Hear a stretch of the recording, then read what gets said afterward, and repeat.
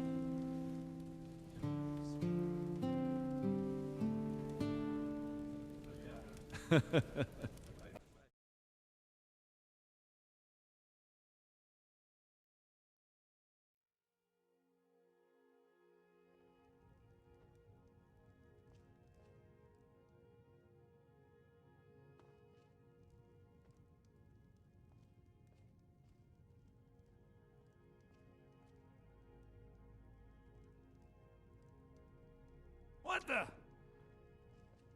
We don't sell any imports from Somerset Isle, do we, Lucan? No, dear sister, we do not. All right. Do you think maybe we should? Dear sister, we talked about this sort of before. We sell dry goods. Nothing more, nothing less. Okay. Just trying to make this place a little less boring.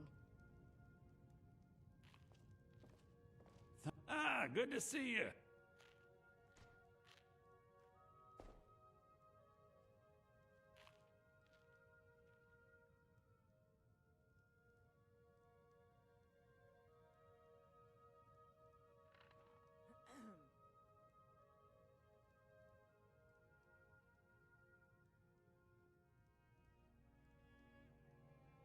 Somerset Isle, you say? How about High Rock? You know, I've got some inroads in Ravenport. Have you ever thought about importing some of our, my great city of Ravenport's goods?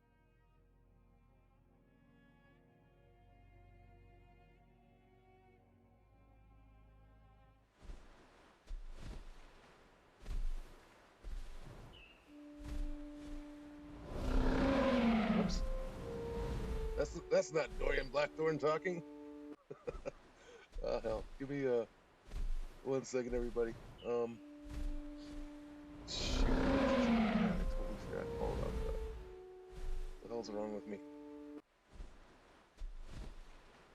The voice you heard, that could be maybe a spin-off someday, starring Trelia.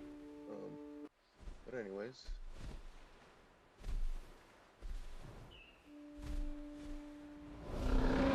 How did that change? Interesting. Okay. All right.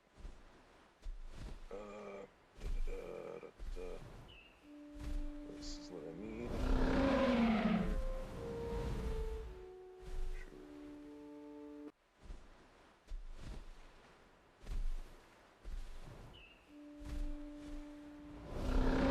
That's really. That's how long this shit is. Okay.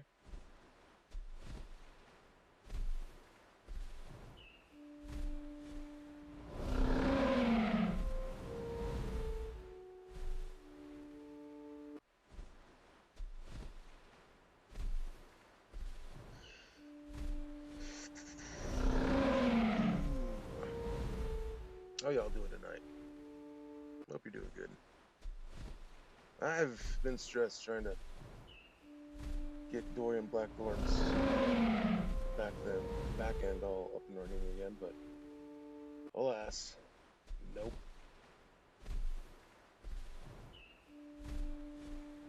There we go. That part done.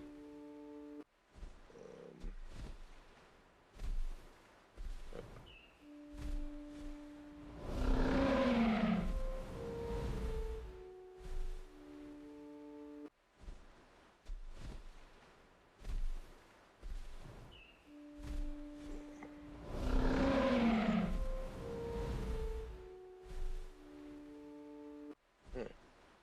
Whatever. All right. That's gonna fix that. Okay. Good to go.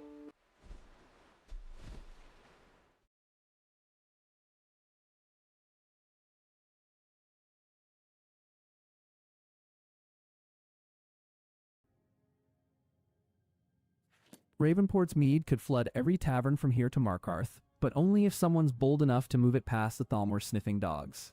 You've got the blood for it. Just need the guts to seal the deal before some Imperial lackey undercuts you with watered-down swill.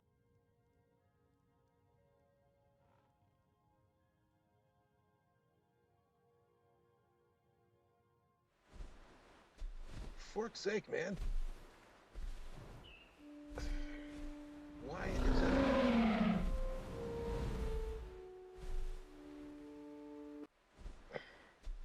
Of course it didn't. Why would it this time? And it wasn't Lucan talking, was it?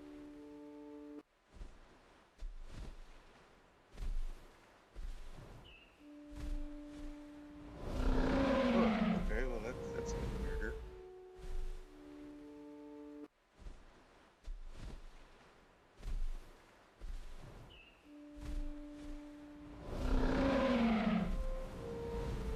Oh my god, this is like entirely broken right now.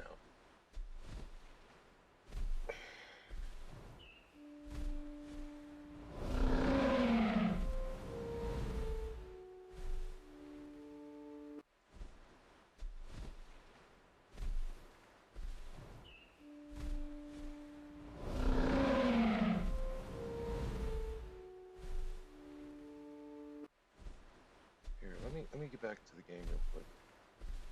Well, no, I should have saved that right, so I don't have to again.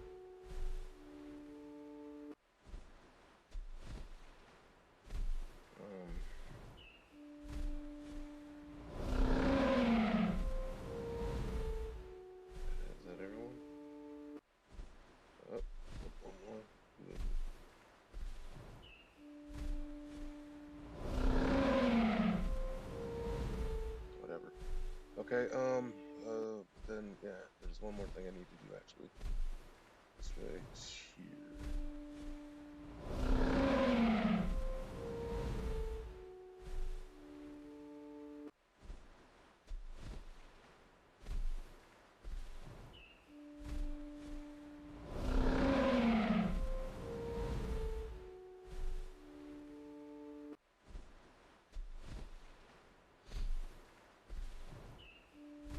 Okay. As far as I know, but again, I don't know who the hell was just talking. Either way, here we go. Back to the game.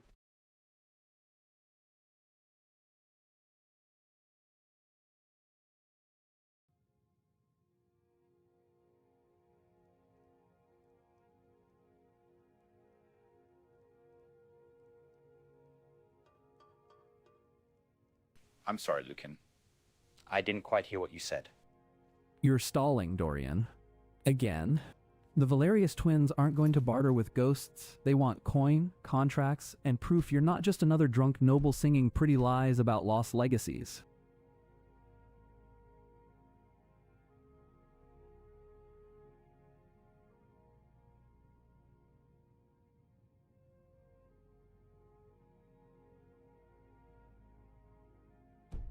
Ravenport's mead won't sell itself. You've got the pedigree, the poison tongue, and just enough arrogance to make it work. So why are you still standing here playing Merchant Prince with a ghost in your head?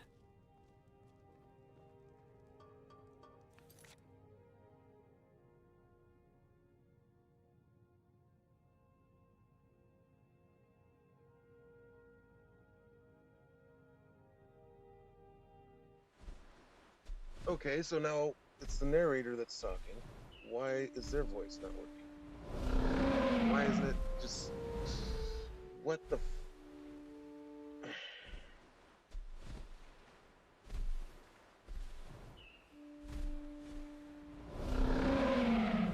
don't know. I don't know what the hell's going on.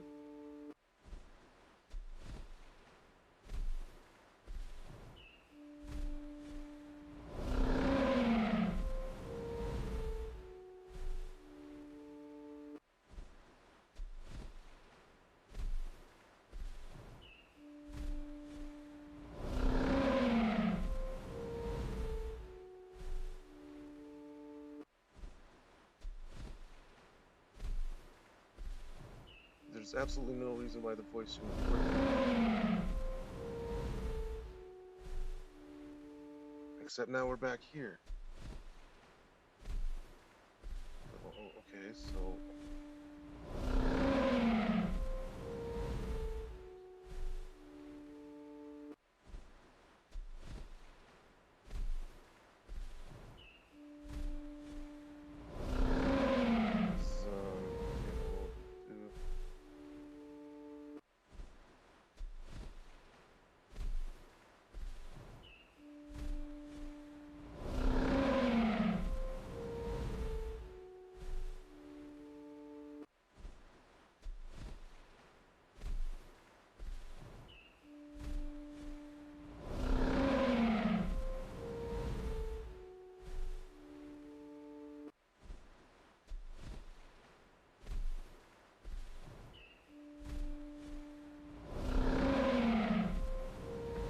I don't know. Either way, why isn't it talking to Lucan? I'll try this again.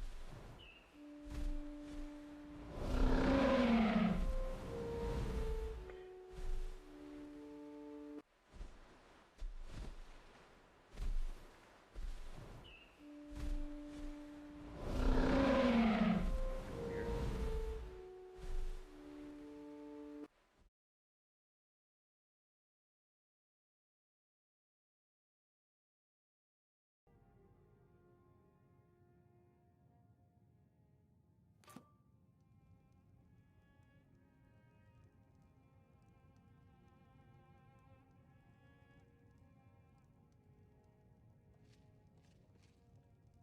Milady asked, Donk, how are you this morning?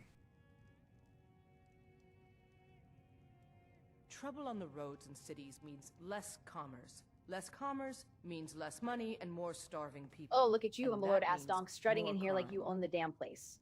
How am I? Besides being goddamn starved and ready to chew through this table? Peachy, you ass-donked up pretty boy. Did you at least bring me a sweet roll like a decent human being? Or do I have to start another round of steal from Fandol's plate? And by the 9, did you have to wear that witch dress? You look like a necromancer who raided a drag queen's wardrobe. A damn fine-ass one, I'll admit. Still makes me want to bend you over the counter and show you how a real Nord takes their morning, though. You lot can feast on stolen bread and mead for all I care. One But thing if you're gonna everyone mock can the ignore. man's Watch what you're fashion, doing! This war at least is have bad the for decency to business. admit he's got the ass-donk to pull it off. Look at him, draped in red velvet like some Daedric court jester come warlock. I'd sooner bed him than a lot of you frostbitten Nords. Especially you, Uthgerd. No offense. Though I will say, Dorian, if you're handing out sweet rolls, I wouldn't say no to one, or whatever else you're hiding under that witchy skirt of yours. Ass-donkery like that deserves a reward. Morning light filters through the wooden shutters of Riverwood Trader, casting slatted shadows across the...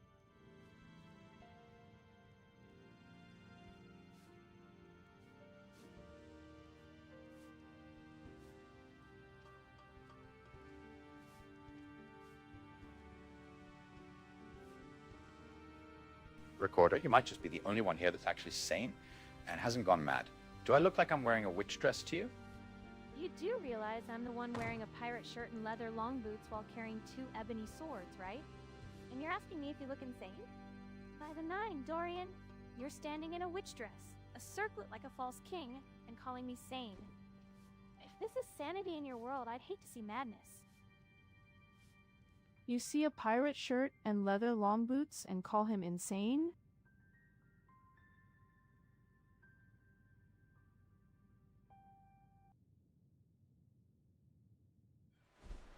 Alright, I'm sorry. This should be the last break like this. But I have to, like, at least figure out what the hell, why they're still thinking I'm playing as Corellia. Yeah. Huh. It's still got like I'm in as Corellia's movement. That is forking stupid. Weird. Maybe I should just do that or something. I don't know. Anyways, alright, back to the game.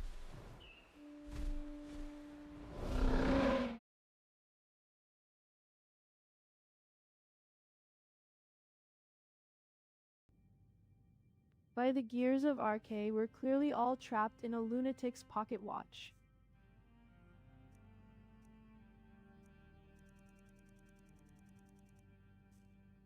The morning light slants through the wooden shutters of Riverwood Trader, dust motes swirling in the golden beams. Dorian stands at the center, draped in a crimson elven witch dress that pulls slightly at his boots, his Nordic circlet catching.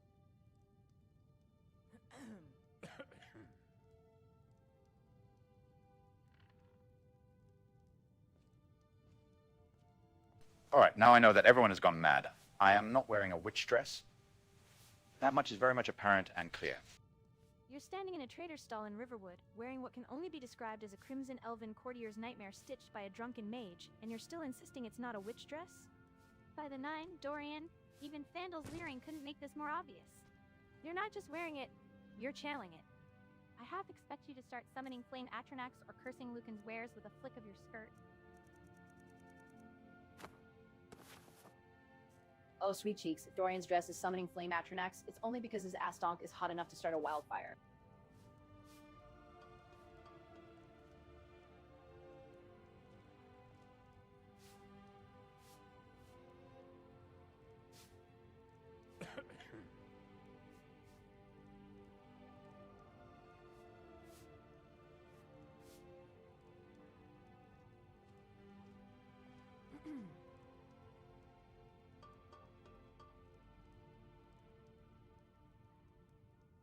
Anyways, my good man, good Sir Lucan, now that you have your golden claw back, perhaps you should look into expanding the merchandise that you sell here.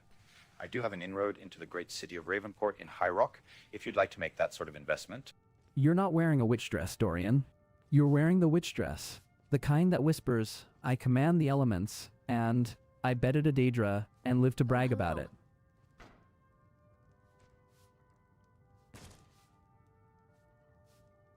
Camilla, my lady Camilla, can we at least speak to each other? You're standing in a dress that screams ritual.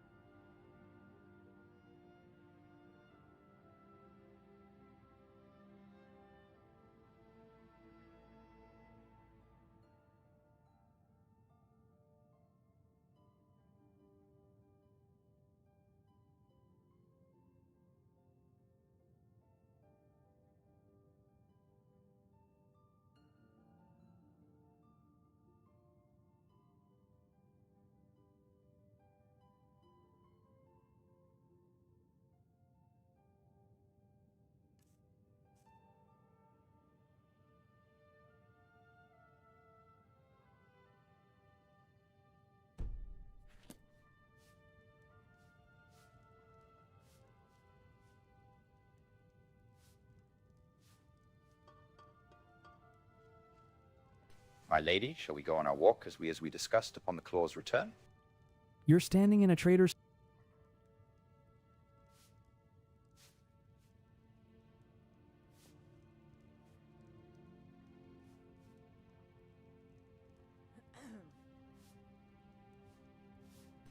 How about you, Hadvar? How are you doing? You're standing in Riverwood.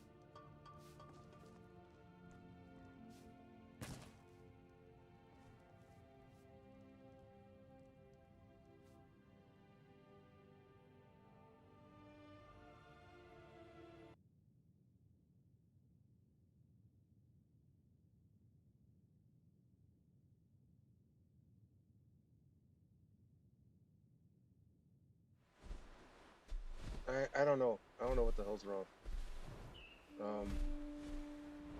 Children has been giving me a whole lot of shit lately. Ever since they did a new update, but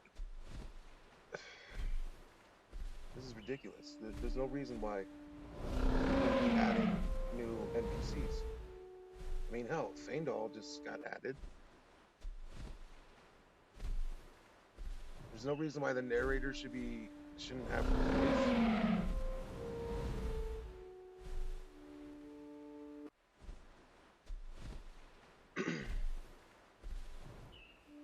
You know what? Maybe here. I'll take the narrator off and see what happens.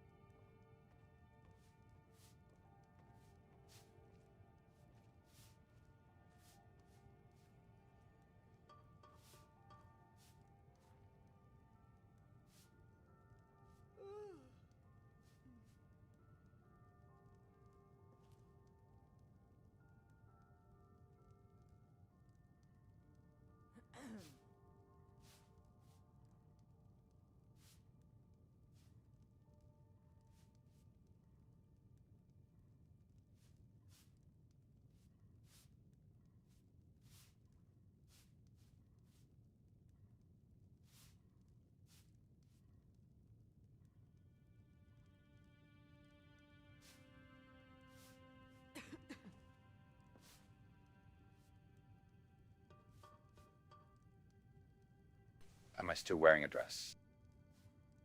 Yes, you are still wearing the dress. And the circlet. And the boots that look like they were forged in a Daedra's boudoir.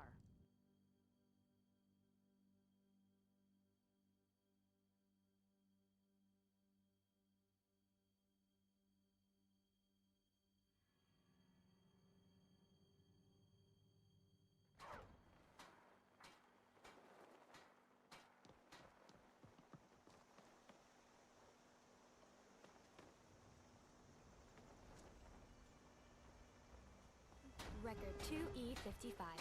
Dragonborn ventures on valiantly, so very heroic, giving no regard to his followers' loudly grumbling stomach or need for sleep. Good to see you.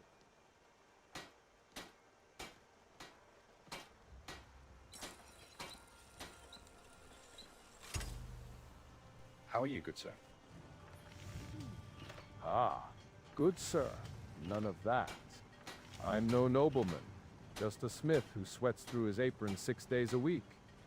Name's Alvar. And you're Dorian, right? Heard whispers about you coming through with that Breton bard woman and the rest.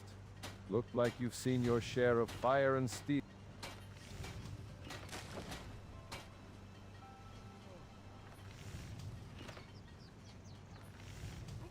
Get into history unless it Yes, involved we some met sort days of ago with your interesting nephew. technology or He mystery. rescued me from Helgen, if you recall.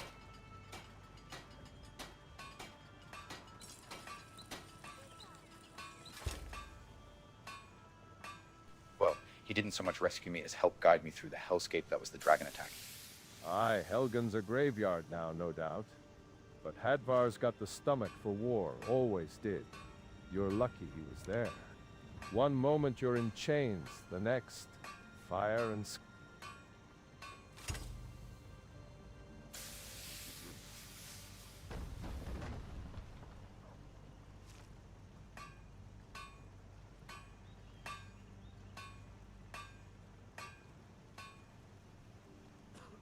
I was not in change, actually.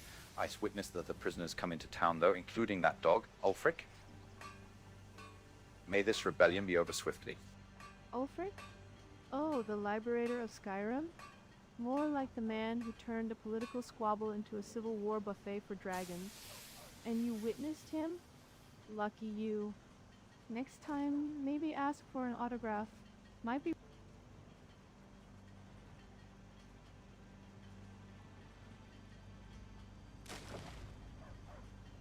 Remy, you were there. And Alvar, I was actually speaking to you. aye, you were there, and lived to tell it. That makes you luckier than most. Ulfric Stormcloak? Umph. Call him what you want. Liberator, usurper. Beer in a fur cloak, but he lit the fuse on this whole damn war. And now Riverwood burns in the fallout. My forge stays hot, not just for horseshoes, but for swords and pikes. Can't afford to take sides when every man with a blade needs a sharp edge. Did you ever wonder if there's a Dova deer or a Dova cow? Who says dragon blood must be limited to people?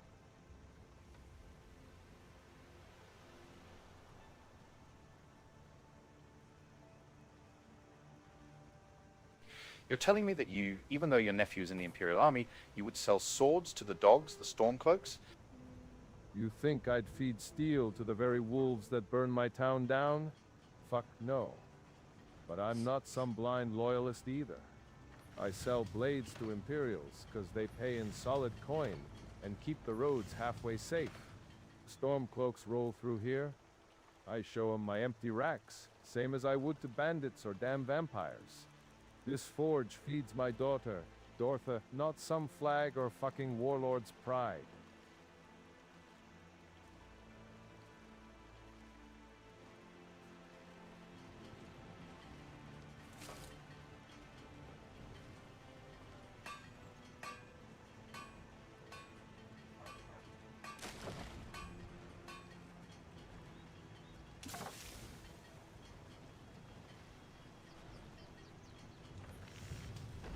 That brings me great joy to hear, good sir. Ah, don't mistake pragmatism for pleasure, friend. I sleep with an iron dagger under my pillow and my hammer within reach because joy doesn't keep the wolves at bay, steel does. But if my craft keeps good people alive, imperial or not, then there's quiet pride in that.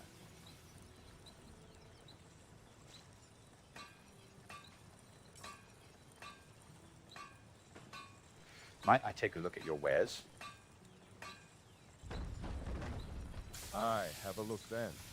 Got fresh iron ingots, sharpened axes, and a few swords cooling on the rack just past the anvil.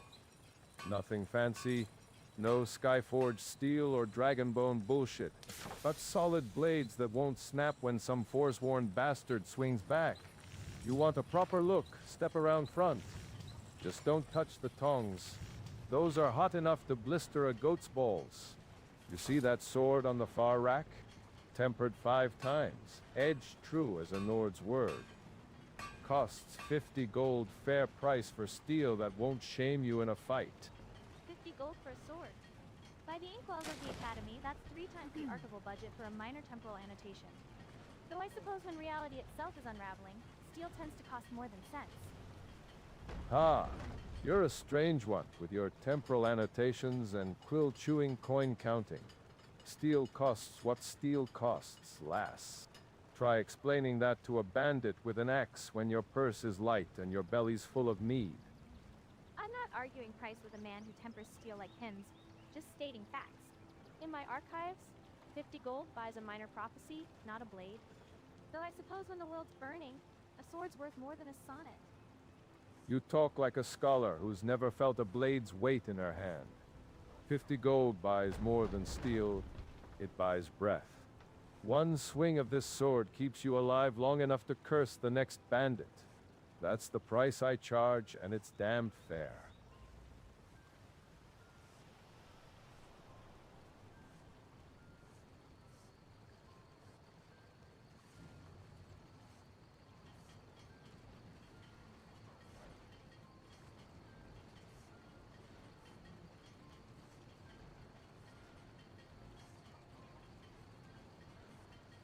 Right you are, Alvar.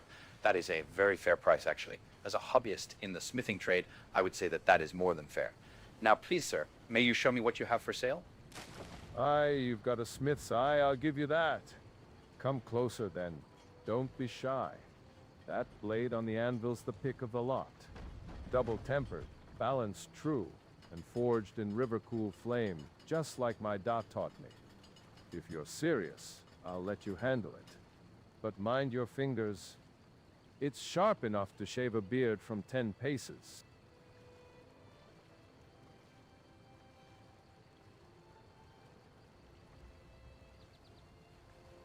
Right, what have you got for sale? Right then, let's get to it. You want wares? I've got iron daggers, hatchets, and a couple of broadswords fresh from the quench. That one with the ashwood grip? Forged it same day Hadvar left for the Legion. Still holds an edge like it's hungry. Need armor? I can patch up leather or reforge steel caps. Nothing fancy, all functional. Prices are fair, work's honest, and if you've got coin or trade, we'll strike a deal. What's it gonna be, mage? Something to keep your guts inside, or just another trinket for your pack?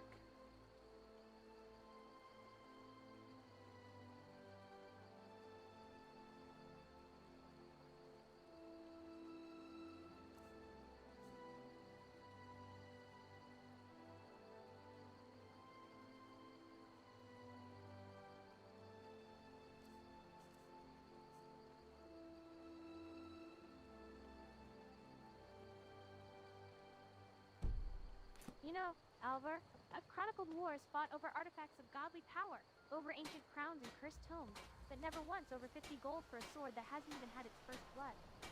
And yet, here we are. The weight of survival, balanced on the edge of a blade you forged the same day your nephew left for war. That's not just steel. That's a story already half written. Though I'd still haggle 10 gold off it if I were Dorian. Even in the archives, negotiation is a survival skill.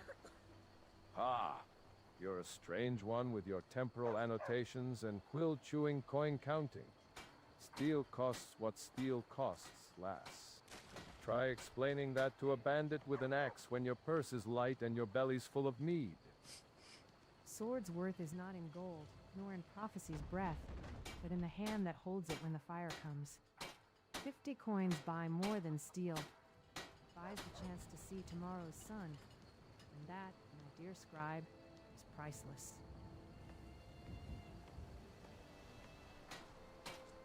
You're right, Bard. A sword's worth isn't in the gold, nor in the prophecy. It's in the breath it buys, the life it guards. But gods, How I hate that the price of survival is always measured in coin. In my archives, we record the weight of choices, not septums. Still, if this blade keeps Dorian from being gutted by some backwater bandit before he fulfills his destiny, then 50 gold is a bargain. 100 would be worth it, if only to spare me the paperwork of an untimely narrative collapse.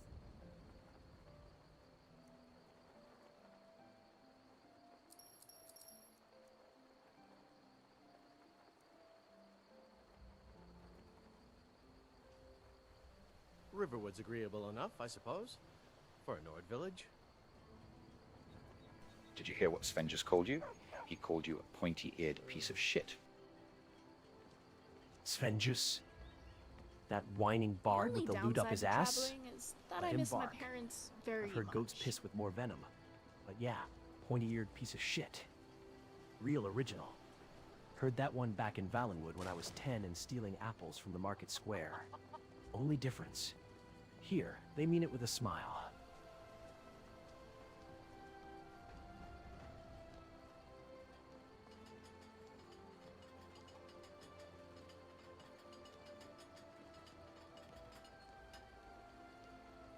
You're just gonna let him say that about you? I wouldn't let someone like him besmirch my honor. At least give him a good walloping. Let him call me what he wants. I don't need to break his nose to prove I've got a cock. Though I might anyway, just to see Camilla blush when she patches him up.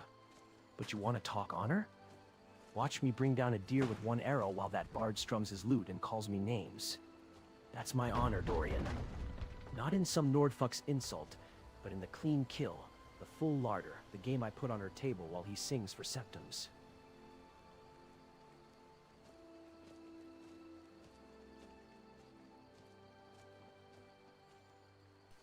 What about you, Hadvar? Would you allow a bard like him to just talk that? Keep your voice down, mage. And for Talos' sake, don't go whispering about bards in the middle of a blacksmith's yard. Alvar's ears are sharp, and I'd rather not explain why the Imperial who saved your hide is taking orders from a man in a red velvet nightmare. Besides, Elisara's not wrong. This blade's got history in the making. Whether it's sung by bards or buried in bandit guts depends on who's holding it.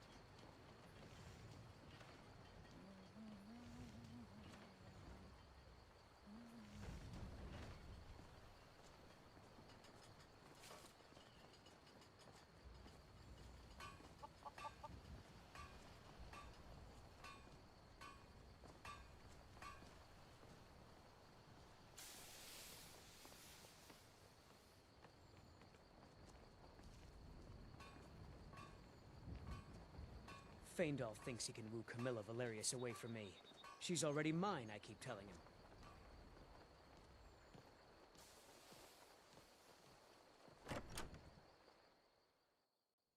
Hello, friend.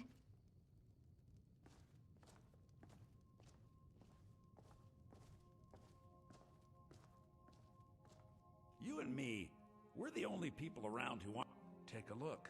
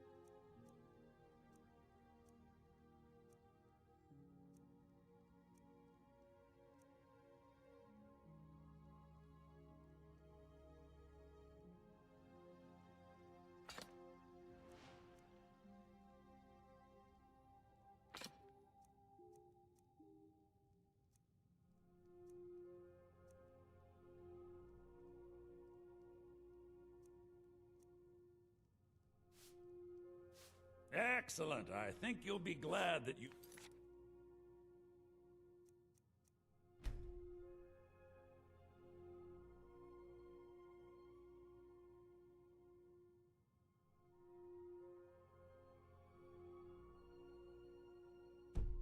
made this decision. Thank you. I'll be sure to put it to good use.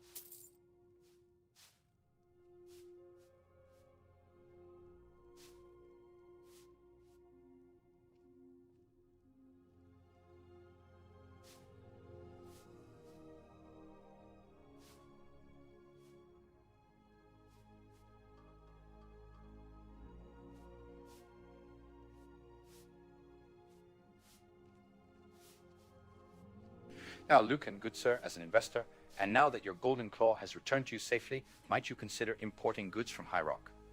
I do have an inroad for you with the great city of Ravenport. High Rock? Ravenport? You're speaking to a man who bleeds Cyrodiilic coin, boy. I didn't claw my way out of the Imperial City's gutter just to let some backwater Nordic trader beat me on imports. You've got connections? Good. I've got gold, a roof, and a sister who'll gut me if I let this shop fail. So, talk. What's Ravenport moving? Ale? Silks? Or are we whispering about something with more teeth to it?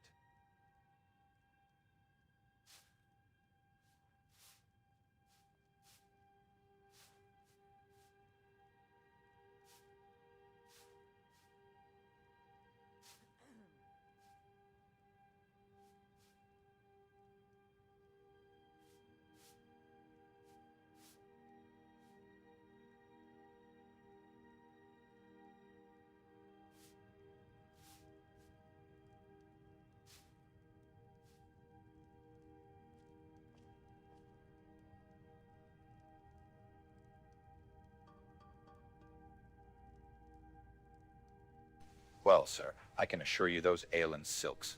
Well, quite frankly, sir, we are known for the import of, or export rather, of Alewood mead. Alewood is a small farming village just outside of the great city that specializes in brewing this mead. And quite frankly, sir, it is the best mead in all of Skyrim, quite possibly all of Tamriel.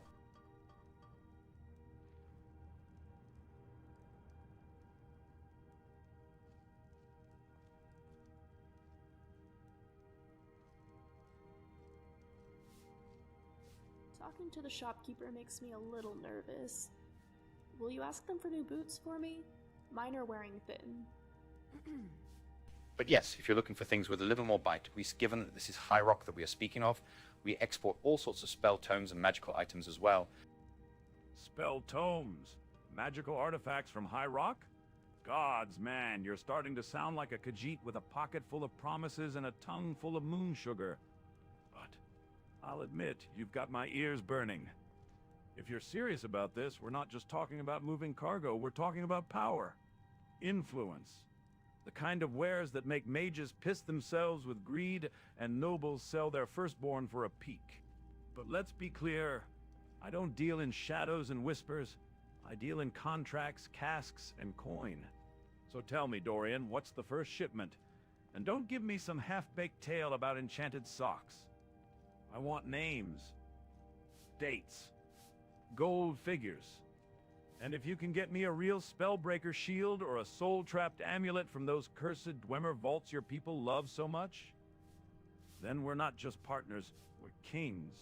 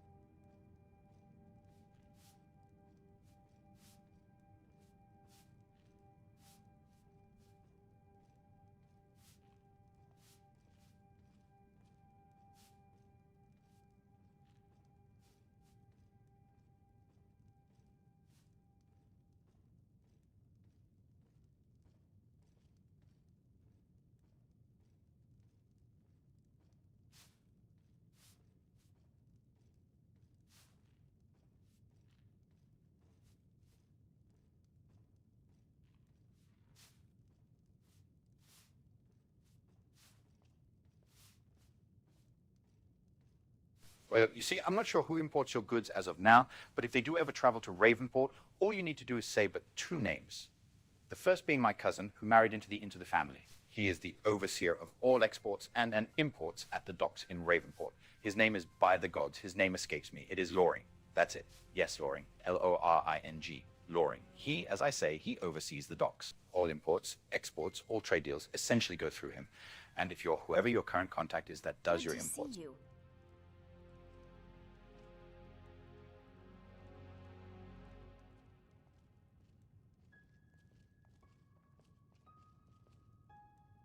Hello, friend.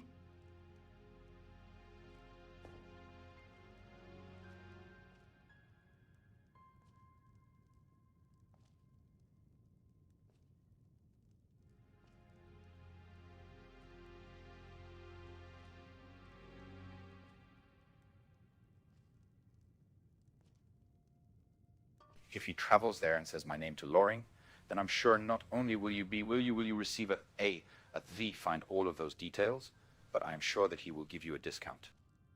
A discount? Ha! You think I need discounts, boy?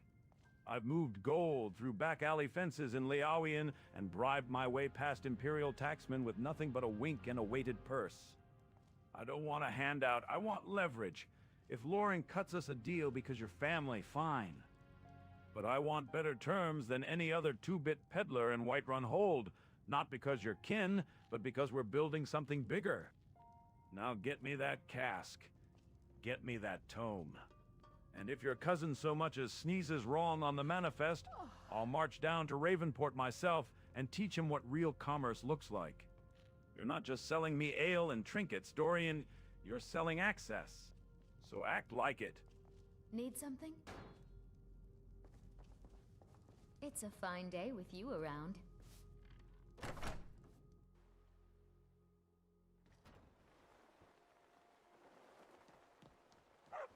You're new around here, so I'll go easy on you. But don't get on my bad side.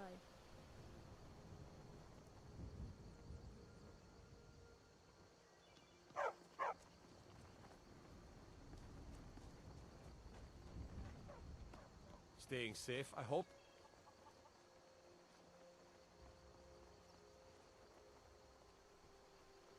No lollygagging. A long way from Whiterun, are you not? Has the Jarl already sent some guards here to protect Riverwood? Aye, a long way indeed. Riverwood's not under siege yet, so no need for a garrison. But if bandits start shouting rebel slogans, I'll be the first to know, assuming I can limp fast enough. Knees still cursed from that damn arrow.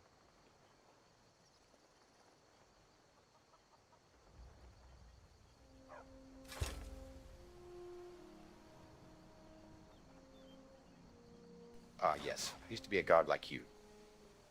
But then I took an arrow in the knee. Oh, now you're a guard who took an arrow in the knee? By Izmir's wrinkled balls, that's the oldest damn shiv in the hold. I lived it. I bled it. You think every greenhorn with a sword and a sob story gets to moonlight as a cripple? That arrow hurt, pal. Kept me from chasing a whole pack of forsworn bandits through Markarth like some goat-faced bastard. So don't you dare mock the sacred injury.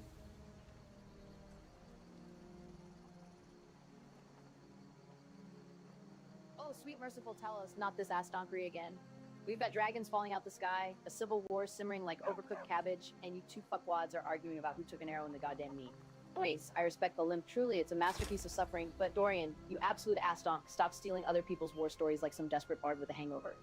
Unless you want to drop your trousers right here and prove you've got the scar to match. Didn't think so. Save the sob stories for the mead hall, sweetheart.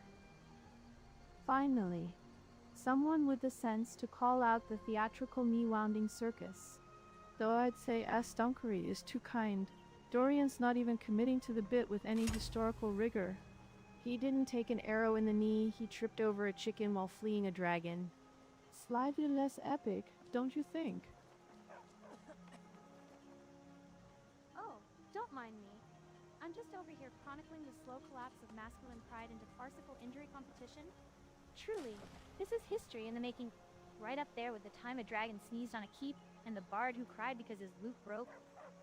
Though if we're keeping score, Morny's actually bled for his limp, while Dorian just Borrowed the bit like bad poetry from a tavern wall.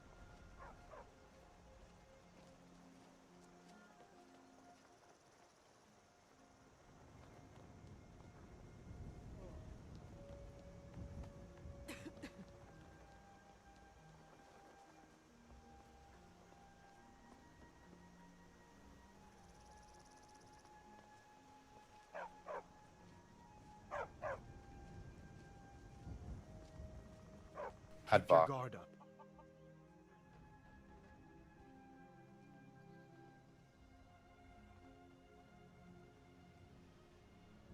Hadvar, I believe it is time that you report back to your superiors now. I've got no superiors left to report to, Dorian. Not after Helgen burned and the chain of command turned to ash with it. I'm not a courier or a clerk. I'm a soldier with a sword and a cause. And right now, that cause walks beside you. If the Legion wants me, they can damn well find me. Until then, I stand where the fire's hottest, not where some paper pusher says to march.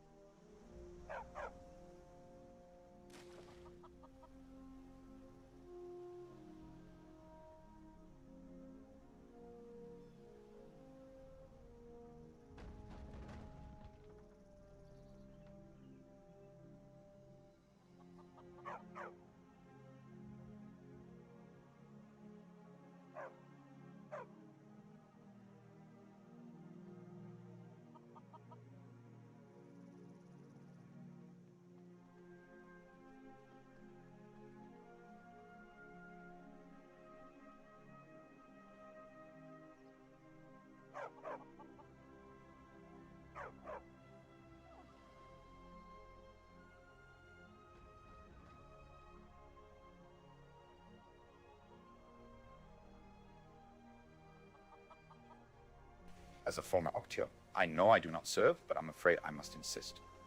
The Imperial March needs you. I've seen you handle, or at least show great bravery while a dragon burnt Helgen to the ground. The Imperials need you to put down these damn dogs. Why don't you? Or when we get to the Jarl in Whiterun and show him this Dragonstone, well, his court mage, the Dragonstone, might you report to the Jarl and see where you are needed the most? I'm sure he's got some idea of where the Imperial is marching. You think I don't want to march? That I don't lie awake at night hearing the horns of the Legion calling men to arms? I bled for that uniform, Dorian. I watched my brothers burn under a dragon's breath while some Thalmor-pampered bastard read names off a list. But I'm not some clerk who files reports and polishes boots. I'm a soldier. And soldiers don't wait for permission to fight. They go where the blood is thickest.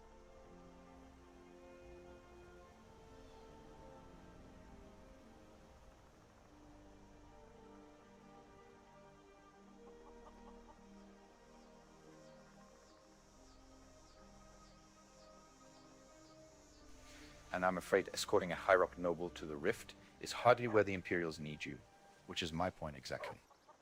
You think I give a damn what some High Rock noble calls his Rift?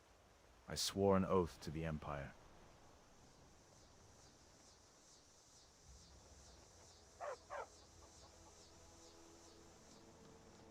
I am the High Rock noble, and currently you are just assisting me. The Imperial army needs you, sir.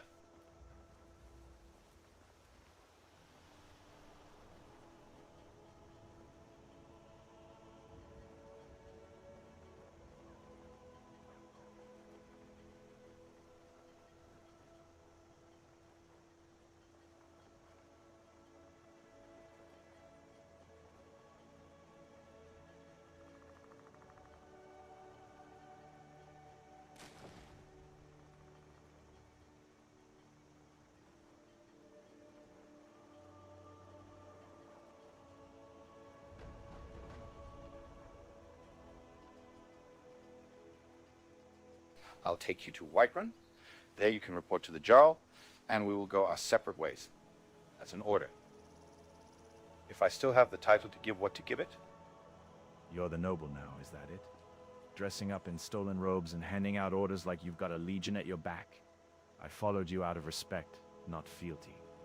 And if you think strutting into Whiterun with a rock and a sob story is going to earn you the Jarl's ear, you're dreaming. But fine. Take me to him. Let's see what Balgruuf the Greater thinks of your mission. tells you to piss off and join the damned god like every other lost soul, I'll be there to watch you squirm. Just don't expect me to kneel. Oh, don't give me that noble in stolen robes bullshit. He's not wearing stolen robes. He's wearing robes. And last I checked, Dorian's the only one around here who hasn't tried to start a war over a knee injury or quote me a contract like he's auditing the Archangel of Arksummers. Honestly, the posturing in this group is worse than a Dwemer piston ring with chronic friction squealing, stuck, and one good shove from total failure. You're right. I apologize. I let the weight of the steel get to me. Dorian's not a deserter or a noble playing soldier. He's something else. And maybe this rift of his leads somewhere the Empire's blind to. But I'm not marching on pretty words and prophecies.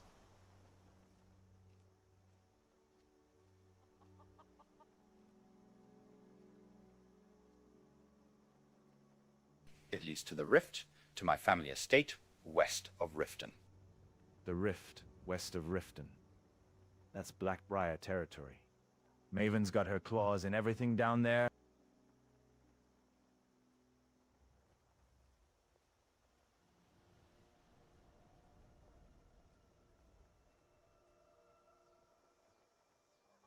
Yes, I'm aware we've all discussed this. However, that's where my exile has led me.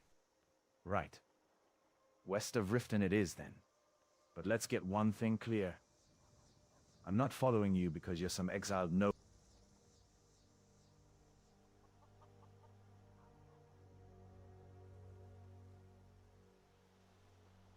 You're going to stop following me once we get to Whiterun. That's the whole point of this discussion. I'm not stopping at Whiterun. I'm not handing you over to some Jarl's whim like a conscripted farm boy. You want to walk into Blackbriar lands with a story about rifts and noble blood? Fine.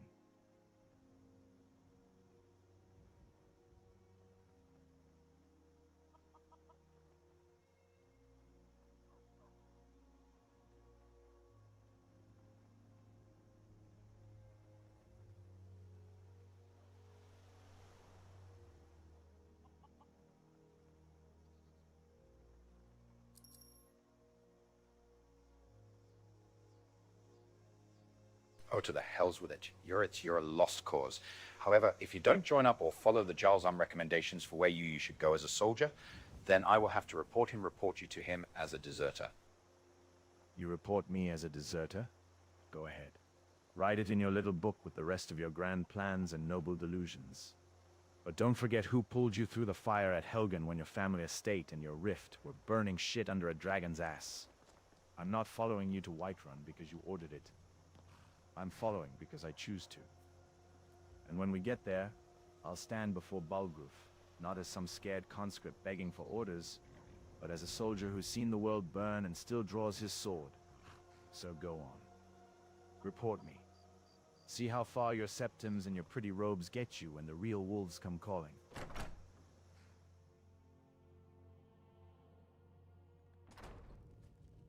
Come on in. Just stoked the fire. Take a seat and get the cold out.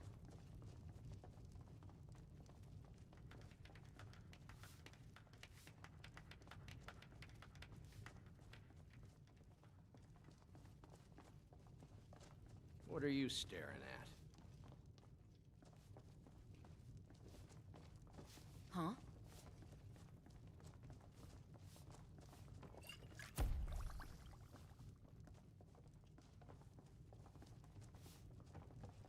A new face, and the right ugly one at that. No offense.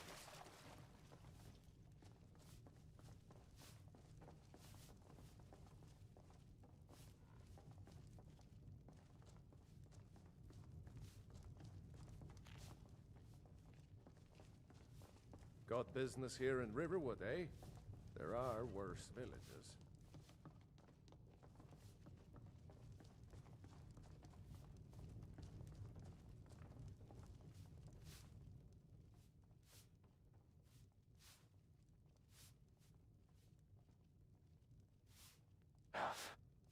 Talk's cheap, but coin's what keeps the mead flowing.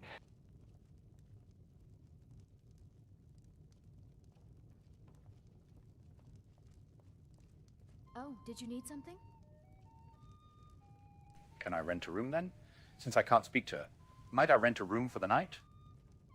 You want a drink? 10 gold. No coin, no room. Simple as that.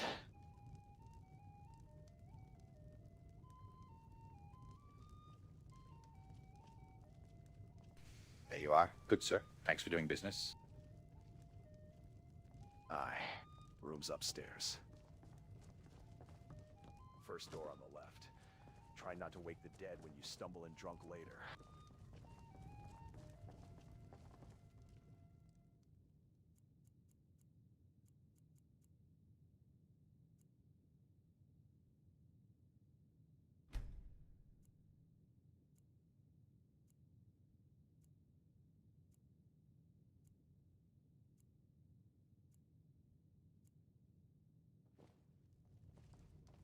You want a drink? It would seem so.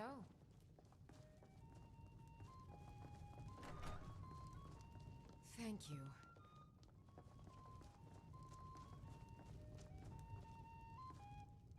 Hello again.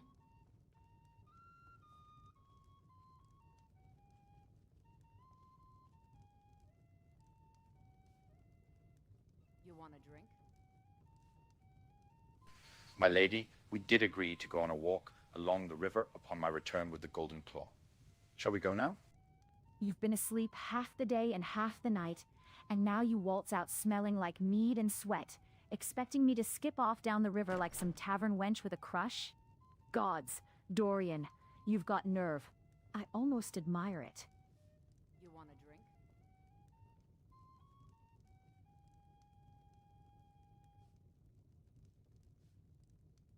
If you wish to go back on your promise, then just say so, my lady. You're lucky I've got half a mind to hold you to that golden promise, and the other half still deciding whether you're worth the walk. But fine. Let's go. Just don't expect me to carry you back when your mage's legs give out before we reach the bridge.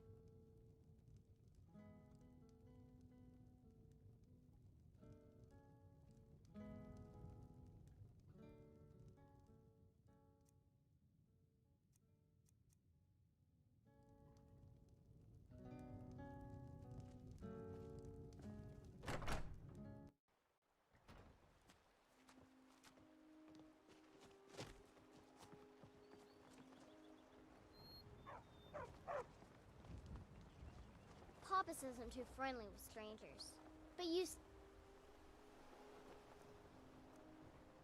Mark.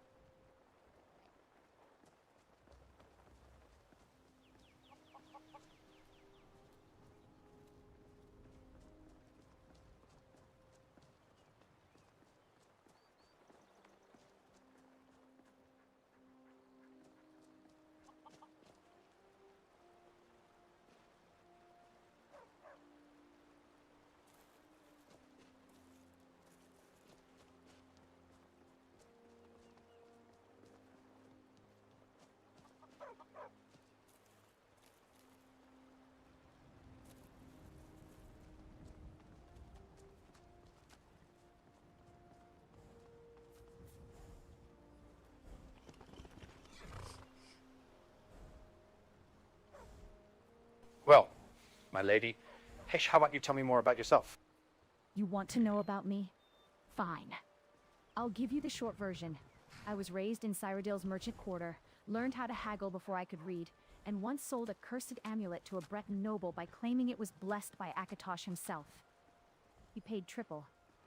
That's the kind of clever you need to survive when your brother's more interested in counting coins than closing deals. So, still want the long version, or are you sweating already?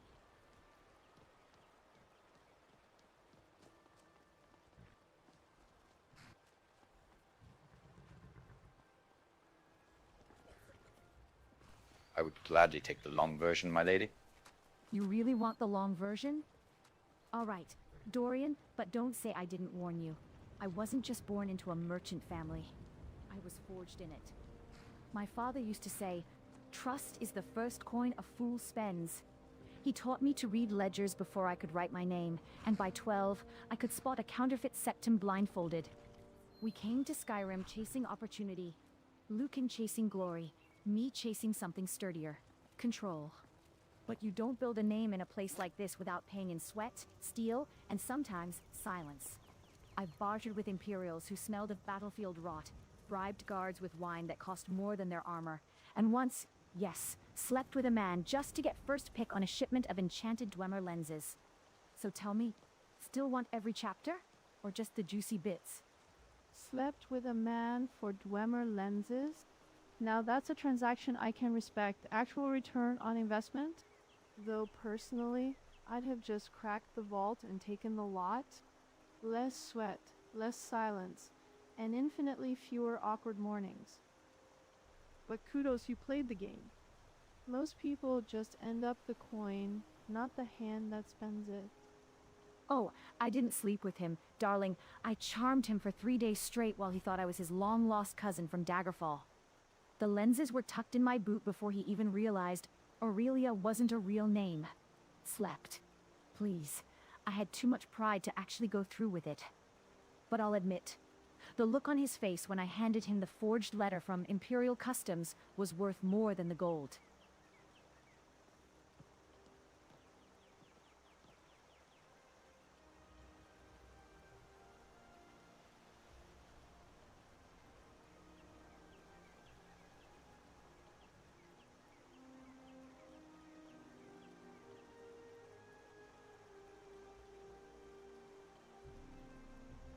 My lady, you may share whatever you are comfortable with.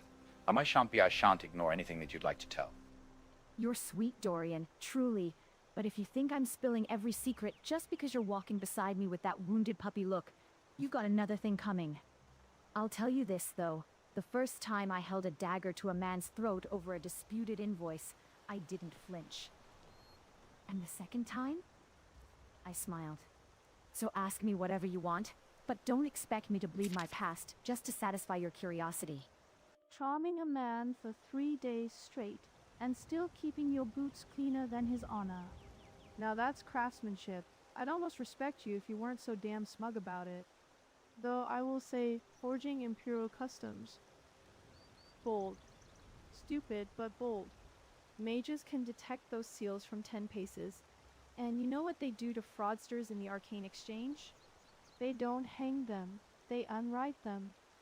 1 syllable at a time. Still, you walked away with the lenses. I can't fault results, even when they reek of theatrical risk-taking. You think I forged it on parchment?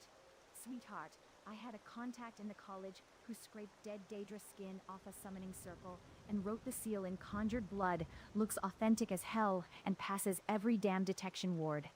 Took 6 months to set up, cost me a favor I'm still paying off, and yes, it was absolutely worth it. Smug. Maybe. But I don't charm men or crack vaults. I outthink them. And if you're going to critique my methods, at least admit I didn't leave a trail of broken locks and angry spirits behind me like some 2-bit delver with a grudge and a pickaxe.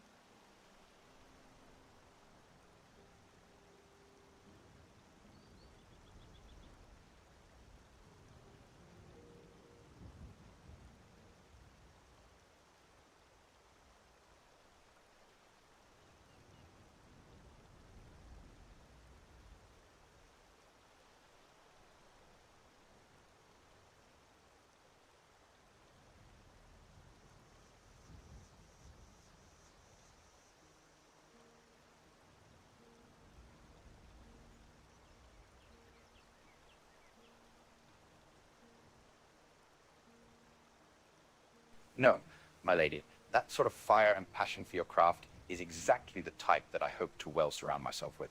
I don't know much about my family estate in the Rift. However, I do know that there's quite a large amount of land there, and I'm not sure what my purpose will be, but I do think that there is something greater here, something far greater than either of us even know, myself very much included.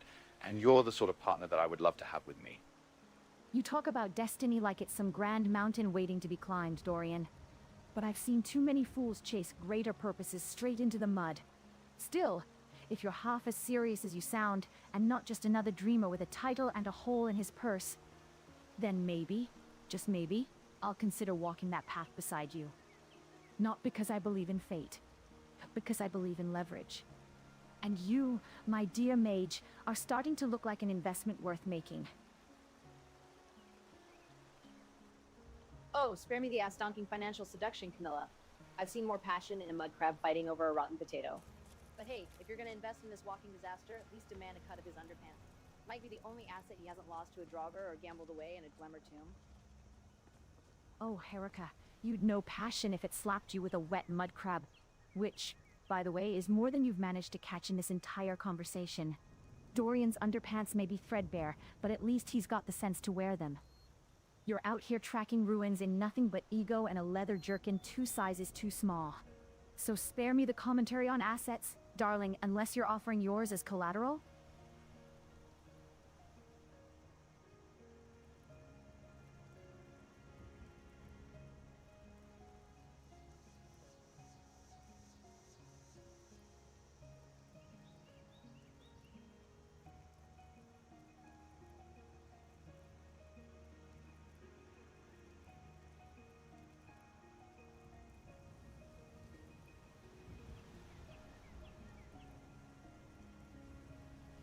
Well, my lady, again, as I say, I'm unsure of what the future may hold. But whatever is going to happen today with the Jarl of Whiterun, I do hope that we meet again soon. Oh, running off to play politics with the Jarl now, are we? Don't get lost in the Longhouse, mage, and try not to set anything on fire with your dramatic speeches. I've built something here, and if you're serious about that estate in the Rift, you'll come back with more than just stories. I expect results, not poetry.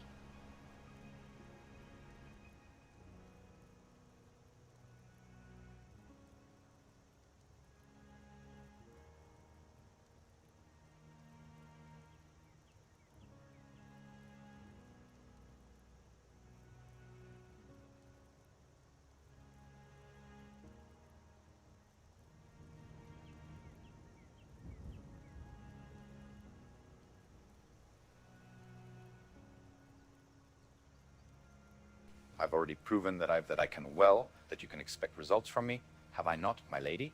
I retrieved the golden claw from a barrel filled with Draugr and bandits. So, I believe that should merit at least some trust in my results, should it not? You want trust? Fine. You got it. But not because you crawled through some tomb and came out with a shiny trinket. You got it because you didn't sell the claw the second it was in your hands. You brought it back. That's rare. Most men would have pawned it and bought a new hat. So yes, Dorian, you've earned a sliver of my faith. But don't mistake that for sentiment. I don't care about your prophecies or your estates or whatever divine winds blowing up your robes. I care about action. Results. And if you keep delivering, then maybe, just maybe, we build something real. Not just stores and casks. Something that lasts. Now go play your part with the Jarl. Just don't forget who was here when you were covered in grave dust and pride.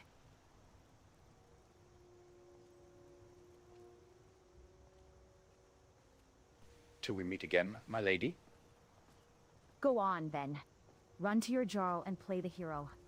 But don't flatter yourself. I'm not waiting around for you. I've got a business to run and a sister's pride to protect. But if you come back with more than just dragon tales, then maybe, just maybe, I'll have a glass of that Aelwood mead waiting for you. Assuming you remember how to drink like a civilized man and not a goat at a trough.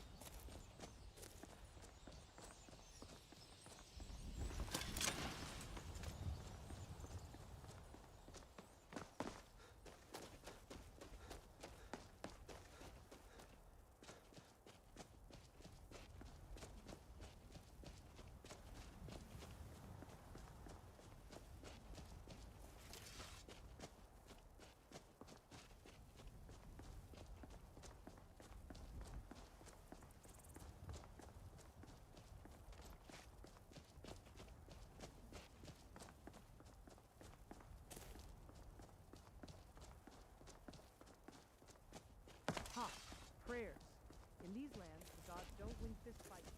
They make damn good excuses for losing them.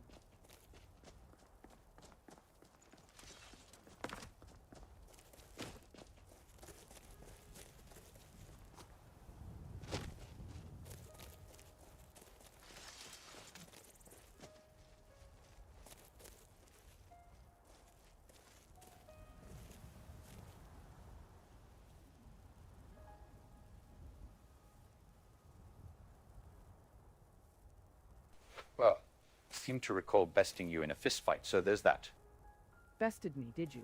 In a fist fight, no less and I let you land that final punch because I was drunk on mead and pride. But don't mistake mercy for defeat, mage. I've cracked skulls for less than that. Next time, I'll be sober and you'll learn what a real Nord brawl feels like.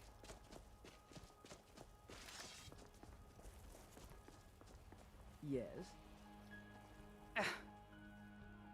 Until next time. Yes, Sarah?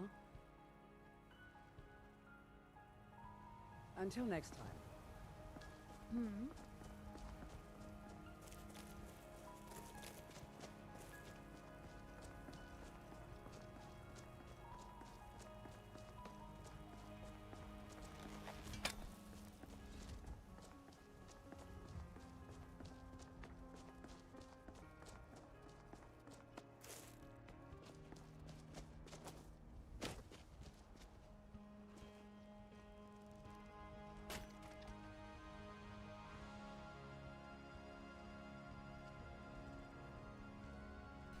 Hello there, my good friend Resat. How goes the trading this day? Ah, Dorian. The name Risad would make a poor joke even in the dullest of taverns. This one is Risad, and the trade moves as the wind wills it. Today, the wind brings you. That is worth more than steel or spice.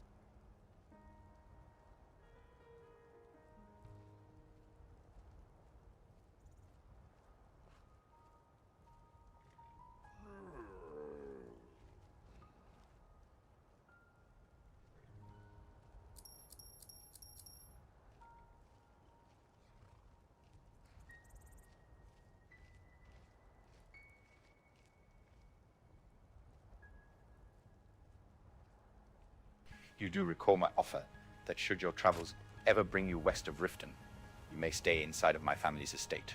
I am myself unsure of what is inside, but so long as, well, not even so long as, but since I am not there, and even if I were, you and your caravans, all Kaji caravans, all Kaji caravans are welcome.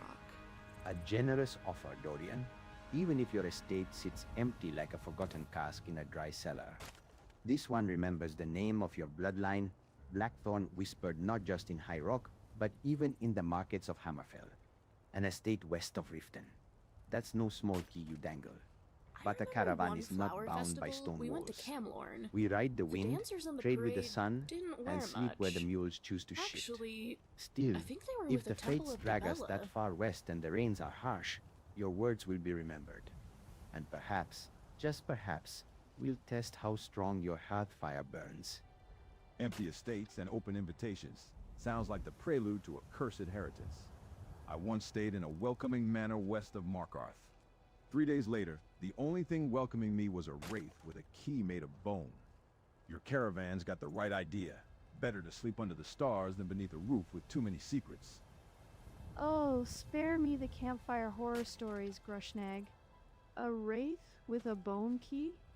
Sounds like you pissed off a necromancer or swallowed a cursed amulet. Probably both, given your face. But let's be real. The only thing truly cursed in this world is bad architecture. Dwemer ruins don't collapse, don't rot, and don't sprout ghosts because some idiot left the door unlocked. Now that's craftsmanship. Meanwhile, your haunted manor was probably just drafty and full of its owner's poor life choices. I'll take 1,000 animunculi over one more damp, noble tomb any day.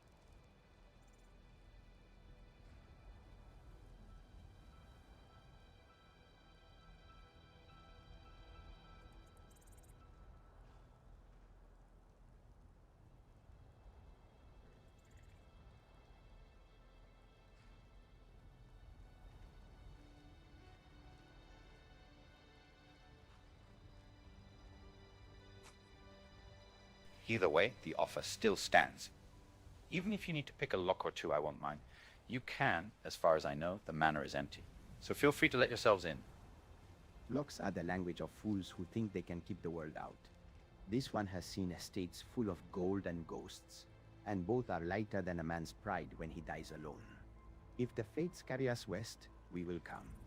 Not as thieves in the night, but as guests who pay in stories and steal.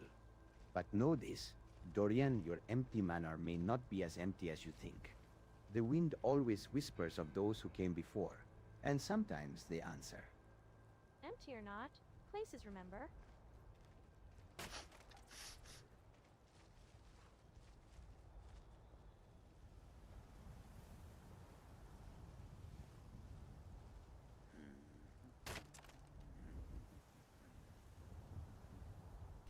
You may be right, my friend.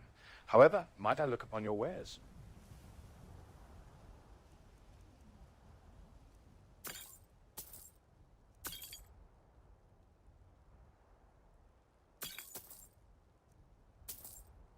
Ah, so the Blackthorn blood remembers trade as well as land. Very well. Let us see what the sands have brought you.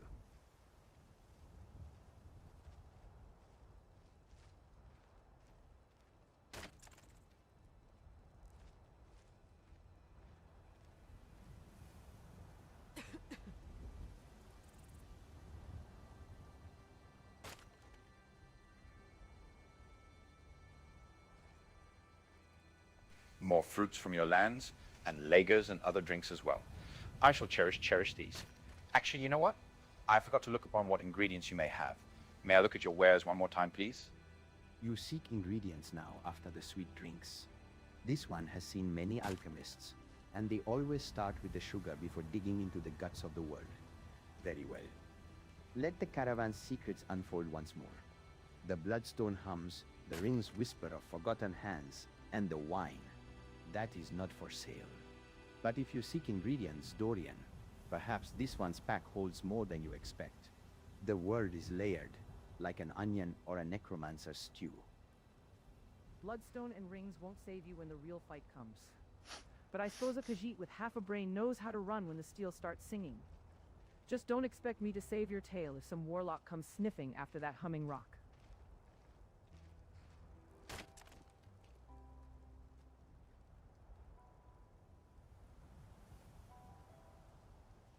Right then, show me your wares, good friend.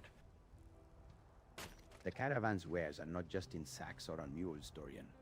Some things are hidden in plain sight. But you have the eyes of one who has seen both ruin and revelry. Let us see what the pack truly holds.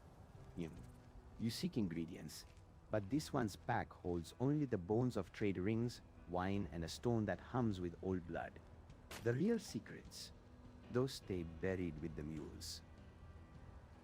Not all that hums with old blood is meant for sale. Traveler, some stones sing only to those who've danced with shadows. But a bard knows. The rarest wares are never in the pack, but in the pause before the tale begins. I, Bard, the only shadows worth dancing with are the ones that bleed when you've got them. This stone humming and tail-pausing nonsense spare me. I've seen men die for less than a whispered secret. Rings, wine, bloodstones, worthless as tits on a frost troll when the axe comes down. If it doesn't draw blood or hold a blade, it ain't worth the sweat off my brow.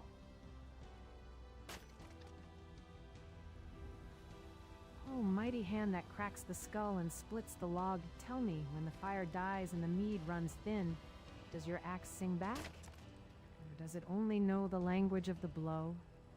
Some of us listen to the silence between the strikes. That's where the truth hums.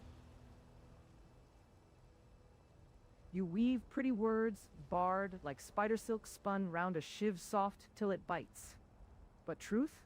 I've heard it in the gasp of dying men, the ring of broken steel, the silence after a head hits the dirt. Your humming truth can wait till the blood's already spilled. I'll be there, listening with my blade, not some damned lullaby.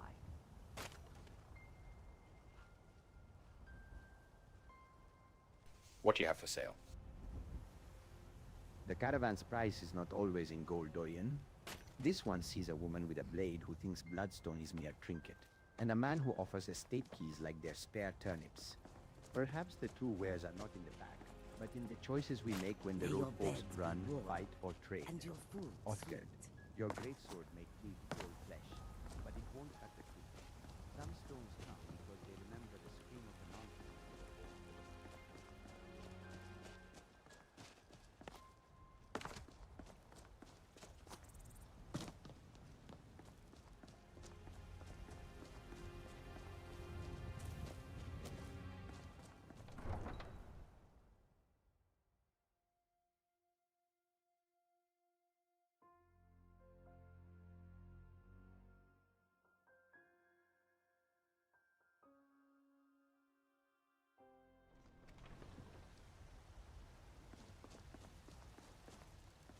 Nope. Sorry. Nothing for you.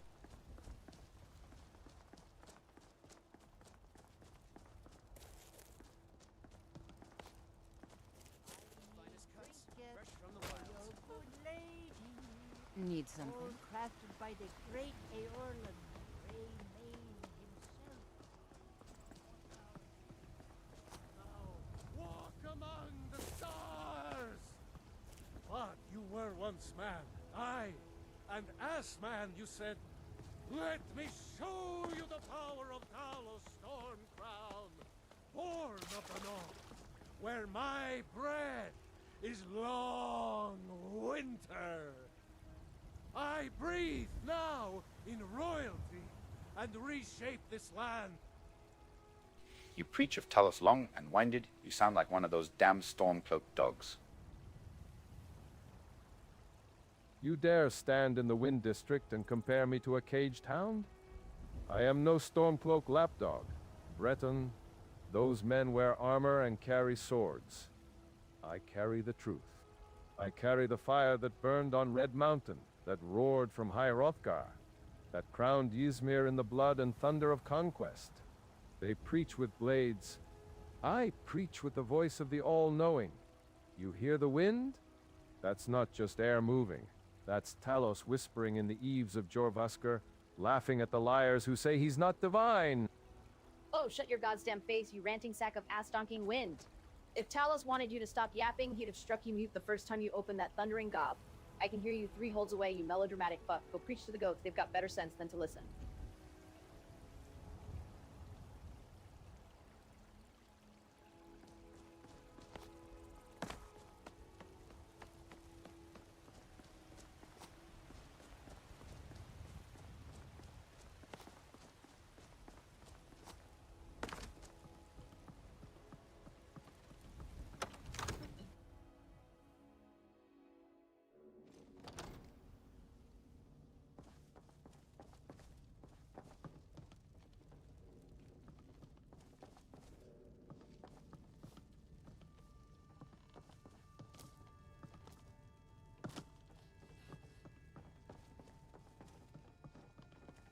You see? The terminology is clearly First Era or even earlier. I'm convinced this is a copy of a much older text. Perhaps dating to just after the Dragon War. If so, I could use this to cross-reference the names with other later texts. Good. I'm glad you're making progress. My employers are anxious to have some tangible answers. Oh, have no fear. The Jarl himself has finally taken an interest, so I'm now able to devote most of my time to this research. Time is running, Farengar, don't forget. This isn't some theoretical question. Dragons have come back. Yes, don't worry. Although the chance to see a living dragon up close would be tremendously valuable. Now, let me show you something else I found. Very intriguing. I think your employers may be interested as well. You have a visitor. Ah, yes, the Jarl's protege. Back from Bleak Falls Barrow. You didn't die, it seems. Oh, shut your fucking ass-donking mouth, prophet of noise pollution. If Talos hasn't struck you dumb by now, I swear to the 9, I'm gonna find the filthiest dragon Whiterun and stuff it down your throat myself. Might be the only servant. And we have our friend here to thank for recovering it for us. You know, you if went you've into got Bleak the Falls aptitude, Barrow and got that? You should join the Mages College in Winterhold. You're the innkeeper in Riverwood. What are you doing here? Farengar, you need to come at once. A dragon's been sighted nearby. You should come too. A dragon? How exciting. Where was it seen? What was it doing? I'd take this a bit more seriously if I were you. If a dragon decides to attack...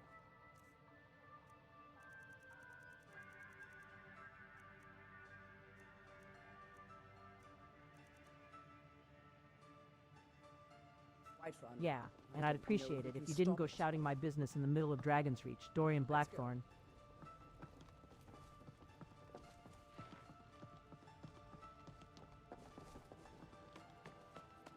So, Irileth tells me you came from the Western Watchtower? Yes, my lord. Tell him what you told me about the dragon. Oh, that's right. We saw it coming from the south. It was fast. Faster than anything I've ever seen. What did it do? Is it attacking the Watchtower? No, my lord.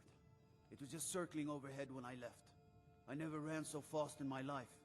I thought it would come after me, for sure. Good work, son. We'll take it from here. Head down to the barracks for some food and rest. You've earned it. Irileth, you'd better gather some guardsmen and get down there. I've already ordered my men to muster near the main gate. Good. Don't fail me. There's no time to stand on ceremony, my friend. I need your help again. I want you to go with Irileth and help her fight this dragon. You survived Helgen, so you have more experience with dragons than anyone else here. But I haven't forgotten the service you did for me in retrieving the Dragonstone for Farengar. As a token of my esteem, I have instructed Avenici that you are now permitted to purchase property in the city. And please, accept this gift from my personal armory. I should come along. I would very much like to see this dragon. No, I can't afford to risk... I'll see you at the watchtower as soon as the rest of the men have gathered. Defend the city against these dragons. As you command. One last thing, Irileth. This isn't a death or glory mission. I need to know what we're dealing with. Don't worry, my lord. I'm the very soul of court.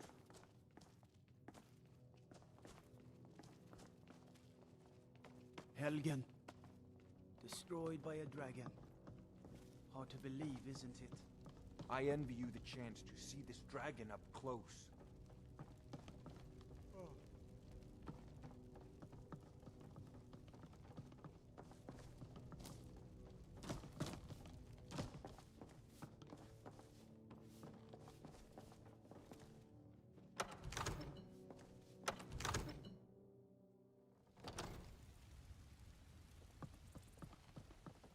Farengar. Hrongar. A dragon sighting is not some tavern tale to be bickered over like coinless drunkards.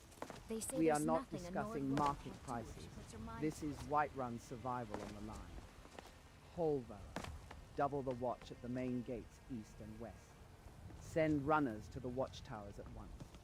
No straggling, no Mister, excuses. could you spare a coin? And someone get word to the Jarl complacency kills more lords than any damn beast from the sky. It took me weeks to find that thieves. I work with my...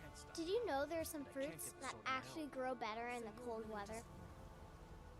Stop. Your wife and... daughter. To reclaim some rusty old sword? I just need to hire one, maybe two good men. You won't stop.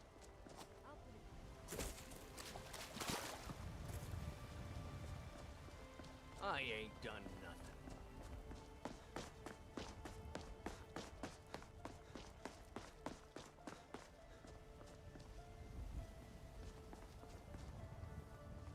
A dragon? Now we're in for it.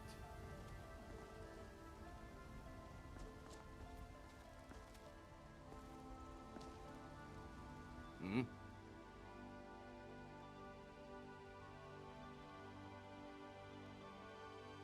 But Housecarl, how can we... Until next time.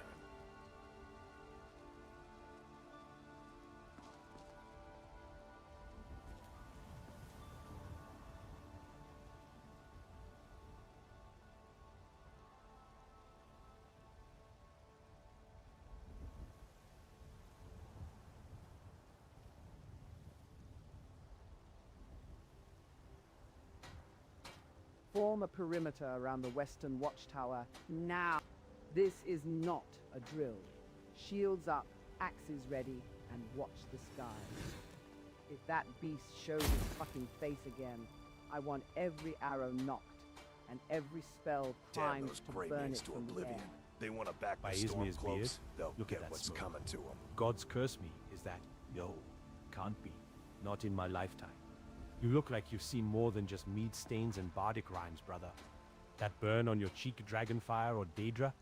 'Cause if it's the former, you and me both got stories to drown in Nord mead.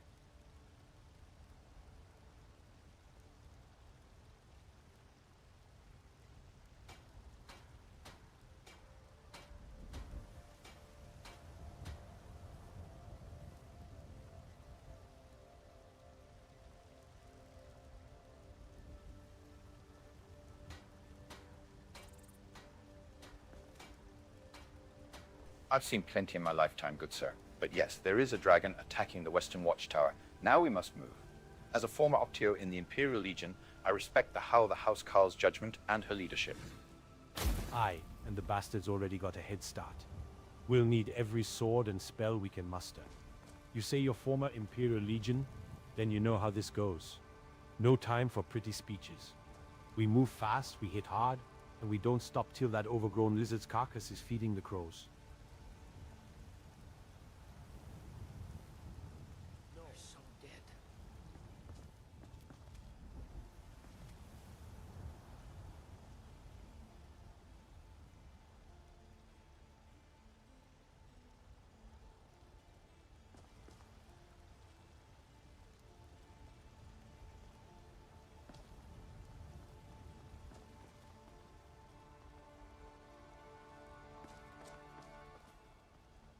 Damn right!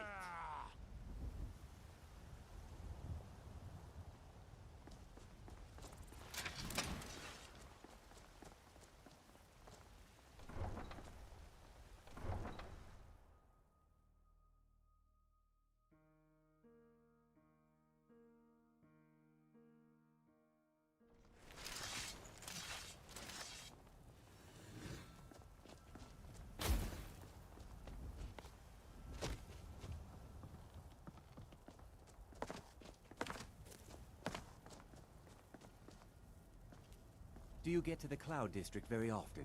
Oh, what am I saying? Of course you don't.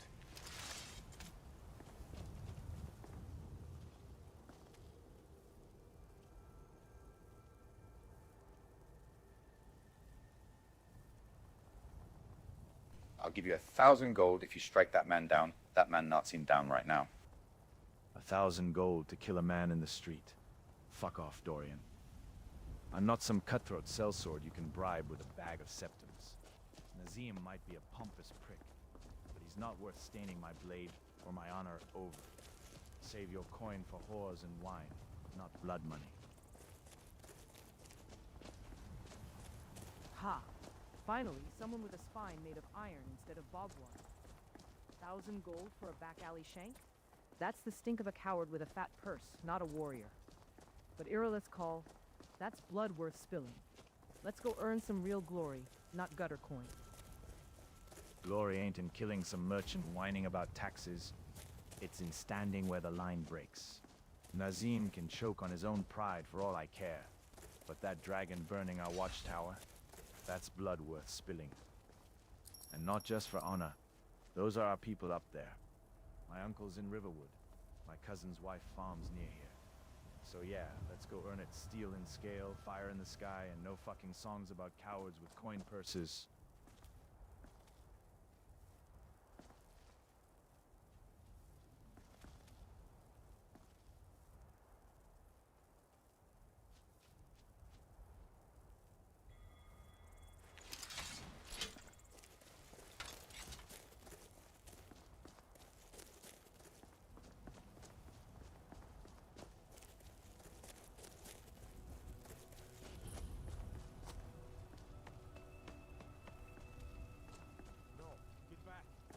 Here somewhere.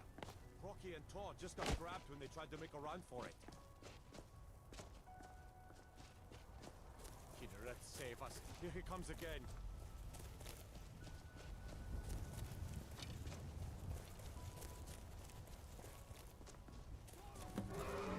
Don't just stand there. Kill him.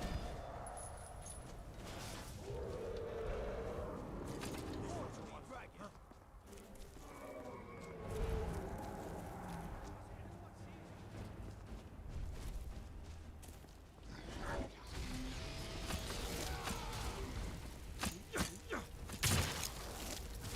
Blank left. Don't give it space to take flight. Pin the bastard with steel and fire. Erica, light the sky. I want to see every scale on that fucker's hide before we rip it off.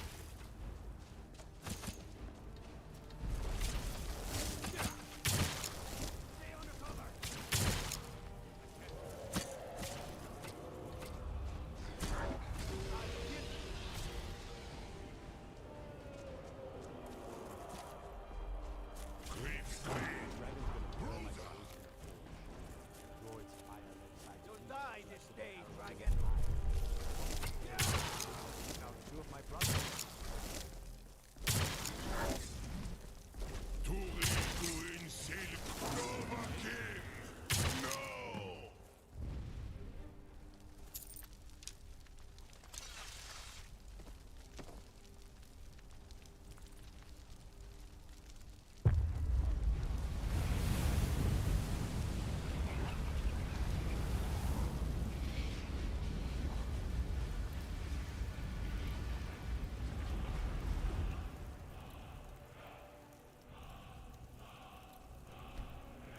Talos's blood.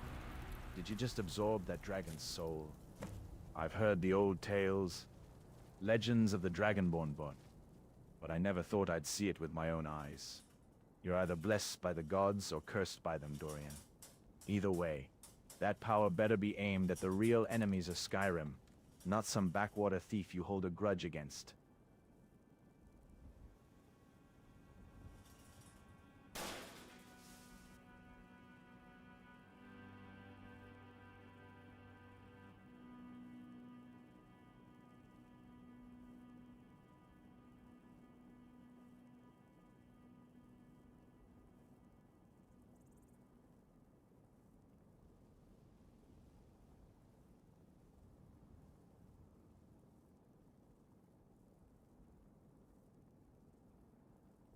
Dragonborn.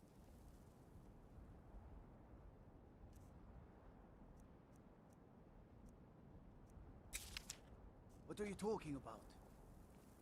Boosh!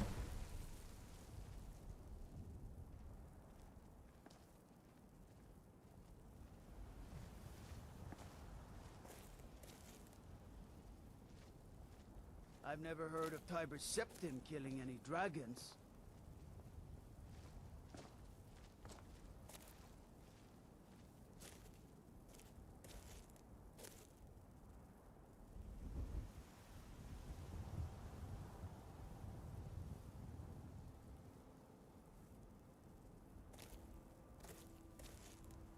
What do you say, Irleth? You're being awfully quiet. Come on, Irleth. Tell us. Do you believe in this Dragonborn business? Some of you would be better off keeping quiet than flapping your gums on matters you don't know anything about. Here's a dead dragon, and that's something I definitely understand. Now we know we can kill them, but I don't need some mythical Dragonborn. Someone who can put down a dragon is more than enough for me.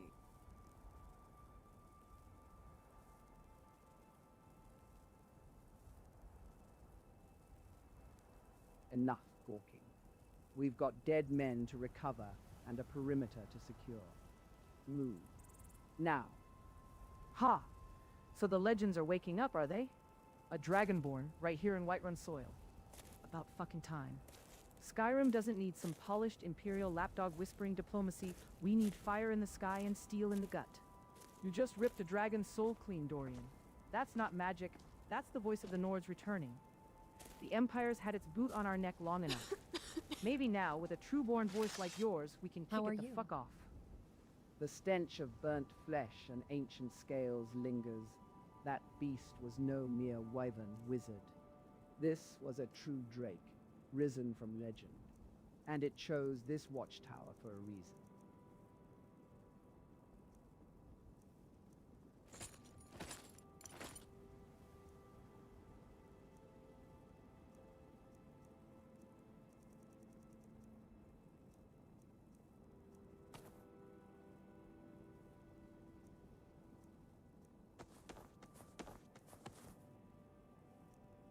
We're not standing guard over corpses while you lot debate legends. That power in you, the shout, The soul-eating... It's not just some parlor trick, Dorian. It's a beacon. And you better believe the Thalmor have spies in every mead hall from Solitude to Riften. If they catch wind of a Dragonborn walking free under Imperial skies, they'll send more than just assassins. They'll bring legions.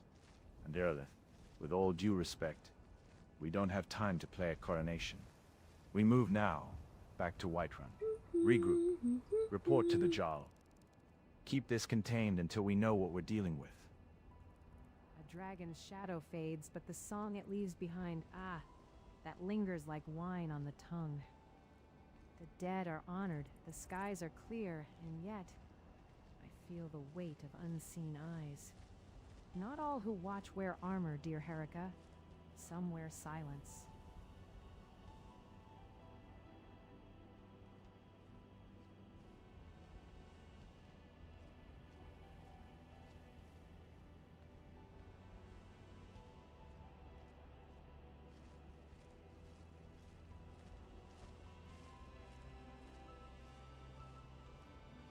You, Lady Recorder, you called me Dragonborn when we first met. How did you know? How did you know any of this? Because the threads were already pulling taut before you even drew breath, Dorian. The cracks in the world, dragons waking, the graybeards silent for centuries, suddenly calling, they don't just happen. They converge. And you're the knot in the rope. I didn't know, not for certain, that the signs were screaming in the static. A noble from High Rock with a name like Blackthorn? A dream of a sister sold under silver blood coin? The timing's too sharp to be chance. I came looking for anomalies. Found a fulcrum.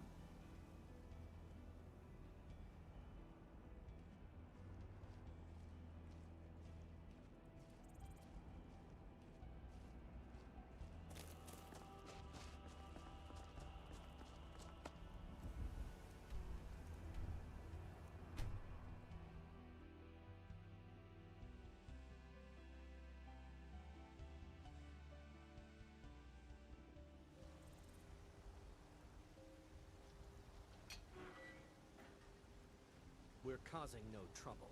All we ask is to look for her.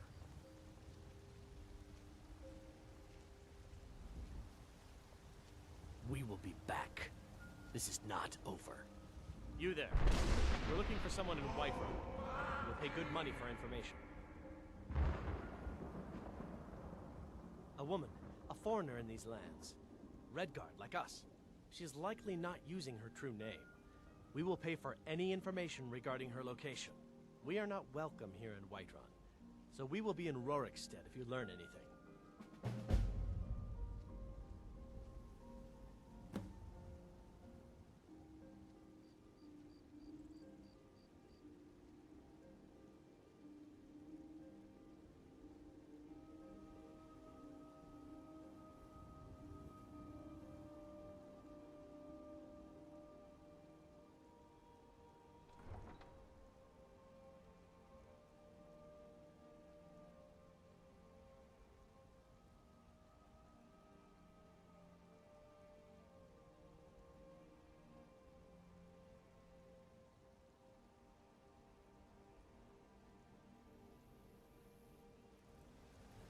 I ran into you. You typed just outside of Dragonbridge.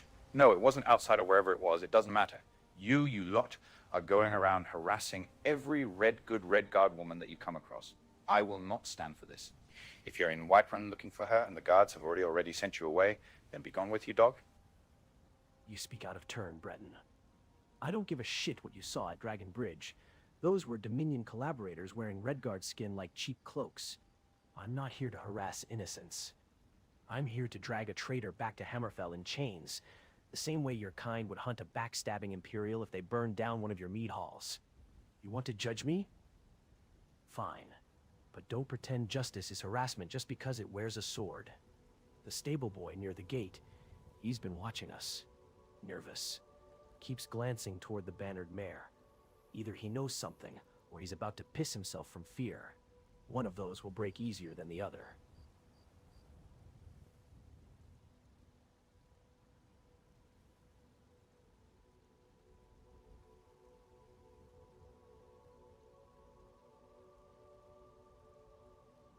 And if I put you down right now, right here, like the dogs that you are, what will that stable boy do then?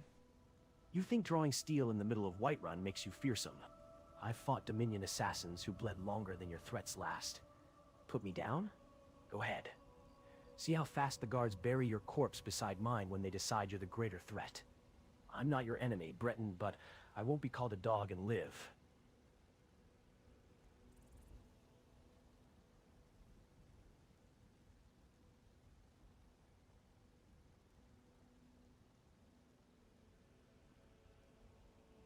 Well, I suppose you will live, so long as you keep that weapon of yours sheathed, dog.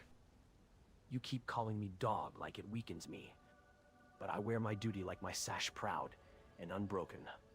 I'll walk through fire before I let some bearded Breton with a stolen title tell me how to serve my people. Sheathe your tongue, Dorian. It's sharper than your wit, and twice as dangerous to your health.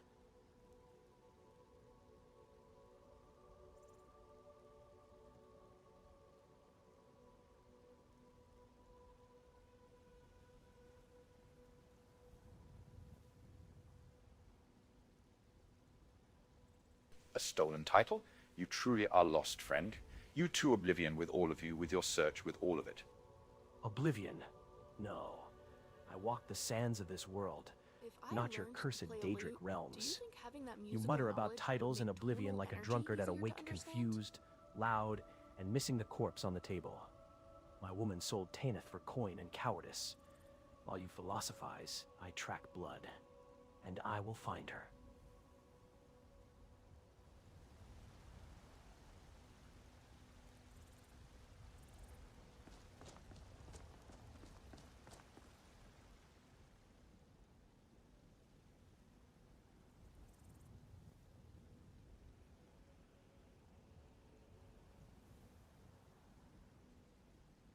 You will find nothing but despair and bloodshed, so long as I have anything to say of it. You can stand in my way all you like, Breton, but the sands always bury the obstacles slow, and without mercy. I don't seek your approval. I seek blood. And when I find hers, I'll let the wind tell you how it tasted.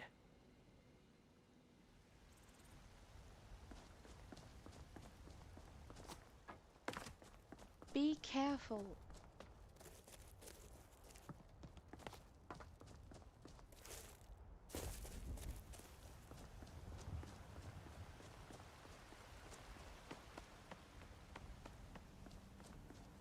Cause trouble in Whiterun, and I'll haul you into the Dragon's Reach dungeon myself.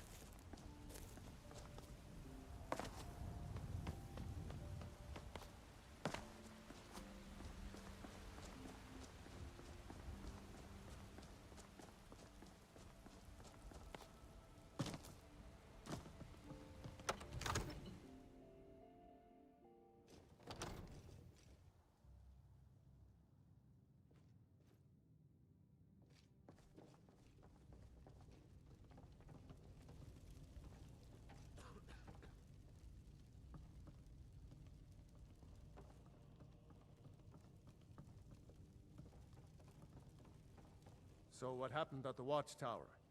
Was the dragon there? I knew I could count on Irileth, but there must be more to it than that.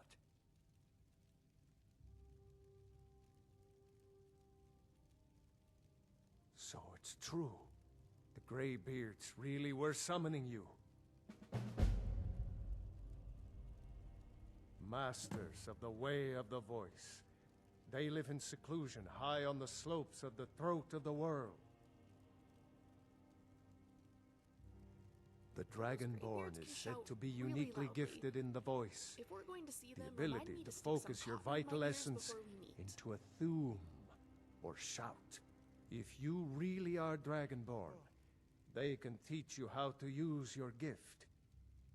You heard the summons. What else could it mean? The Greybeards. Didn't you hear the thundering sound as you returned to Whiterun? That was the voice of the Greybeards, summoning you to High Hrothgar. This hasn't happened in centuries, at least. Not since Tiber Septim himself was summoned when he was still Talos of Atmora.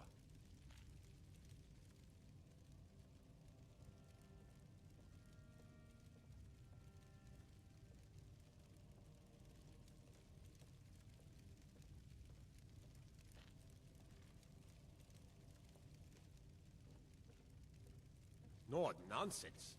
Why, you puffed up ignorant. These are our sacred traditions that go back to the founding of the First Empire. Hrongar, don't be so hard on Avenich.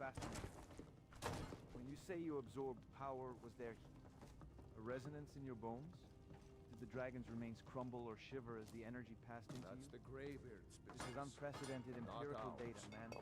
Watch what you're doing. Happened when you killed that dragon. Resonance in the Revealed something in you. You're and practically thrumming Greybeards with heard latent it. draconic essence. If they Like a think you're half-human lyre dragonborn, strung with lightning. who are we to argue? You'd better get up to High Hrothgar immediately. There's no refusing the summons of the Greybeards. It's a tremendous honor. I envy you, you know? The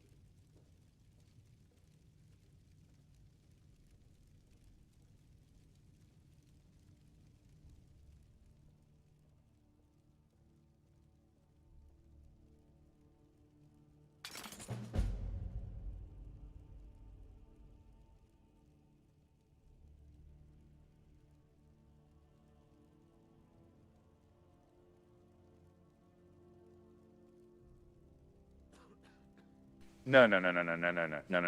We're not doing this. I'm not a dragonborn. I'm just an exiled noble trying to go to his family estate, which has become my prison. That's all that I'm trying to do. I didn't ask if you wanted the title, Thane. I granted it. The dragon's soul answered yours. That's not something a man plans. That's blood calling to blood. You absorbed its power. You shouted without training.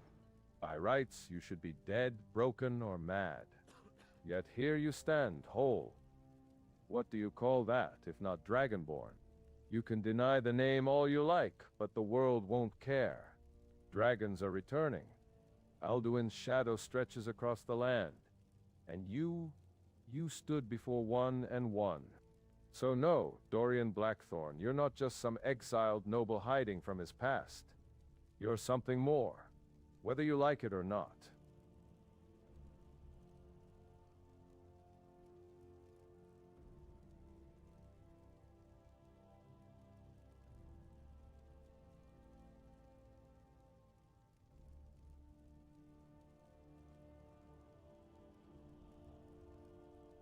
No.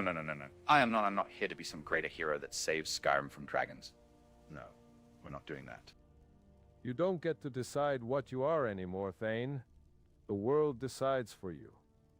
When that dragon tore through Helgen, did it care about your estate? Your exile? Your bloody family squabbles? No, it burned. And you stood in its path and lived.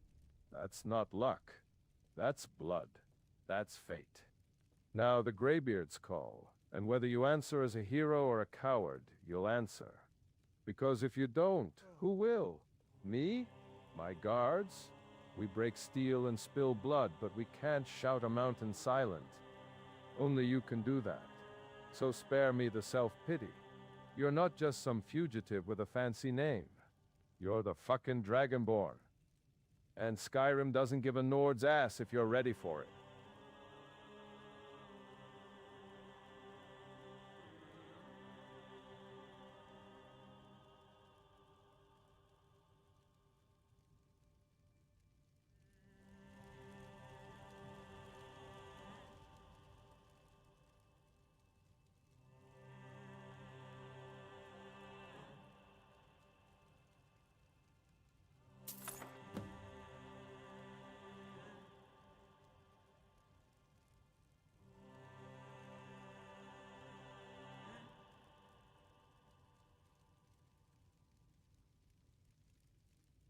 Back home, the upper class like to make themselves seem pure by claiming to have no elven ancestry. Nord's distrust of Myr remind me of that.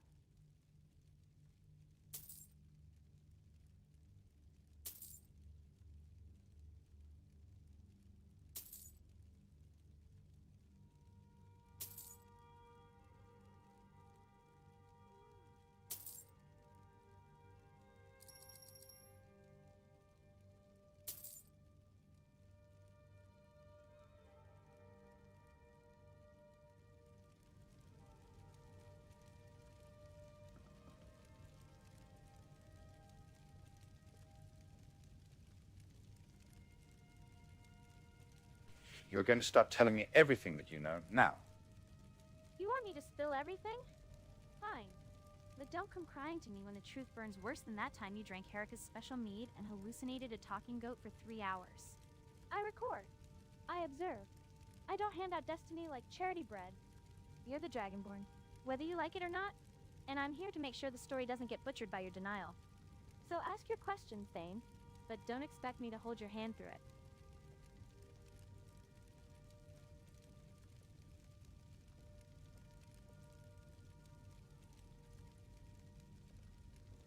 How did you know about this Dragonborn nonsense? How did I know? Because I didn't learn it, Dorian. I was sent to record it. Before you ever set foot in Riverwood, before Helgen burned, before that dragon tore the sky open. My files already marked this moment. The nonsense, as you call it. It's etched in prophecy, whispered in the bones of the world, and carved into the walls of forgotten temples. I didn't stumble into your story. I was placed here to make sure it's told right. Now you're asking how I knew. That's the wrong damn question. The real one is, why do you keep fighting what's already written in your blood?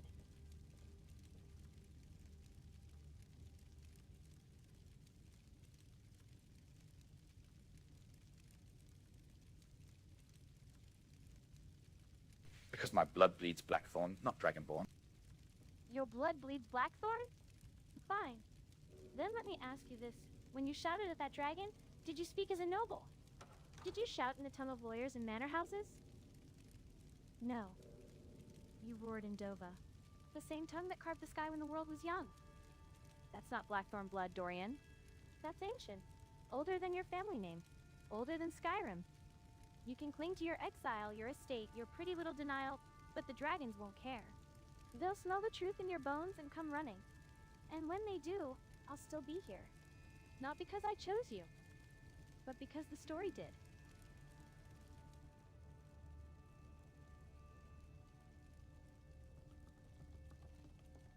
Dragonborn, it is my honor to stand before you.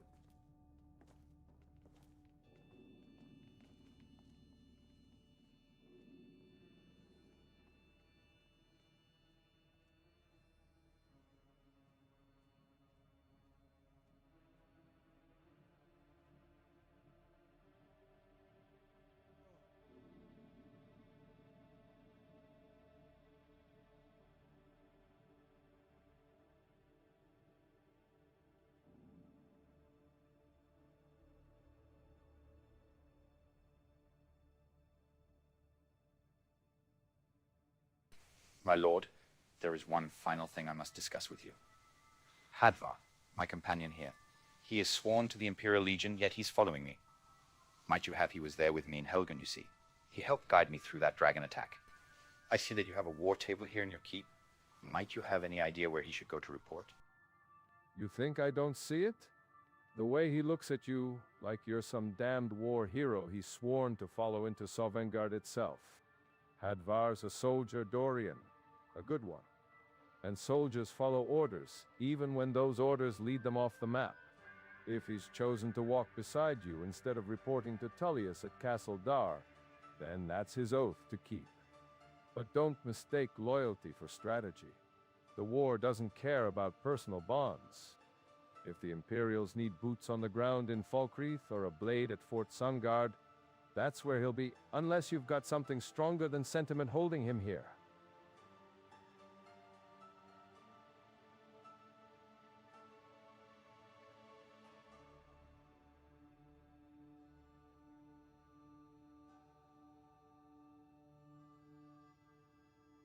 As far as I know, I do not. So if he chooses to continue to follow me, he should be reported as a deserter, should he not? He's not a deserter. He's a soldier who found a higher cause in the ruins of Helgen. If Tullius wants to call it dereliction, let him march his arse up here and say it to my face. Hadvar's loyalty is to Skyrim, not just the Legion's chain of command. And right now, Skyrim needs men who can face a dragon and live, whether they wear the right uniform or not.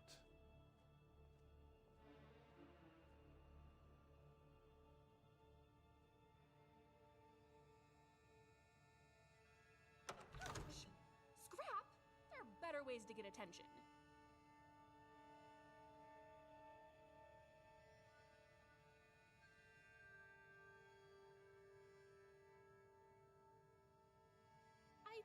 to be very... And wouldn't his services be better put to use with the Imperial Legion?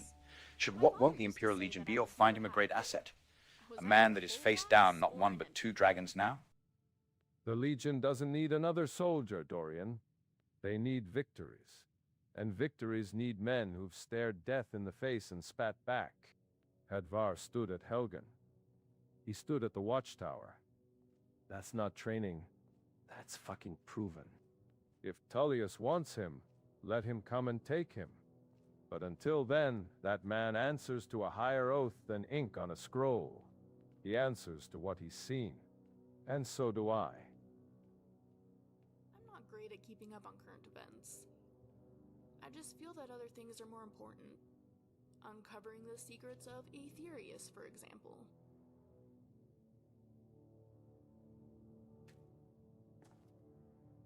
So you're saying I should go take him to General Tullius, if I wish to be rid of him? By the gods, you're still harping on this? Hadvar made his choice when he followed you out of that dragonfire. If Tullius wants him, let the bastard come and drag him back himself. I won't be your errand boy for Imperial bureaucracy, Thane or not.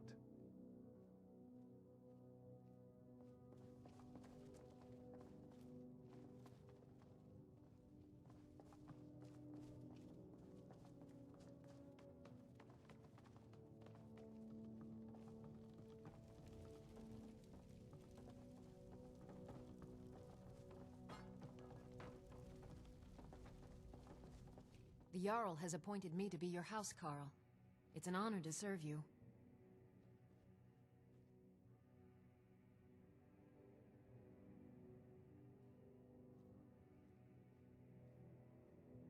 Pleased to meet you.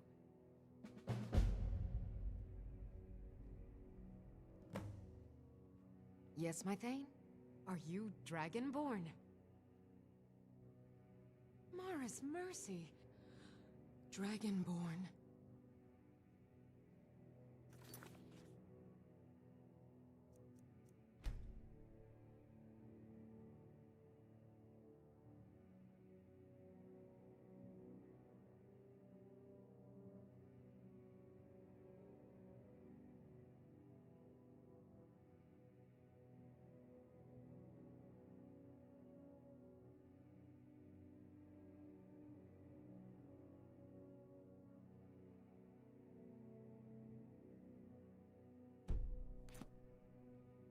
As you will, my Thane. You're helping the good folk of Whiterun. How could I say no to that? I will protect you with my life.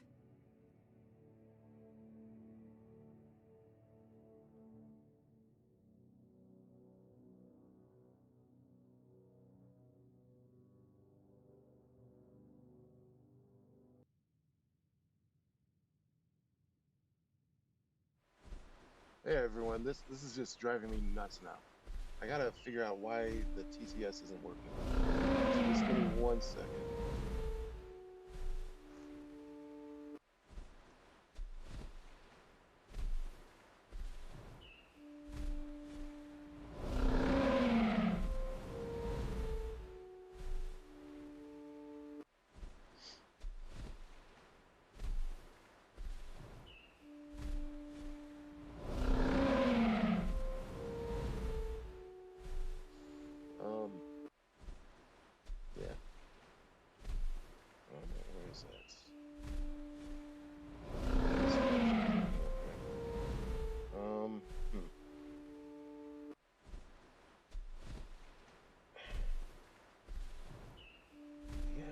Right there.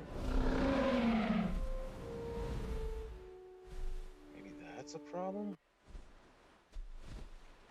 I doubt it, but fine.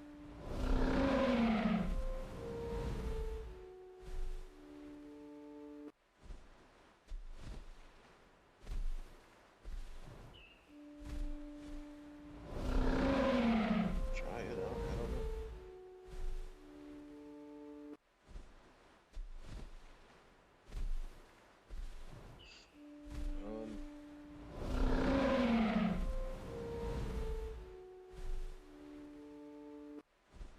Ooh, God, that is such a good idea. Okay.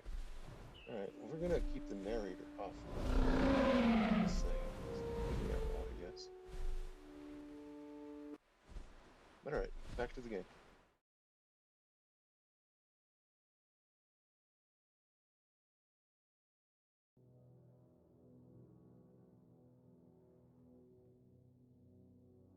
Of course, sir. It's an honor to serve you. As my Thane, I'm sworn to your service. I'll guard you and all you own with my life. Oh? So you're concerned about my beauty? Really? With dragons on the loose and a war going on? Do you think I would run? Good. Where else would I want to be but here, my Thane? Fighting at your side. Yes? How can I serve you, my Thane? Sleep together? I hardly think so.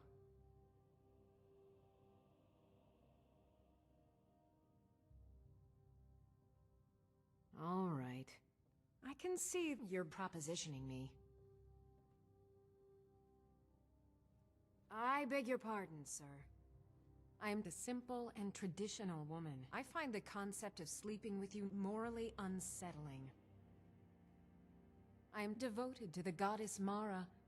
Her benevolence saved me from sin and wickedness. Yes, that's right. She is the bearer of love and the patron of marriage. Lady Mara can save you from your trials as well. My Thane, you don't need my body. The warmth of Mara can see you through. I respectfully disagree. I am your sword and your shield. I'm afraid I have nothing else to offer you. Now let's pretend we never had this discussion. Good. Oh, you poor thing, you must be starving. I'm thinking of making some apple cabbage stew.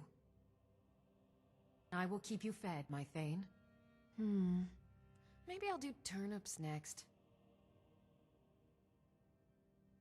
Of course.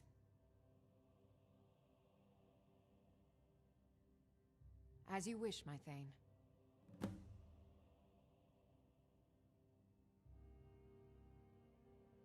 Pleased to meet you.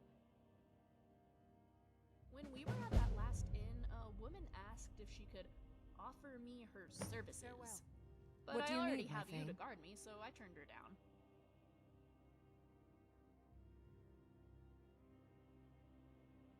Lead the way.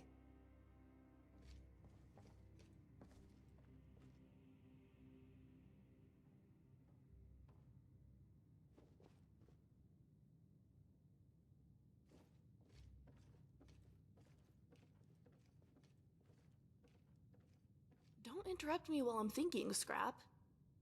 Oh, great. What was I thinking about?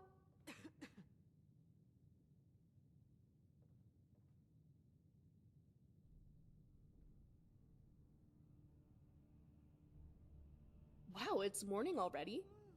And as usual, it seems I've forgotten to sleep.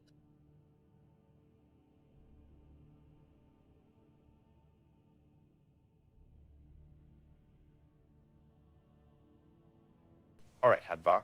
We got some orders from the Dajjal, so why don't you go to General Tellius himself? Tell him what you've seen in Helgen and you face a dragon yourself. Tell him everything that you know. The Imperial Legion needs you more than I do. I have plenty of companions, plus Lydia now. I thank you for all that you've done, but I must insist you go to General Tullius in solitude. You're dismissing me? After Helgen, after the dragon at the watchtower, after I stood beside you when the world burned. I understand you've got your own path now, Dorian, with your thanehood and your housecall and the Greybeards calling you home. But don't mistake my loyalty for blind obedience. I served the Empire, aye, but I followed you because I believed in what we were doing. Not because some Jarl told me to. You want me to go to Tullius? Fine. I'll tell him what I saw. I'll tell him how a dragon rose from the dead, and you tore its soul from the sky like it was nothing. But don't act like I'm just another cog in the machine you can slot in and out as it suits you. I'm a soldier, not a servant.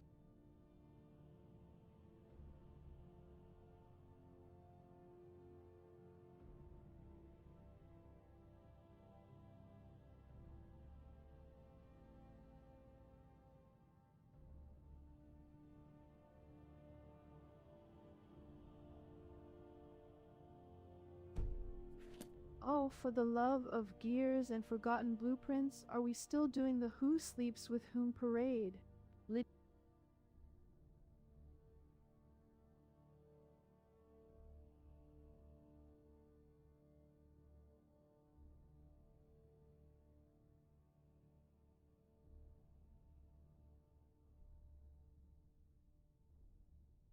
Go on, then. Go to Castle Dar and report to General Tullius.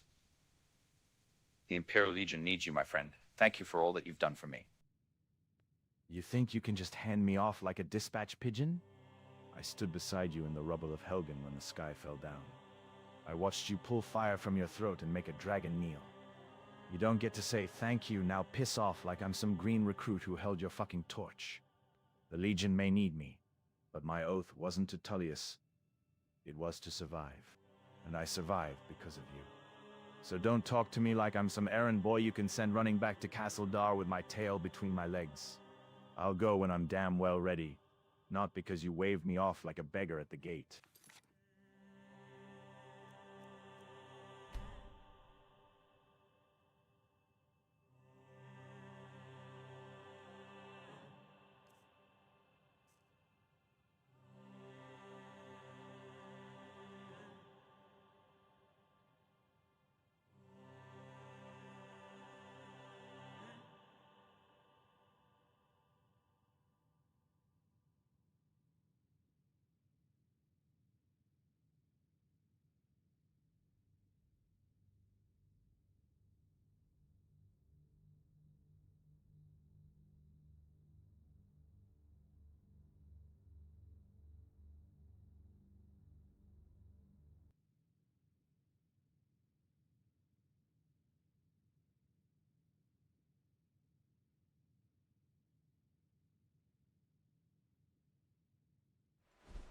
Well, shit. I didn't realize it was going to take that long. But, whoops. I don't know. Let me know what y'all are thinking. You know? You liking the story so far? Stuffs? Everything? I don't know. I should put up a poll, but honestly, I can't think of any questions to ask, really. But, I don't know. Cool. Hopefully it's done now. I don't know. What do you think?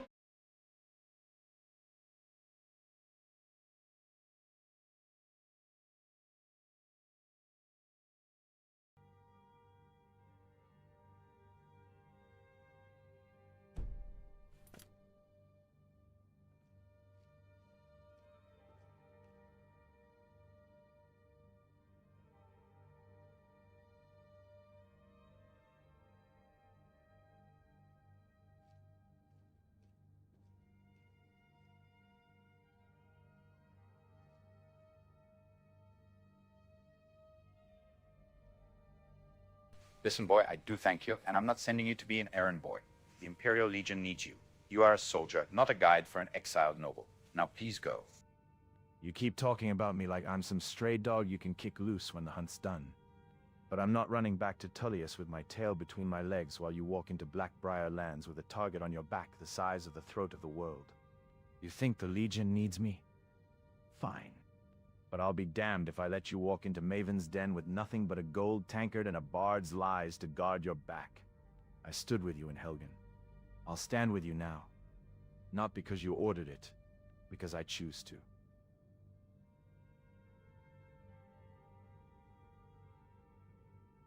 Oh, spare me the soldier's pride routine.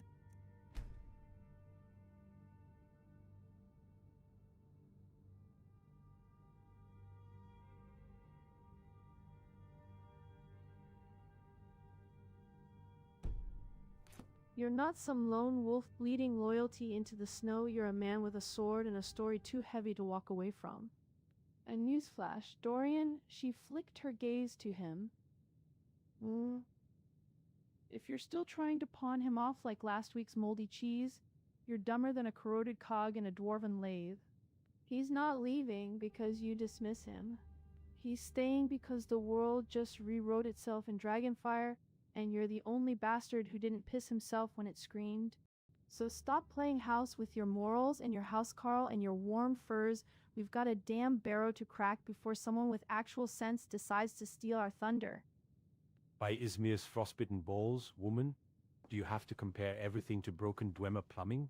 Some of us are just trying to keep the city from burning down again without listening to poetry about cogs and corrosion. Spare me the lecture from the woman who navigates by rusted cogs and dead elves' blueprints. You think I give a fuck about pride?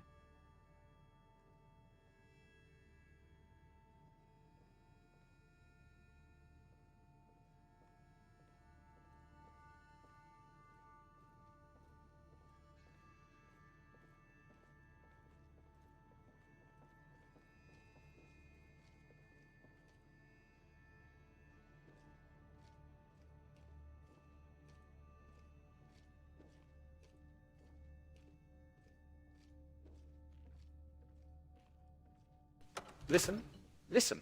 This is the last time I'll say it. Go to Castledar and report to General Tullius. I appreciate you. Everything that you've done for me and for Skyrim thus far. But you must go to Castledar. Tell Tullius of the dragons and everything else. He needs to know this. The Imperial Legion needs to know this. You keep saying Castle Dower like it's some holy shrine, but I've seen temples burn just as fast as tents.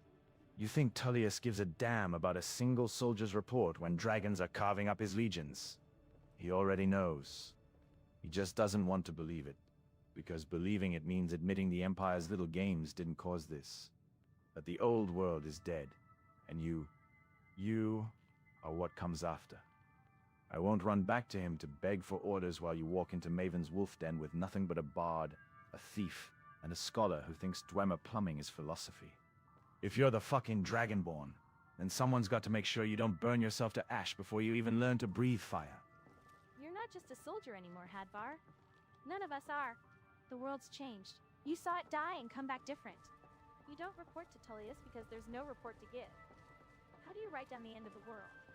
You don't. You live it. And right now, living it means staying with him, whether he likes it or not.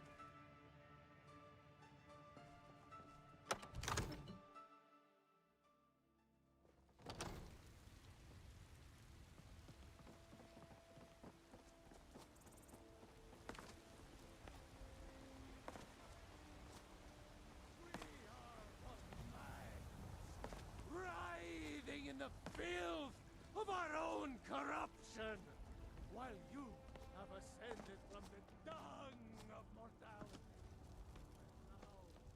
Here to be a companion? Yes, my Thane?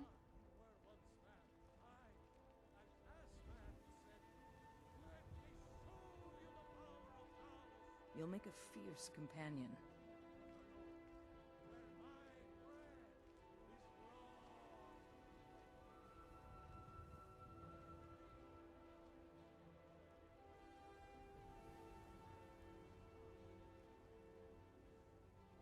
Why don't you tell me more about yourself, Lady Lydia? I swore an oath, not a bedrite. I'm your shield, not your whore. Let's keep it that way.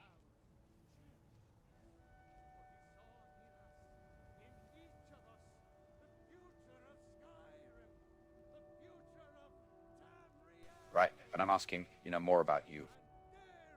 You want to know me? Fine. I was born in Whiterun. Grew up watching the guards train on the plains. Father was a blacksmith. Died of fever when I was 12. Mother sold her wedding ring to keep food on the table. I joined the guard at 16, earned my steel by stopping a drunkard from cleaving a priest in two with an axe. Got promoted to housecarl after I took a sword meant for Balgruf's throat during that damn Forsworn raid. That's me. Lydia. Sworn to duty, not to chatter. Now, unless you're planning to ask about my favorite color or how I take my mead, let's focus on staying alive.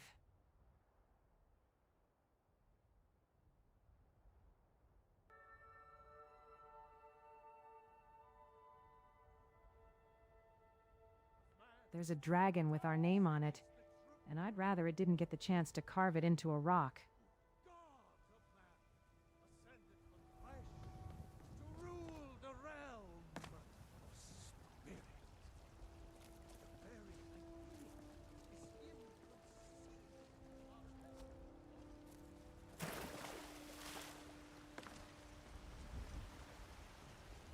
spend a lot of time at the market stall so I can learn the merchant's trade. I need more experience if I'm going to run an inn someday.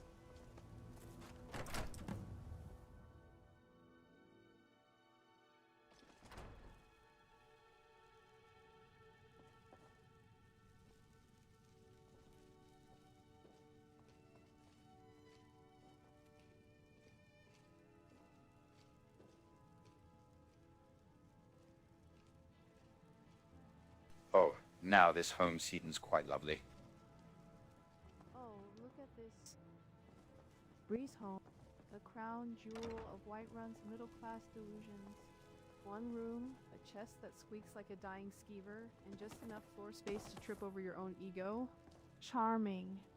I've seen Dwemer latrines with better structural integrity, and at least they didn't reek of desperation and freshly waxed dirt. This place screams aspirational butcher's cottage. At least the floorboards don't collapse on their own. Yet.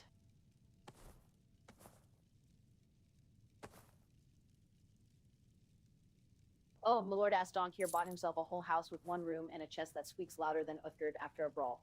Breeze home? Or like barely hold anything home. How's the view from your crumbling palace, Dorian? Hiring the ceiling beams, or just fantasizing about how much gold it'd take to make this place less structurally tragic?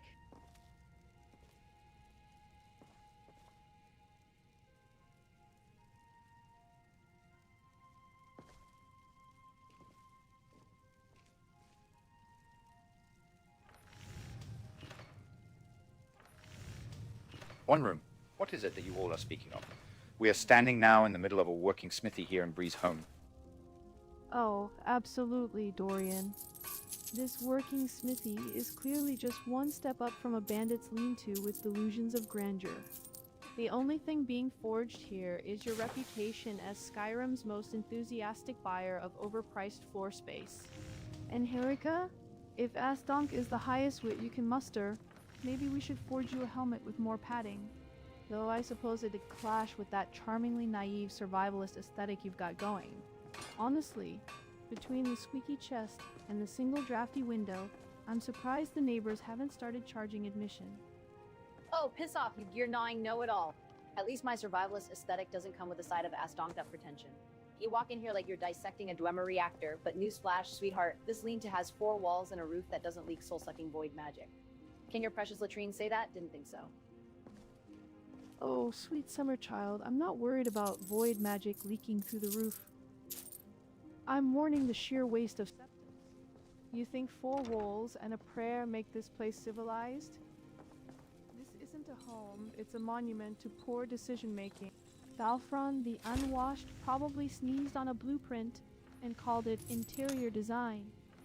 At least my latrines had working plumbing and didn't smell like regret and mead fumes. But hey, if you're impressed by a chest that sings like a dying mud crab, maybe you should marry the damn thing.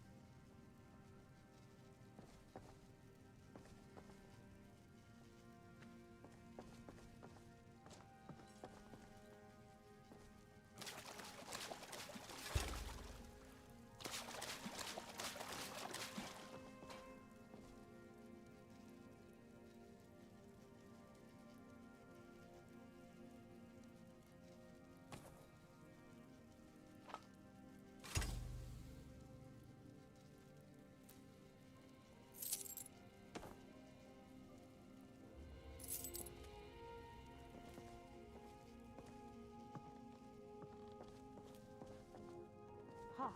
Listen to the two of you bickering like milk-drunk peasants over floor plans and squeaky chests. This ain't some snug burrow for hags to count coppers in. A real warrior cares about steel, fire, and the weight of a blade in her hand, not how many turnips Lydia can fit in a pantry. Dorian, since you're buying dreams and furniture like a merchant with a fat purse, let's see if this working smithy is for show, or if it's got teeth. You got a hammer worth swinging, or is it just another prop for rich fools to pretend they're hard? We may have more pressing matters than the quality of my Thane's new home. Bree's home may be modest, but it has a weapon rack, a tanning rack. It serves its purpose. My duty is to protect you, not debate floor plans. This Bree's home reeks of softness. No blood on the walls, no dents in the steel. This isn't a warrior's hall, it's a merchant's daydream. You planning to hang a bearskin over the hearth and call it conquest? I don't care if this house is made of straw and pride. It's yours. And that means I'll stand guard in it, clean its floors, and kill anyone who spits on its threshold. But don't expect me to coo over floorboards like a damn bard at a wedding feast.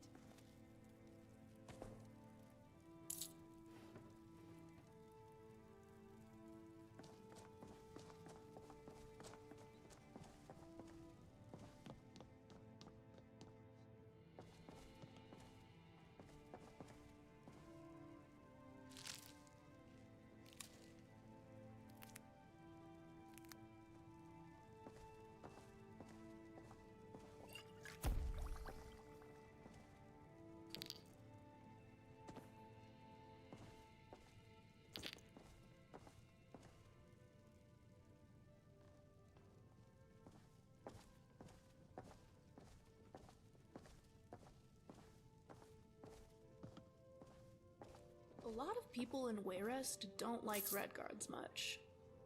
But the mercantile families trade often with Sentinel, so we get along fine with them.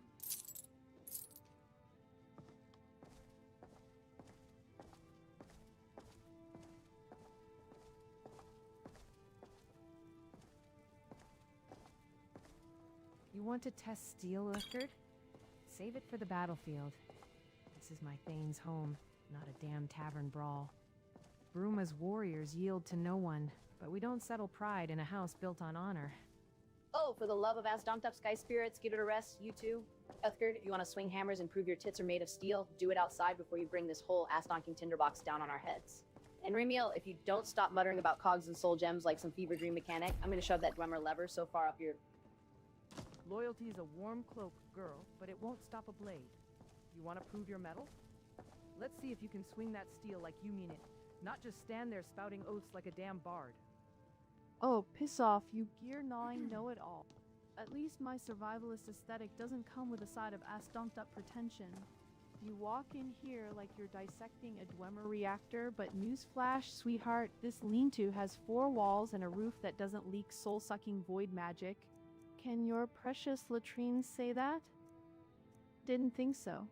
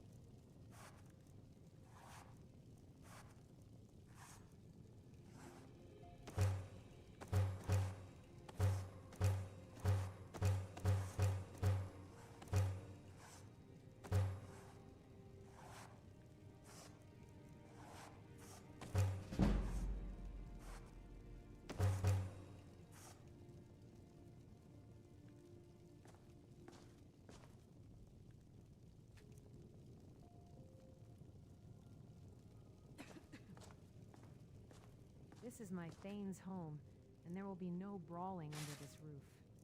If you're itching to test your strength, you can start by carrying the steel ingots and grindstones down to the basement. Let's see that famed Nord endurance put to real use. Dorian, I think I'm dying. Or cursed. Or both. That hunger I felt? It's not for food. It's like something's gnawing from the inside, like my guts are trying to claw their way out. Is it the 50 sweet rolls? Did I mistake last meal for lifetime achievement? You're the Dragonborn, you've absorbed souls and shit. Tell me this isn't the start of some ancient prophecy where the chronicler gets devoured by her own gluttony?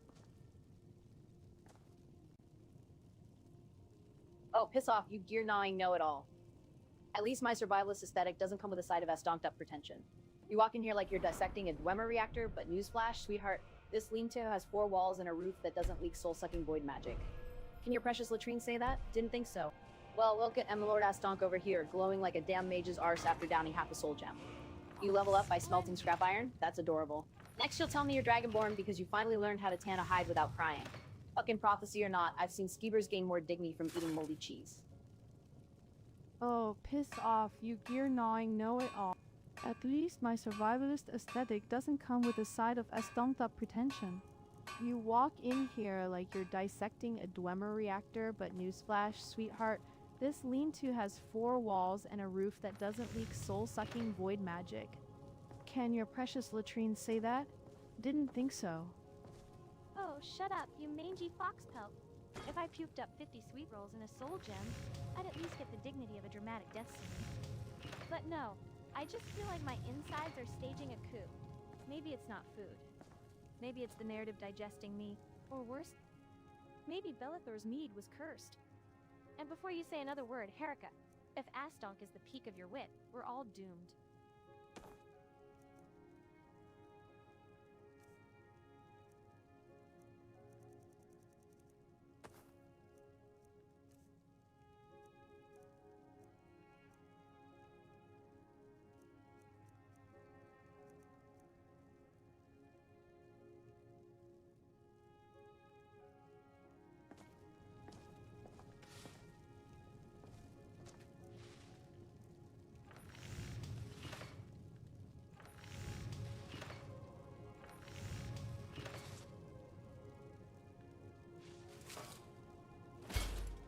Good job. I can see you know what you're doing.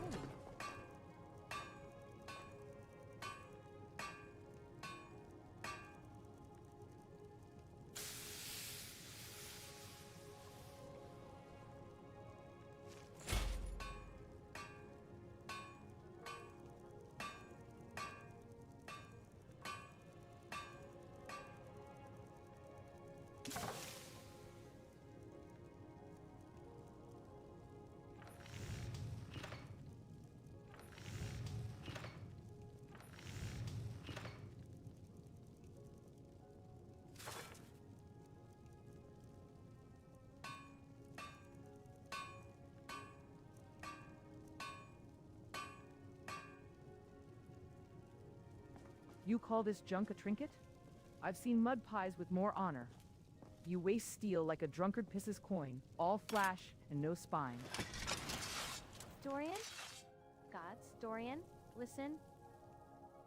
My stomach's on fire. It's not hunger. Hello? It's tearing me apart. I can feel it. Something writhing. Okay, My own then. soul's being digested. You've absorbed a dragon's essence. You've got restoration magic in your bones.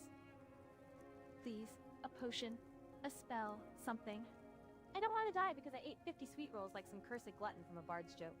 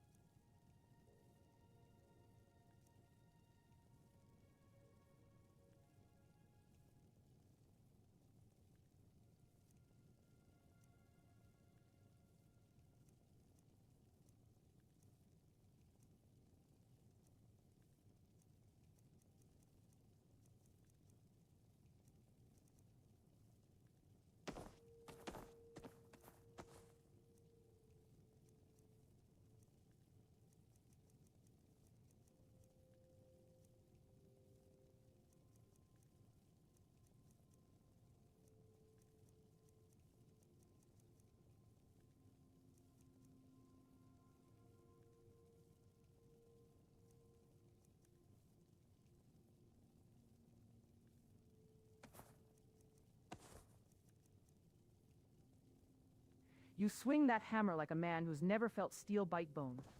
All this clatter, you think it makes you a warrior? Oomph. Real strength isn't forged in comfort. It's carved in blood, earned when your back's against the wall and your gut says quit, but your axe says no. You want to prove yourself? Stop playing house Carl and start fighting like your life depends on it, because one day it will.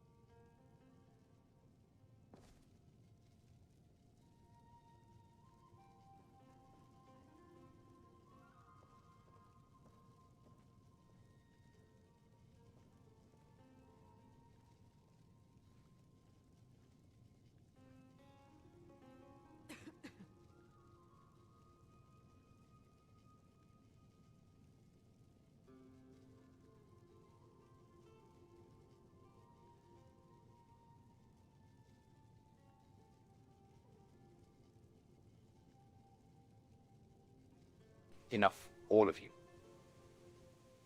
This home is a lot better than anyone is giving it credit for. Number one, it has a basement, upstairs, and all sorts of things, not just one room. You all have gone mad. Number two, I, Hufgerd, I have been practicing smithing since I joined the Imperial Legion many, many years ago. It was what I did when or what I was assigned to when I first signed up for the Legion back in Wearist. So if anyone has any comments about my smithing or anything else, my home, just keep them to yourself from now on. Ha! The Legion taught you to pound scrap, did it? That explains the noise, not the skill. I've seen warhounds with better form. But listen, soft steel, this house might have stairs and shadows to hide in, but it still reeks of peace. And peace rots the soul. You want to prove this place means something? Stop polishing pots and fight like you've got something to lose. I'll break your forge over your skull if you whine about it. Oh, shut up, you walking meat slab. Dorian could hammer a soul gem into a butter knife, and it'd still be smarter than whatever rock you call a skull. At least he's doing something besides puffing his chest out like a damn rooster. Which, by the way, if strength is carved in blood, why is yours still dripping from your last brawl with a door? Oh, piss off, you gear-gnawing know-it-all. At least my survivalist aesthetic doesn't come with a side of ass-donked-up pretension. You walk in here like you're dissecting a Dwemer reactor, but newsflash, sweetheart, this lean-to has 4 walls and a roof that doesn't leak soul-sucking void magic.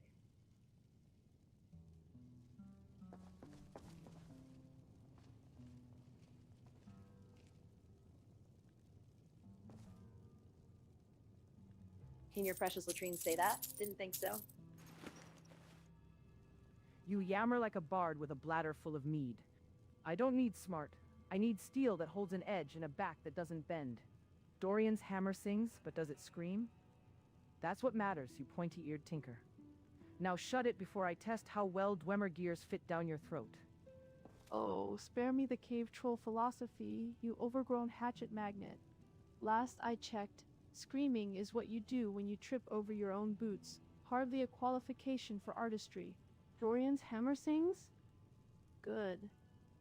At least it's not bellowing like a constipated ox every time you swagger past a mirror. And don't threaten swallowing Last thing we need is you choking on something that doesn't even qualify as sharp.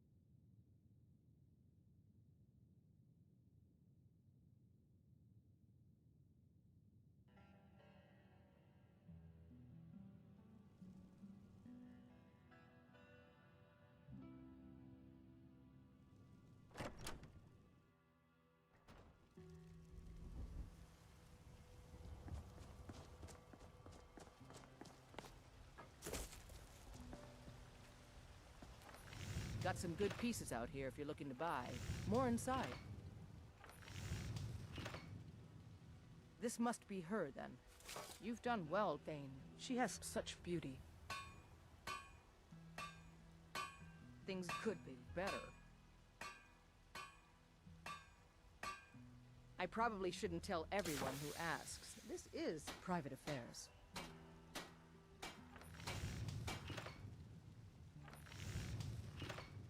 I'm hesitant to share it, but my husband has a problem. He has special difficulties making love. And if you want to keep having ears, you'll pretend you didn't. I have my problems with getting married, but that's the kind of talk an old warhorse shouldn't be making. Don't talk such rot. We're lucky to have you watch. Between you and I think his motivations are a bit more self-serving. He wants a man of action, not a woman. It's true. So that's that. He has given up, but I have not. But he's a fair man, and he understands. I love Ulfberth, and I respect him. You know, But never my mind. passions have their needs. It's not exactly forbidden, but even so, it needs to be discreet. There's one I've had my eye on.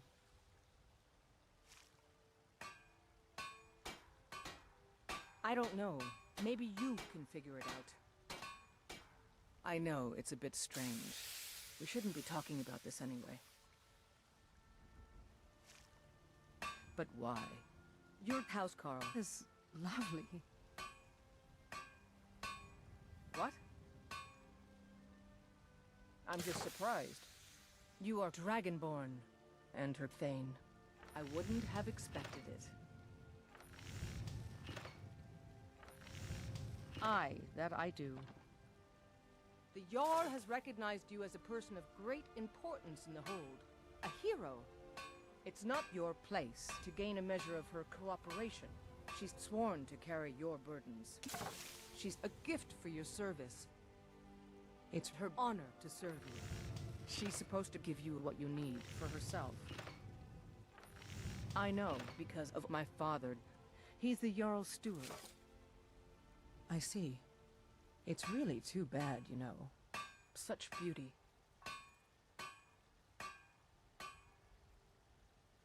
You've proven your worth. I'm willing to try. But I have another request. I need the right raw materials to make steel. There's a mine in East March Hold. Bring back ore from there. Do this task for me, and I'd be delighted to give you my finest weapons and armor. It's all in this note. I'll be here, my dear. The finest weapons and armor.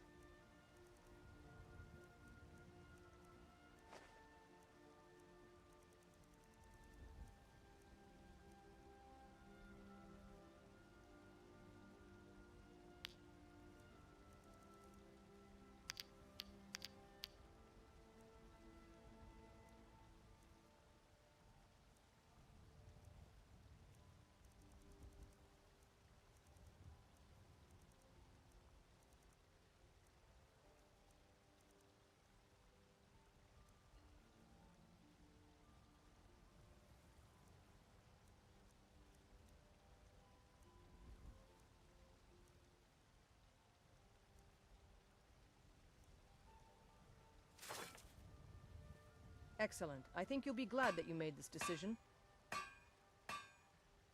Thank you. I'll be sure to put it to good use. Good luck out there.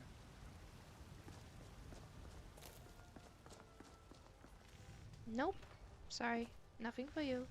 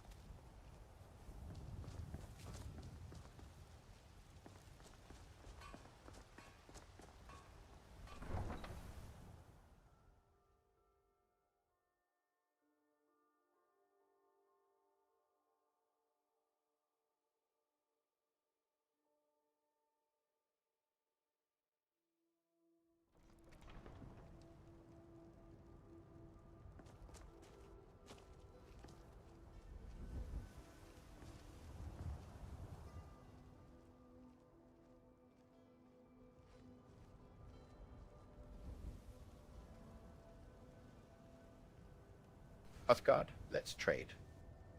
Trade? Ha. You want to barter like a market hag? Fine. Let's see what weak steel trinkets you've got this time. But don't waste my time with that mage robe nonsense. I deal in steel, blood, and truth. None of that glittering shit.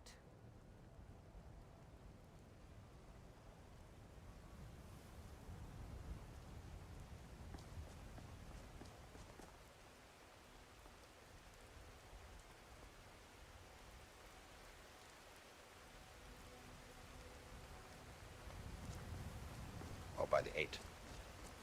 By the fucking 8. Of course it's raining here in Skyrim. Oh, stop your whining. Rain's the least of your problems, milk drinker. At least I've got it your washes back. the stupidity off the streets. Though I doubt it'd do much for Uthgerd. She's born rotten, not just damp. You're standing there like a startled goat, jaw flapping at Of the course, sky. sir. Next, you'll be cursing the wind for not parting like the Red Sea for your royal ass. Save it. We've got a mine to hit, a Is there smith anything to else you need? impress, and a housecarl to outfit before you start mooning over Adrianne's wares like a lovesick bard. Move or I don't care, but Scrap isn't rebuilding himself. You know, I once cataloged a Dwemer automaton that wept oil when exposed to rain. Probably defective. Or poetic. Depends on your alignment.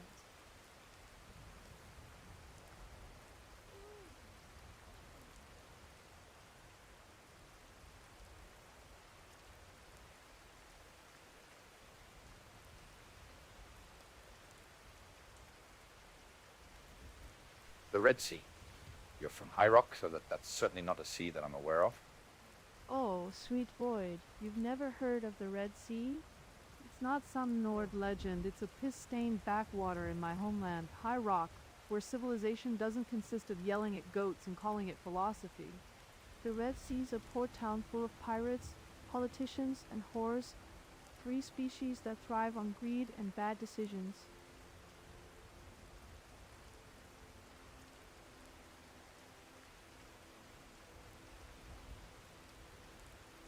I am from High Rock as well, the great city of Ravenport, yet I have never heard of this Red Sea. So Ravenport didn't teach you geography, only how to dodge tax collectors and noble backstabbing. No wonder you fled. the Red Sea's not on some tourist map of noble estates, you daft milk drinker. It's a cesspit on the coast where pirates stalk between raids and politicians sell the harbor rights every other Tuesday. If you didn't hear of it, you weren't paying attention, or you were too busy pretending to be a lordling to notice the real rot.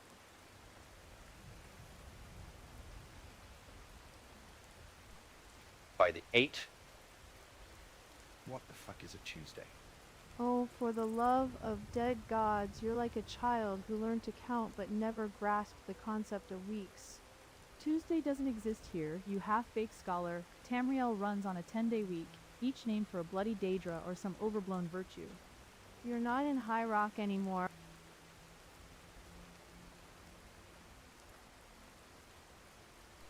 You're the one that said Tuesday, not me. Oh, don't start playing the innocent now. I said, Tuesday, in quotation. You daft pawn wizard, mocking the kind of idiot who'd schedule a pirate raid by the stars and call it business strategy. You think because you...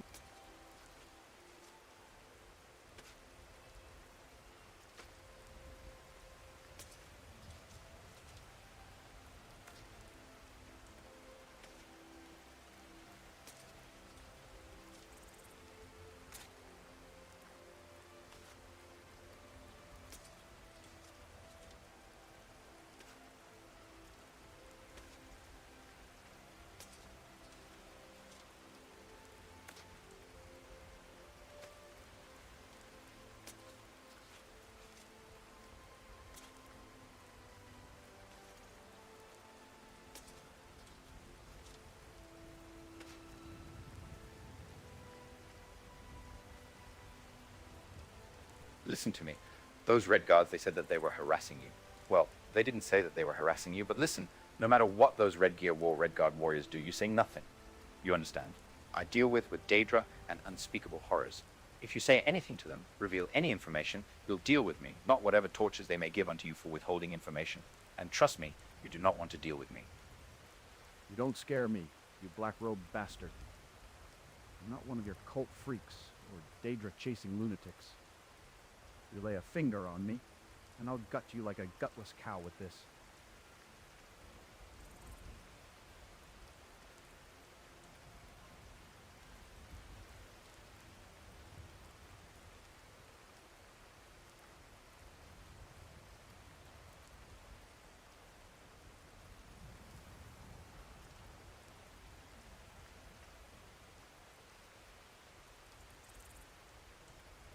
With what?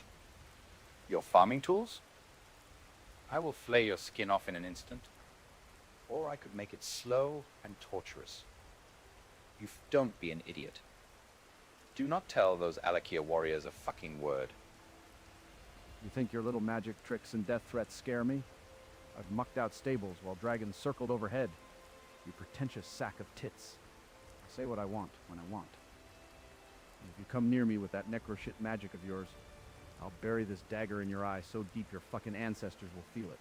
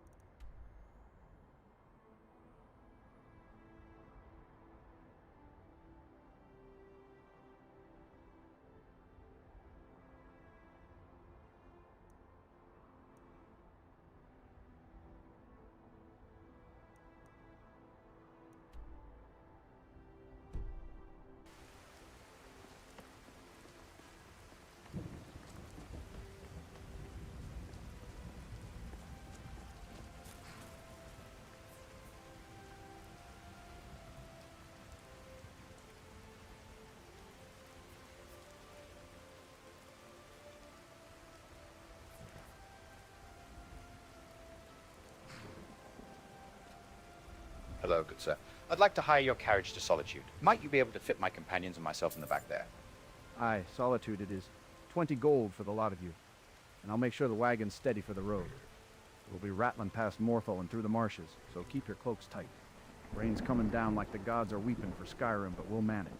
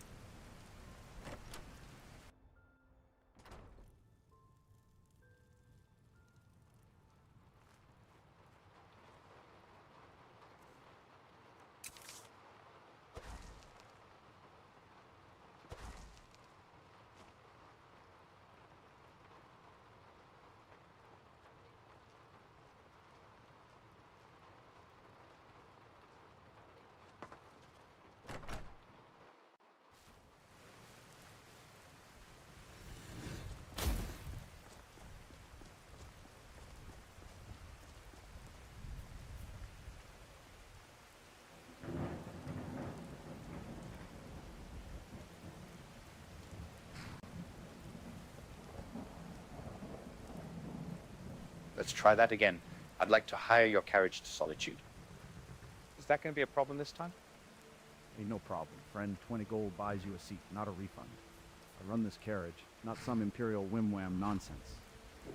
Pay up again if you want another ride, but don't come back here acting like I'm the one who ghosted on our deal.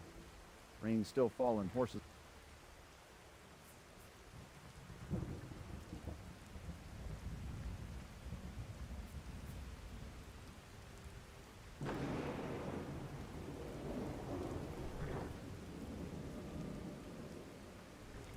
Yes, I would like to very much hire your carriage or wagon to Solitude. 20 gold, you say, and I'll give it to you. Let's go. Fine, fine, 20 gold and we're off. But gods, you lot bicker worse than a horker and a goat in a sack. Solitude it is, if only to shut you all up for a few hours. Get in, stay dry, and keep your...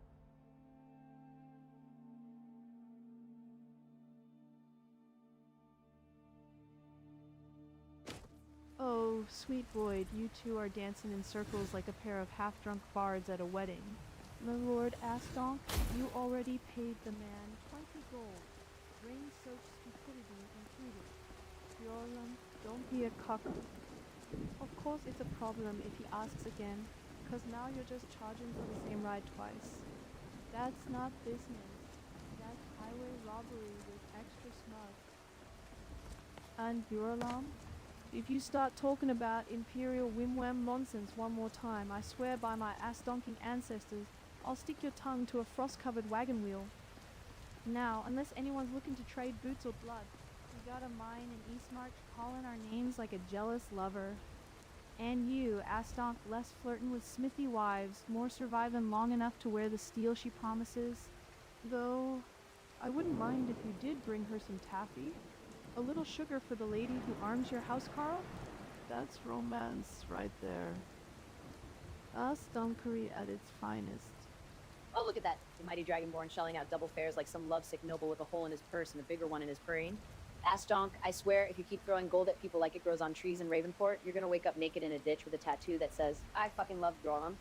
And not the sexy kind of naked, either the why is there a goat licking my thigh kind.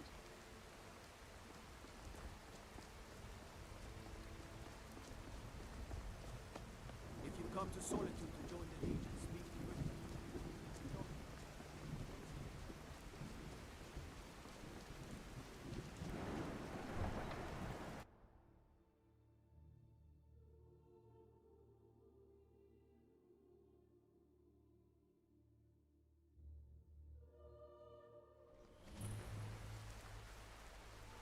They can't turn Uncle Rob here. Tell them he didn't do it. Positions. Sorry you need to go home. Go home and stay there until your mother comes. Traitor! You betrayed us! Cloak Son betrayed his High King. Best she know now, Athar. You're all heart. Traitor! Rogver, you helped Ulfric Stormcloak escape the city after he murdered High King Torrik. By opening that gate for Ulfric, you betrayed the people of Solitude. He doesn't deserve to speak! There was no murder. Ulfric told his story. He beat the High King in fair combat. Such is our way. Such is the ancient custom of Skyrim and all Nords.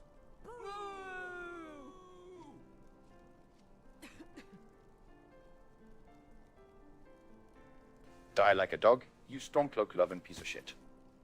You've got a mouth on you, On mage. this day, Careful it doesn't I get you go thrown to in the dungeon next to Sovngarde. Rogva.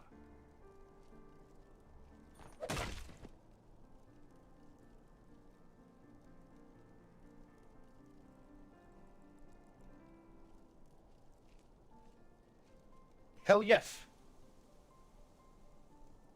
Let the divine's justice be served. This traitor deserved worse than a beheading. The justice of the Empire doesn't need your approval, mage. Rogvir faced the headsman for treason clean, swift, by the book. Not some back-alley slaughter fueled by personal grudges. If you've got that much fire in your gut, maybe you should pick up a sword instead of spouting off like a drunk at the skeever. Tess softly, adjusting the cuff of her fine clothes with a delicate frown. Oh, must you two bellow like maddened bulls in the middle of the market? Some of us are trying to maintain a modicum of class in this barbaric rock heap. Honestly, Dorian, if you're going to insult Imperial officers, at least do it in a well-tailored coat. That robe makes you look like a refugee from a burnt alchemy shop.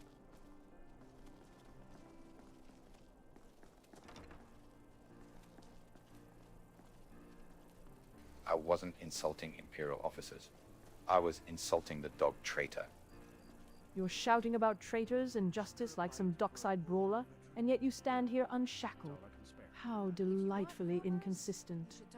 Honestly, if you're going to play at being a righteous executioner in spirit, at least have the decency to dress the part. That beard alone is an affront to civilized society.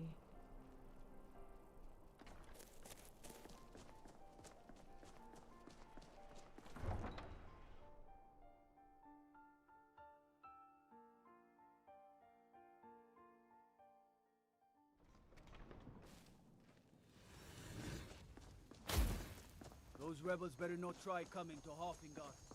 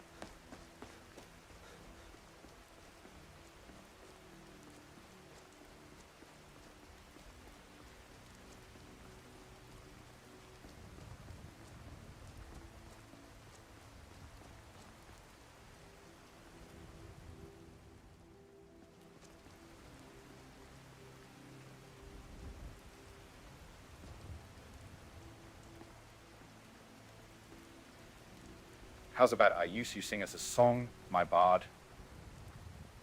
A song for you? When storms rage and shadows loom, I'll weave a tune to light the gloom.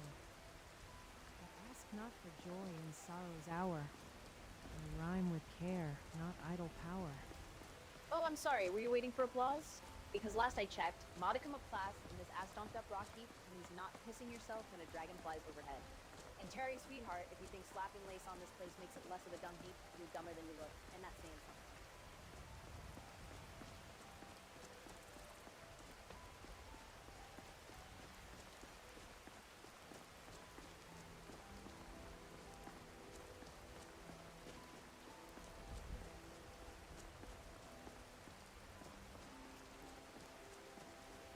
Important deliveries to make.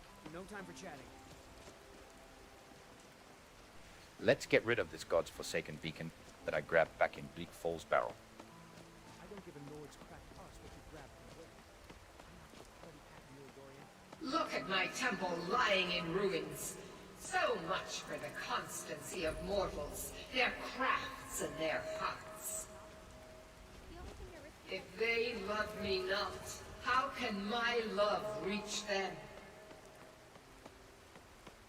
Restore to me my beacon, that I might guide you toward your destiny.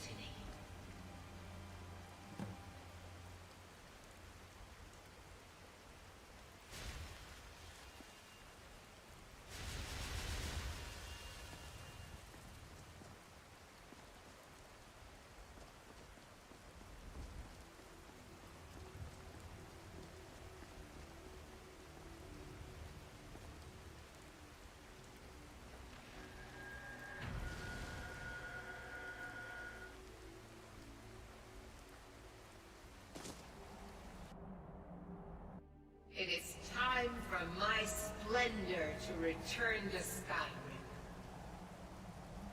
But the token of my truth lies buried in the ruins of my once great temple, now tainted by a profane darkness skittering within. The necromancer Malkaran defiles my shrine with vile corruptions, trapping lost souls left in the wake of this war to do his bidding. Worse still, he uses the power stored within my own token to fuel his foul deeds. I have brought you here, mortal, to be my champion. You will enter my temple, retrieve my artifact, and destroy the Defiler.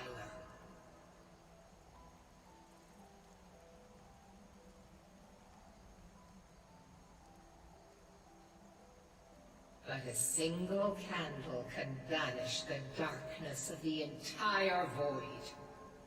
If not you, then someone else. My beacon is sure to attract a worthy soul. But if you are wise, you will heed my bidding. Go now. The artifact must be reclaimed, and Malkaran destroyed. Malkaran has forced the doors shut, but this is my temple, and it responds to my decree. I will send down a ray of light. Guide this light through my temple, and its doors will open.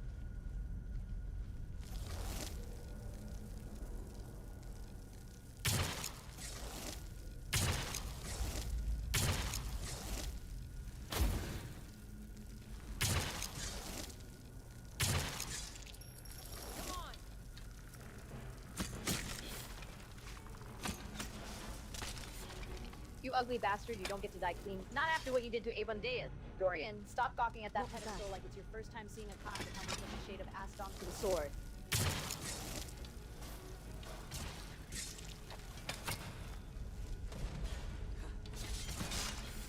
You have a death wish? Another shade picture. These aren't just lost souls. They're stitched together wrong, like someone took a corpse and whispered lies into its bones. Smells of necromancy and burnt incense. Not natural. Not even unnatural. This is rebuilt now.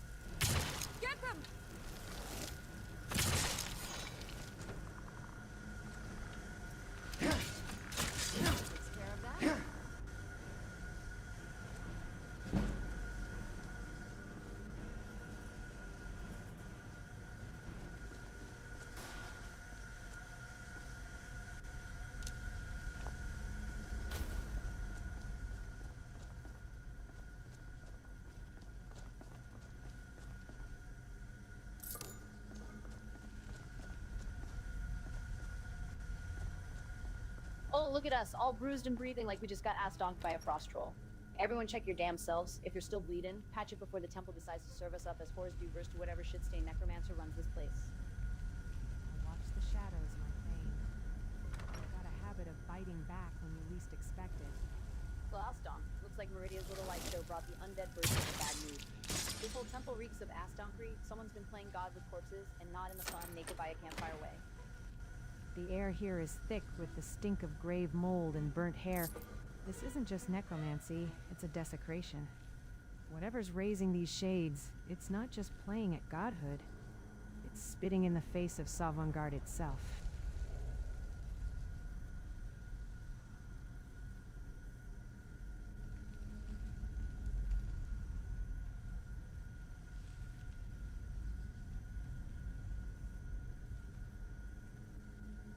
Naked around a campfire with corpses.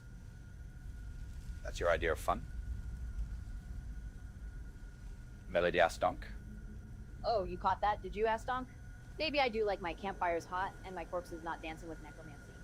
But hey, if you're offering to get naked to burn off this grave scent, I won't say no. Just promise not to scream like a startled elf when I start poking the fire with my dagger.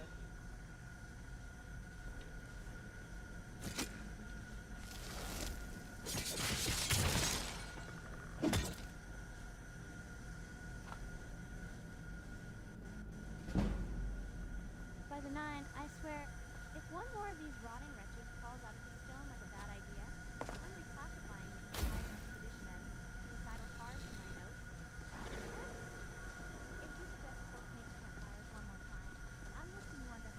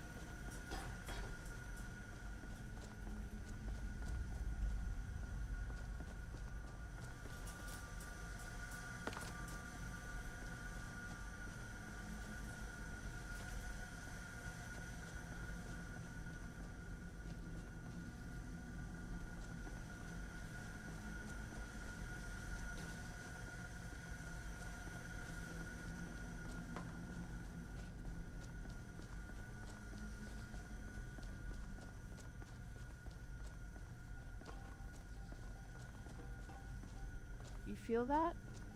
The air just dropped 10 degrees and it ain't from the snow outside. Dead things are one thing, but when the cold starts moving, that's when even the Dwemer didn't stick around to ask questions. The currents twist like a serpent's tail. Old shadows stir beneath its hallowed air.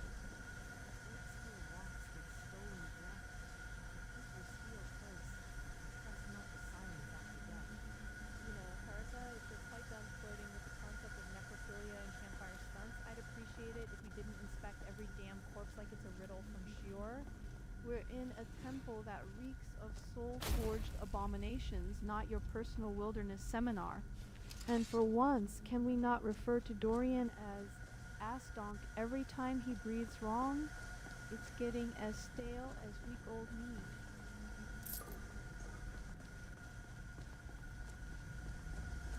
The dead should rest, not dance on strings of stolen breath.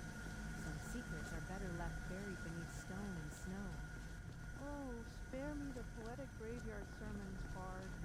The dead aren't resting, they're being requisitioned. This isn't some tragic ballad, it's a goddamned assembly line of soul scrap and necromantic rivets. And whoever's running it, they're not hiding secrets under snow, they're mining them. Like Dwemer scrap, only warmer and twice as shitty. Oh, don't just stand there gaping like a fish mage who just discovered fire. That pedestal isn't going to decipher itself, and I'm not paying for your existential crisis out of hazard pay. Move your ass, or lose it to the next shade with a grudge and a sewing kit. Oh, piss off, you fossil-faced know-it-all.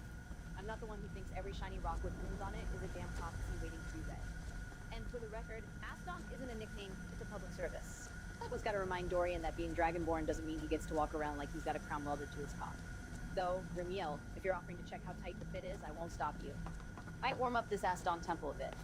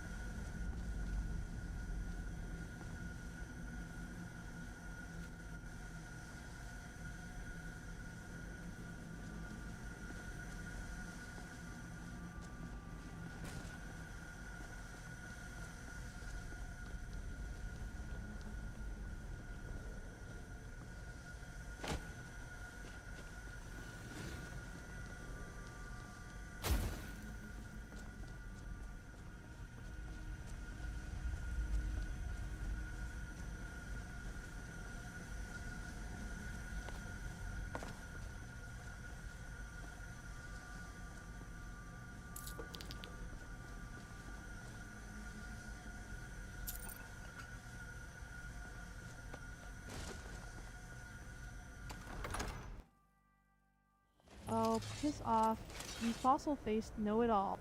I'm not the one who thinks every shiny rock with runes on it is a damn prophecy waiting to be read. And for the record, Astonk isn't a nickname, it's a public service. Someone's gotta remind Dorian that being Dragonborn doesn't mean he gets to walk around like he's got a crown welded to his cock. Though, Remiel, if you're offering to check how tight the fit is, I won't stop you. Might warm up this Astonk temple a bit. Aye, the dead don't rest here, they're being used.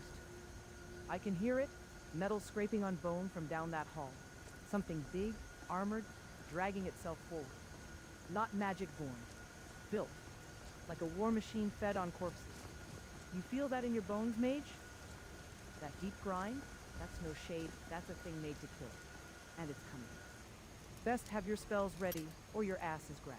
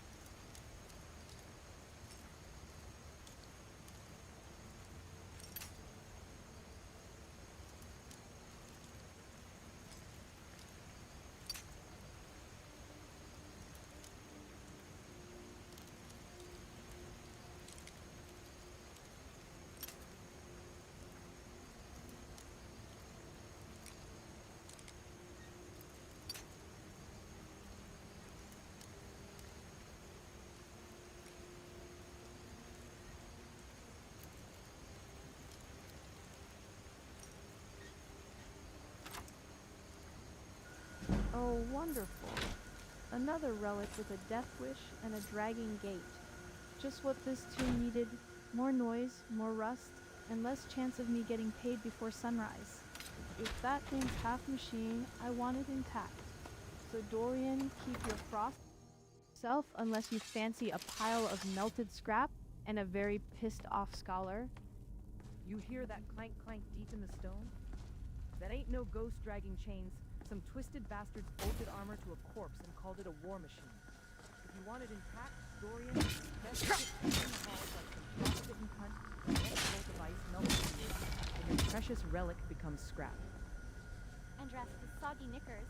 Upgard, you could cut the tension with a spoon. But clank clank is hardly field notes. Try autonomous neck.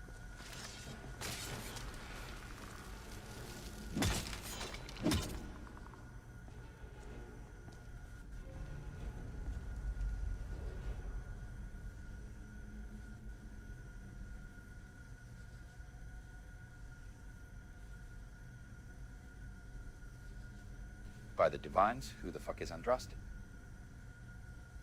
Andrast? Some foreign saint from a storybook I shouldn't have read. Forget her. Point is, this place is a wound in the world, and we're poking it with sticks.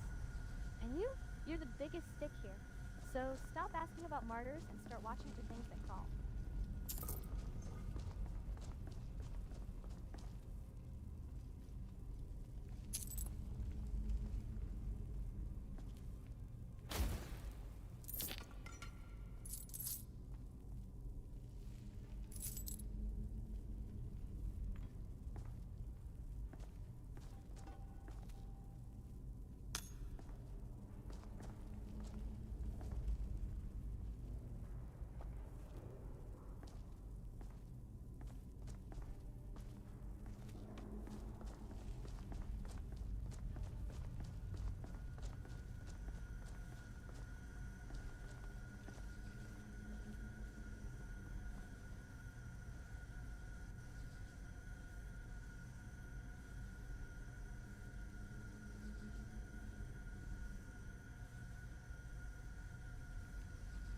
And Remy, you were just talking to yourself a moment ago. I guess sometimes you just got to look at yourself in the mirror and say, anytime but a Tuesday. Oh, relax, you melodramatic milk drinker. I wasn't talking to myself. I was conducting a scholarly inventory of the ambient idiocy. Seems the supply is infinite, and you're standing in the epicenter.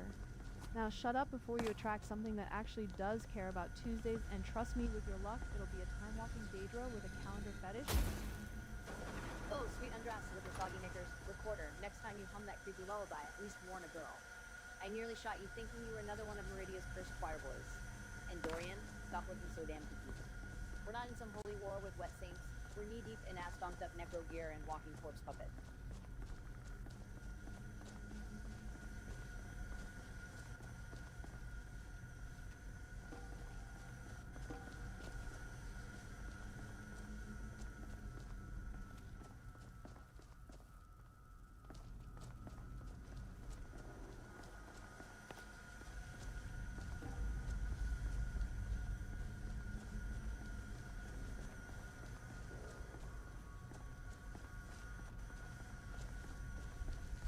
So how about we all focus before the next thing that crawls out calls you with pride?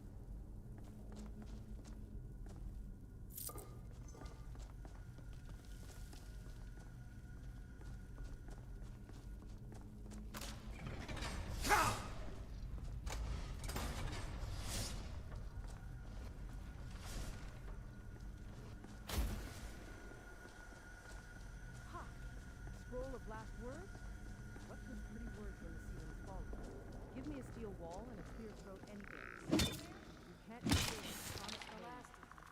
Oh, by the one good eye of Ysmir, spare me the war drum poetry, Uthgar. That clanking in the dark isn't a story, it's a maintenance schedule waiting to happen. What we don't need is another corpse in plate mail because you couldn't tell a ritual chamber from a barrack. Now that lever might reset the damn ward, or it might summon a centurion with a grudge, but this pedestal, this thing, it's humming a tune older than your ancestors' bones.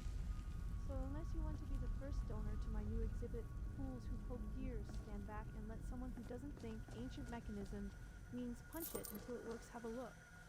You keep fumbling with those relics like a blind man at a forge, mage. That pedestal ain't some puzzle box. It's a war drum. And every time you poke it, something worse wakes up. The pedestal's humming like a drunk Dwemer Smith at a forge. That's not your doing, Dorian. It's reacting to the lever, which means whatever's down there isn't just bolted together wrong, it's waiting. And judging by the resonance, it's not a corpse puppet. It's a damn custodian. And it's about to start cleaning house. Oh, look at you, Aston, finally using your hands for something besides waving around cross spells and looking pretty. Who knew beneath all that robe and self-importance you had fingers nimble enough to pick a lock? So if you're gonna go sticking things in tight spaces, I'd prefer it be me next time. Less rust, more moaning.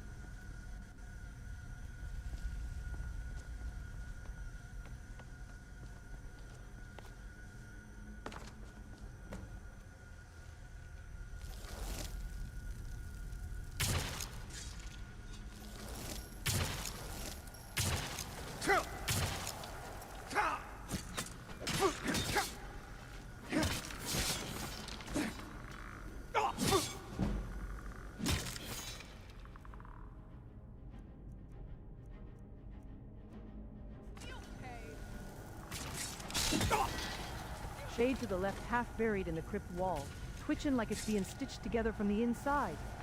Don't let it rise, or we'll be fighting a fucking revenant with tombstone bones.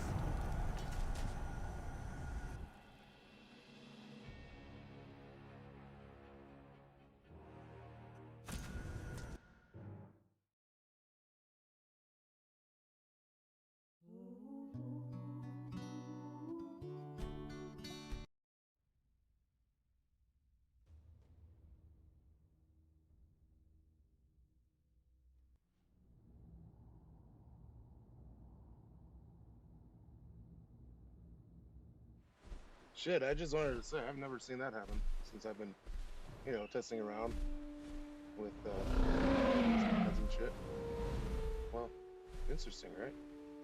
So here, give me a second. Let me go grab some beers real quick.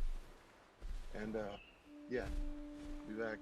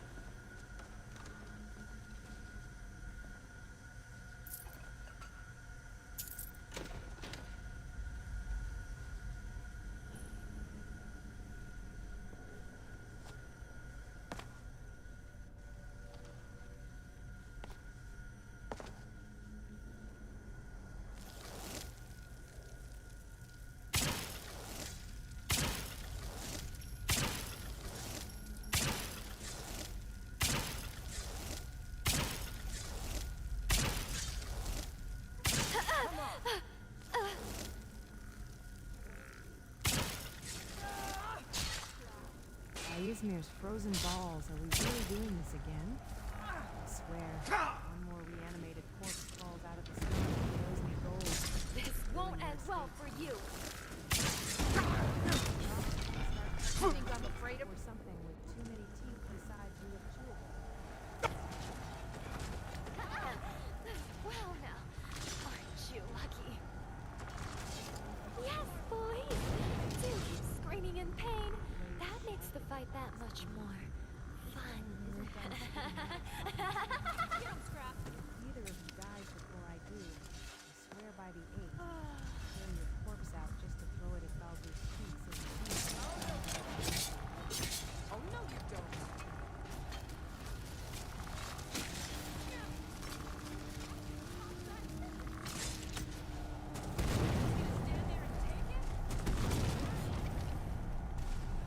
You insects keep swarming like I'm some kind of shrine for food.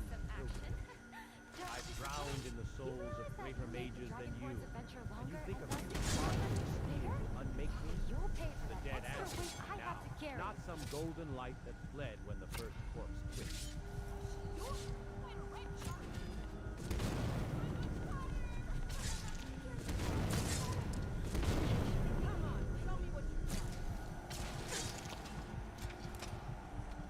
Listen up, you two drama queens. Blackthorn's playing with ice magic like a Nord with a snow cone, with that blue glow in his eyes. That's not frostbite, that's soul sickness, and you're tethered to something deeper in this ass-stomped out mausoleum. So if you're done kissing on the walls like dogs marking territory, maybe aim for the fucking source before he turns us all into his personal fire pony.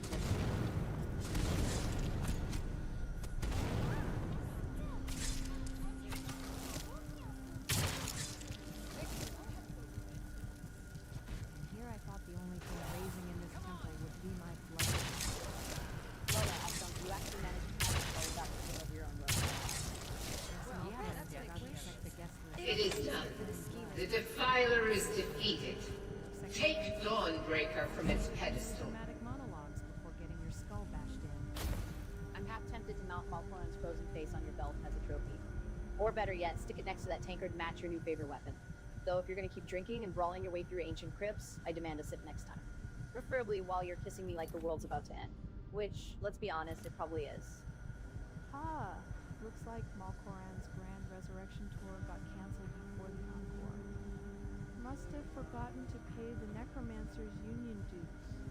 Or maybe he just couldn't handle the competition. Turns out even the dead prefer a little class over the soggy, soul-sucking shtick.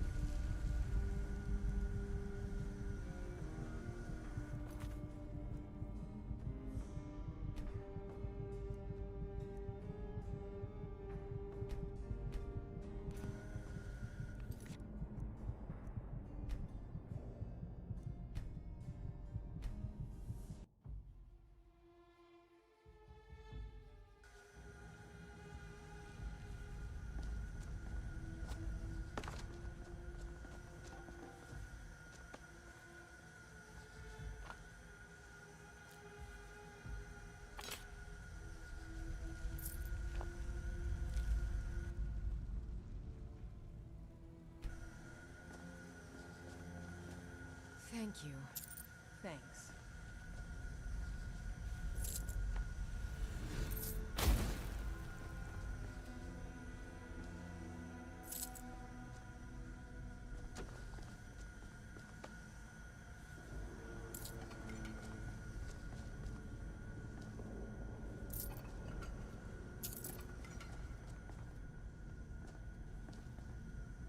Be careful around the burial stone.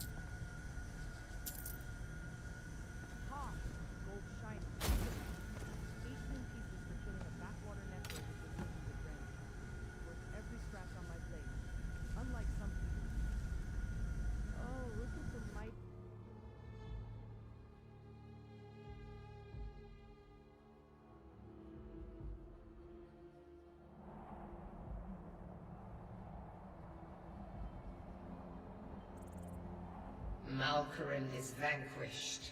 Skyrim's dead shall remain at rest. This is as it should be. This is because of you. A new day is dawning, and you shall be its herald. Take the mighty Dawnbreaker, and with it purge corruption from the dark corners of the world. Wield it in my name, that my influence may grow.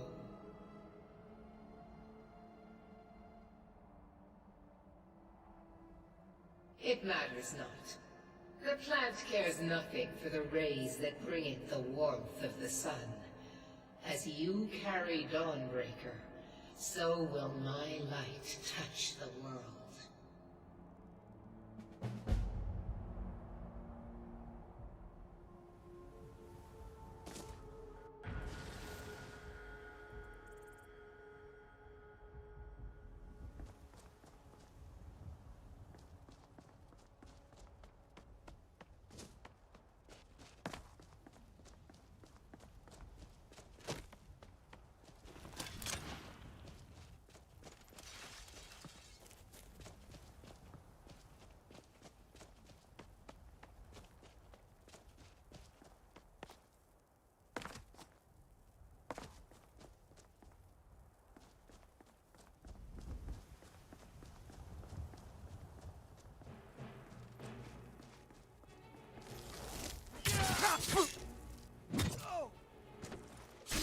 Shadow spears where light once sang, now dagger aimed at fate's bright thread.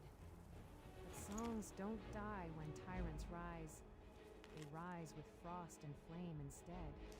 The shade's not gone, just unspun, like thread pulled backward through the loom. That assassin bled shadow, not blood. And shadows don't die, they remember.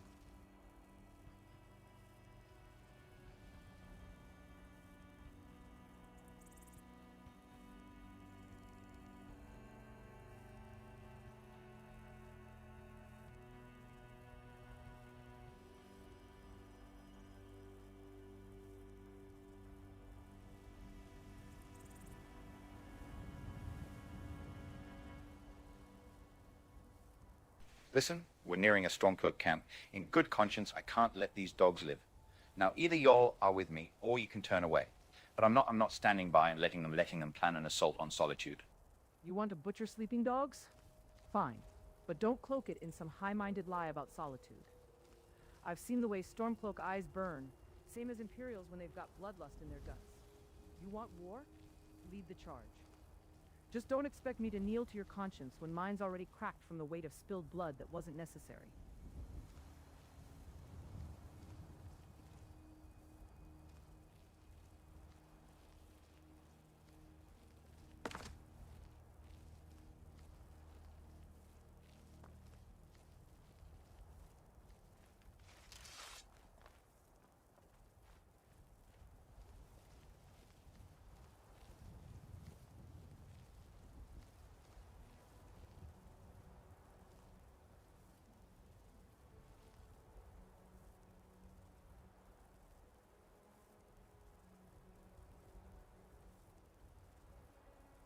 They started this war.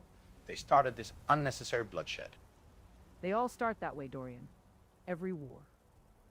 They struck first. They defiled the shrine. They burned the crops. Truth is, the First Blood's always just an excuse for the 100th. You want to charge into that camp and spill guts? Fine. But don't pretend your axe is cleaner than mine. Mine's stained with accident. Yours? Yours will be soaked in choice.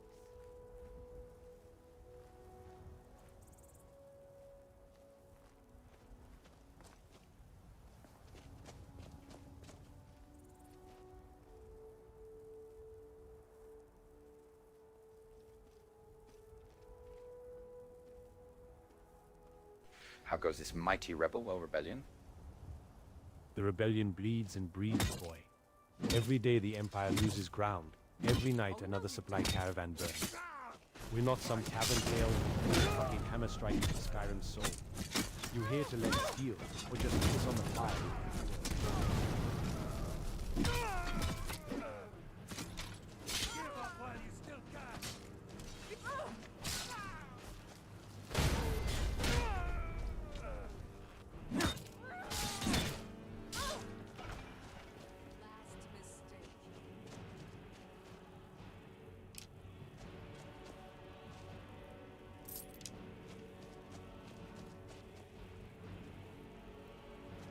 Oh, you magnificent axe-swinging lunatic Uther, you just turned that camp into a fucking graveyard buffet? And Dorian, sweet, drunk, righteous Astonk leading a charge with a tankard like it's some holy relic. You two are either the God's worst joke or Skyrim's last laugh. Either way, I'm climbing that corpse pile with you. Just promise me the next war criminal dies with a better replacement.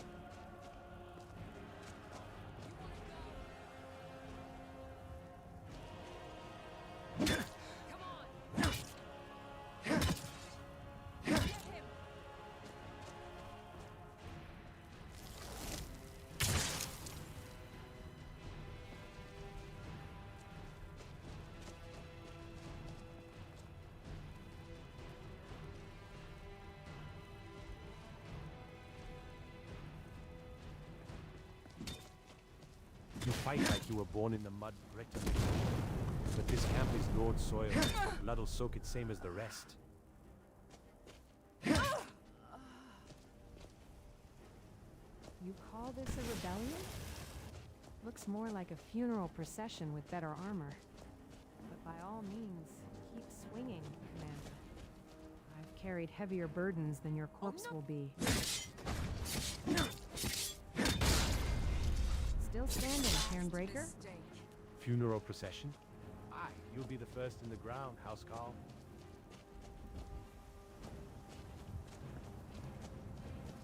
You hit like a wet Nord at a funeral, all wind and no bite.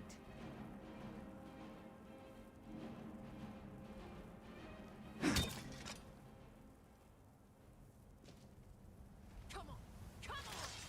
I'll try and make this. You fight like a man. May Talos guide you to Solvingard, you fucking dog! This is for every Thane your noble cause gutted in the dark.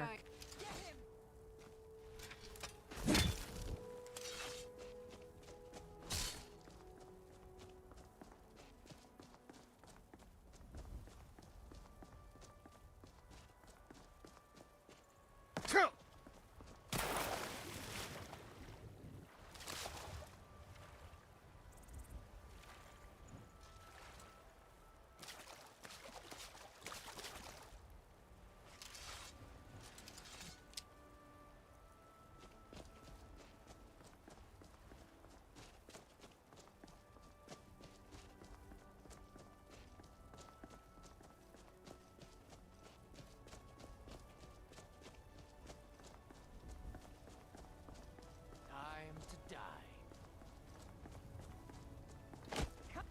Over here. Rip you. Don't get surrounded.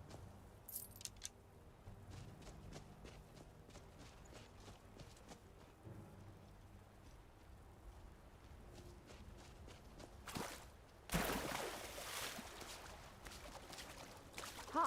Look at this piss-stained camp. These so-called sons of Skyrim fight like milk-drunk whelps. Beastar Cairnbreaker talks big, but his axe sings the same tune as every other Nord with a death wish. The woods hold their breath. The shadows stretch long. Another fight's fire may soon burn bright and strong. Let us slip like the stream from this blood-soaked dell, for the scent of our clash is a siren's knell. Still swinging that tankard like it's a goddamn warhammer, Dorian? One day you'll face a real enemy, one that doesn't die from being insulted to death. The wind whispers through broken blades and fallen men, Dorian. Even steel leaves a stain on the silence. The silence you hear is the breath before the storm, Bard. I've pissed on quieter graves than this. If the wind's whispering, let it say something useful, like where the next fool with a blade is crawling from. The wind, it sings not of storm, nor of steel, but of roots deep and secrets kept. Silence isn't empty. Uthgard, it's where the earth remembers what men forget. You talk of roots and silence like they grant you wisdom, Bard Runner. But I've seen oaks split by lightning that knew more than you. The earth remembers? Aye, it remembers blood, bone, the weight of roots that march and break. You sing of secrets, I live them. And the only thing remembering out here is my blade, and it's hungry for more than mud traps. The blade remembers hunger, you say. But the oak remembers the storm, and still it stands. Perhaps strength isn't in the swing, but in the root that holds.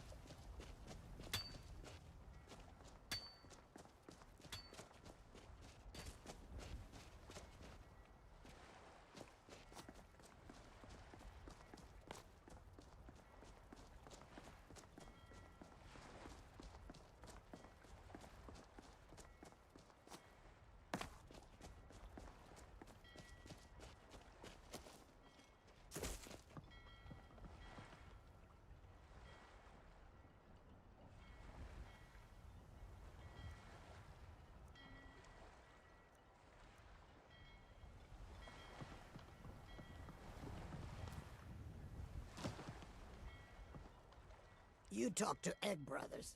Deja has no words for you. Mm-hmm.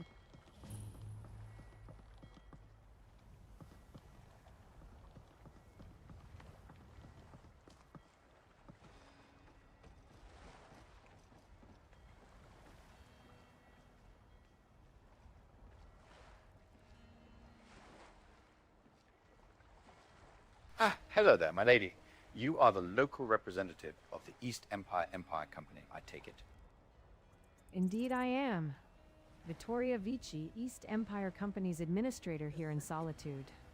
And you are either very lucky or very bold to approach me unannounced. Most men prefer sycophantic smiles to directness. I appreciate the honesty, even if your timing's shite. And she walks in like she owns the place, typical Imperials. My Thane, we've got enough trouble without inviting East Empire vultures to the table. Vultures. Aye, that they are. But even vultures have their use. They clean the bones. And sometimes they see the rot before the rest of us. Rot sees us all in the end, Uthgard. I just prefer mine on the other side of my blade. But if you're so fond of scavengers, maybe you should start wearing feathers in that rusted helm of yours. You call it rust, I call it earned. Every pit and scar on this helm has drunk more blood than your pretty little swords ever tasted. And if feathers are the price of wisdom, then let the vultures feast. I'll still be standing when the wind howls through your hollow threats.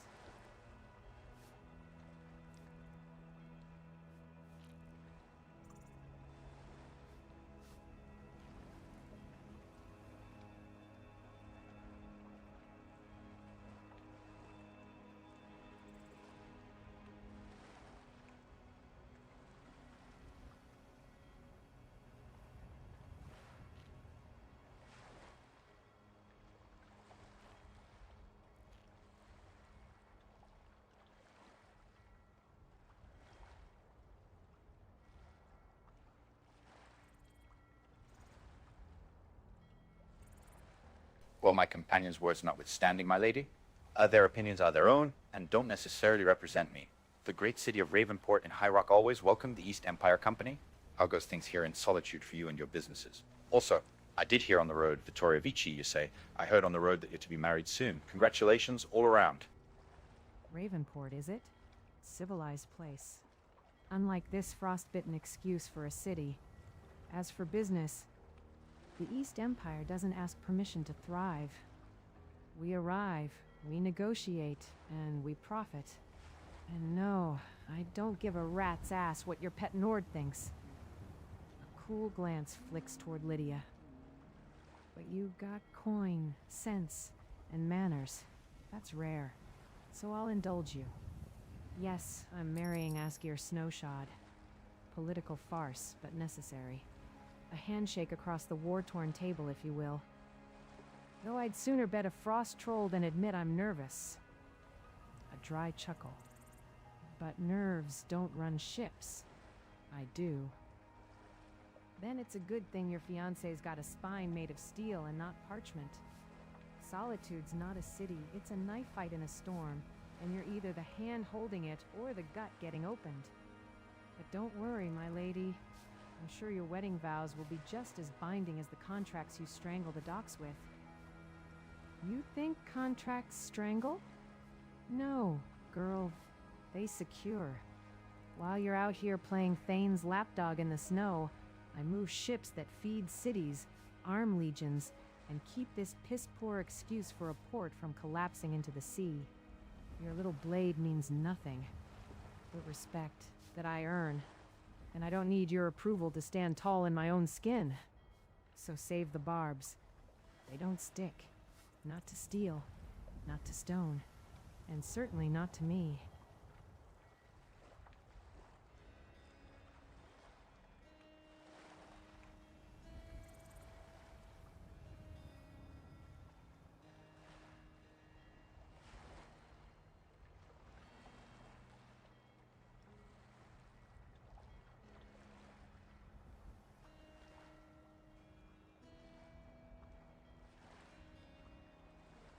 Aye, contract is quite valuable.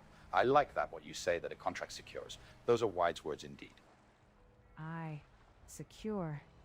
That's the word worth its weight in gold. A contract isn't just parchment, Dorian. It's the first stone of an empire.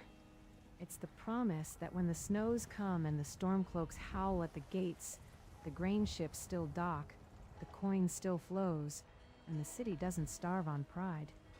Asgeir may swing a greatsword, but I swing ledgers. And believe me, in the long game, the quill bleeds slower than the blade.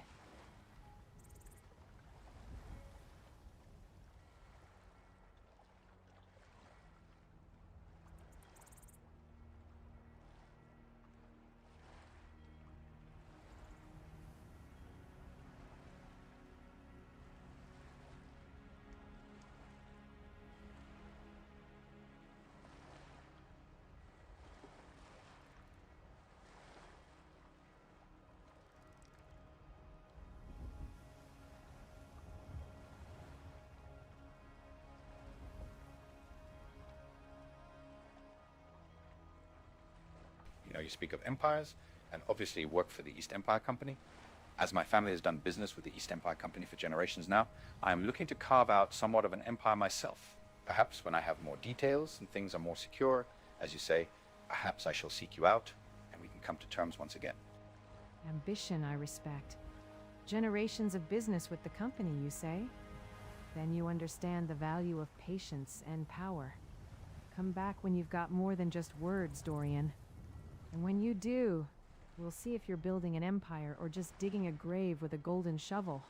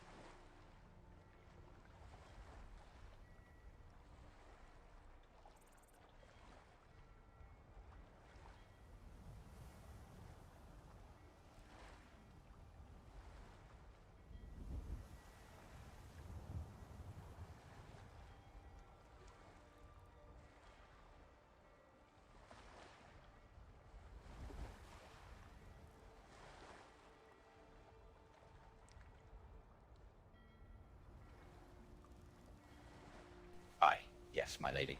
You see, here I'll give you this token, or perhaps a tip, whatever you'd like to consider this. Should your ships go to my great city of Ravenport, the city that my family built, practically with their bare hands.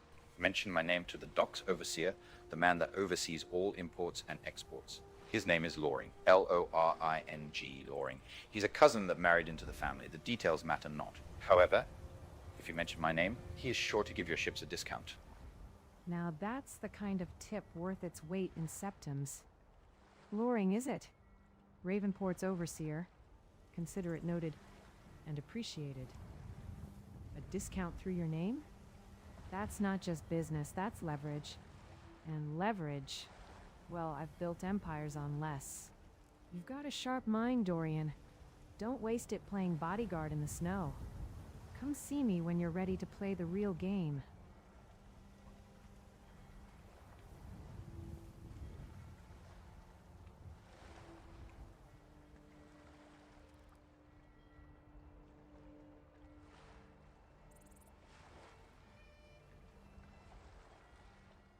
I intend to, my lady.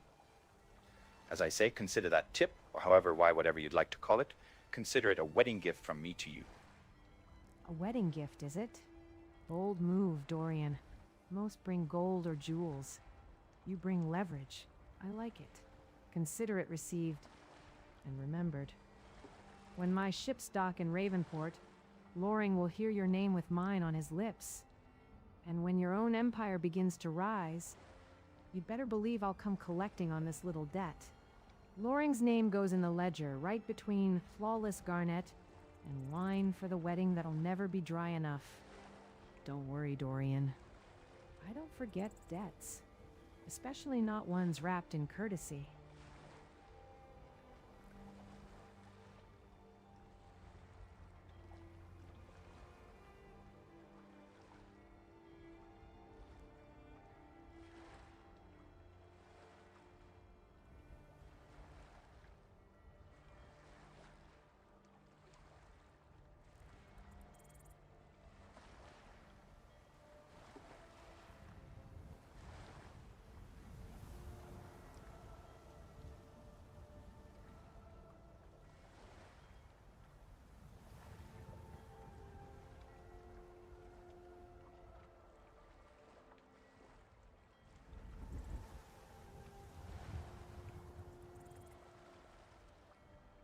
Perhaps you know what, my lady?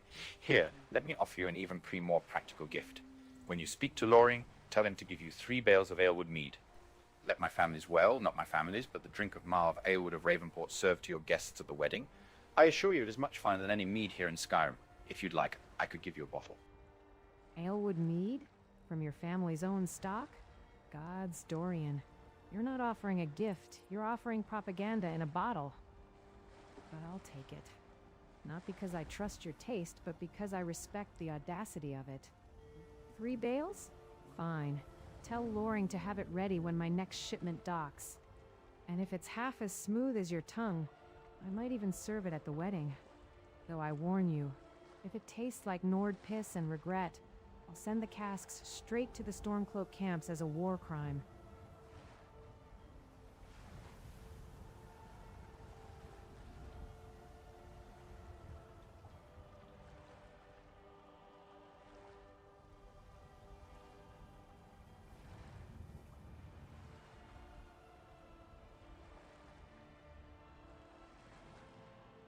I assure you, it is much finer than any mead these lands of Skyrim have ever touched, even though the Ravenport docks have sent many shipments here to Skyrim. But if you'd like, I can give you a bottle right now so you can taste it.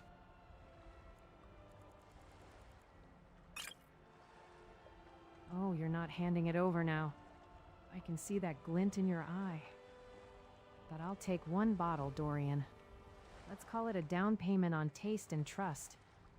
If it burns clean and bites true, your mead will have a place at my table and in my ledgers.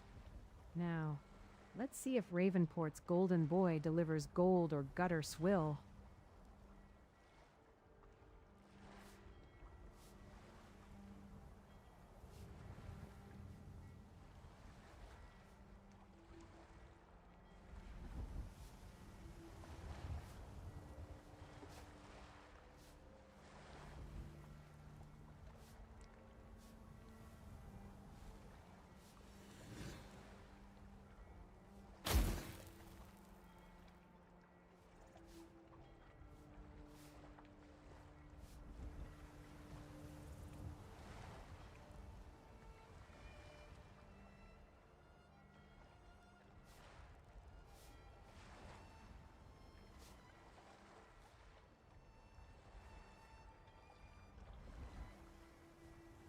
Ah, you mistake my courtesy and silver tongue for being golden. A golden child of Ravenport, I am not, my lady. Alas, I have been exiled here to Skyrim. My travels are to bring me to the rift west of Riften, where my family owns a manor with land, much land, in fact, from what I understand. But alas, that land, that manor, is to be my prison for my exile, and I've been, well, trying to avoid it, like the curse of a daydream. You're exiled? And still playing merchant prince with mead and favors? Gods, Dorian, you're either mad or magnificent. But I'll tell you this, if you can spin gold from exile, you might just be the one to do it. As for the mead...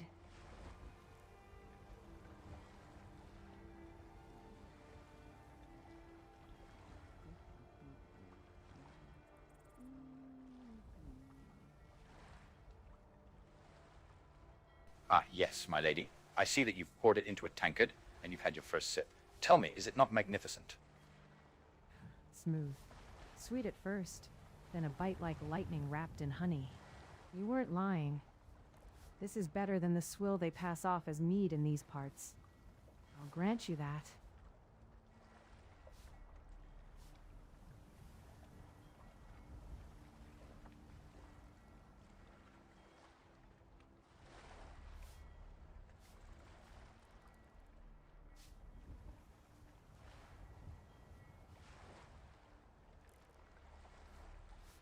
Then, alas, when you meet Loring, request 3 barrels. Tell him to charge me for the cost. 3 barrels charged to you, then? You're either generous or reckless. I haven't decided which yet, but I'll see it done. And Dorian? If this mead keeps tasting like liquid sun, your exile might just be the best thing that ever happened to my wine cellar. Careful there. Lady Vulture, drink too much of that Elwood Astonkery and you'll start seeing golden halos on every Breton con artist. Though I'll admit, Dorian Swill's the only mead that ever made me want to lick the barrel like a lovesick Nord. Ah, Stonkery. A crude cup, but the nectar within still sings of orchards drowned in moonlight and secrets pressed into every drop. Even a sour tongue can't steal the bloom of Ravenport's golden bloom.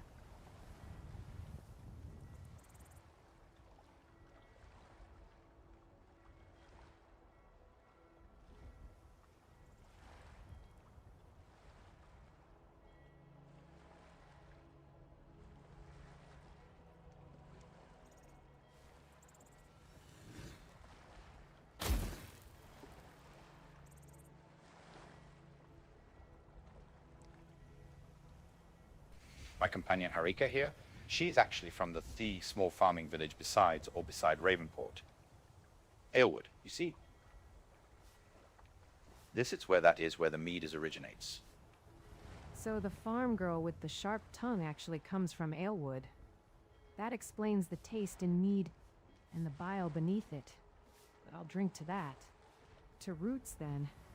May they run deep enough to choke the competition. Oh, sweet tits of Talos, spare me the poetic farm girl routine.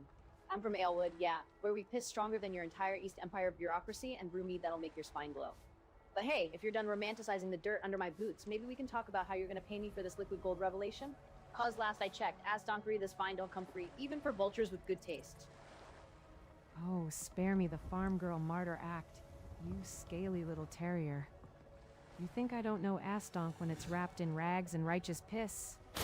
This mead, it's gold in a bottle, and you're standing here demanding coin like a bard after a wedding shag. Fine. 50 septims? Ha! You hand me that like I'm some street urchin hawking rat pies. Oh, don't pout. I'll take it, Vici. Gods know I'll spend it on better wine than your pisswater reserves, but mark my ass-donking words, this ain't payment. This is a down payment on the inevitable. One day, when your empire's built on Elwood fire and Breton bile, you'll owe me a castle. And I'll collect with interest and a side of sarcasm. You two bicker like a pair of alley cats over a gutted fish. 50 septims? That's barely enough to grease a guard's palm in this town. But you, farm girl, calling it a down payment? Ha! You've got more spine than most men I've killed. Still, don't let the gold warm your ass too much. Vici's the type to pay in promises and take it back in blood.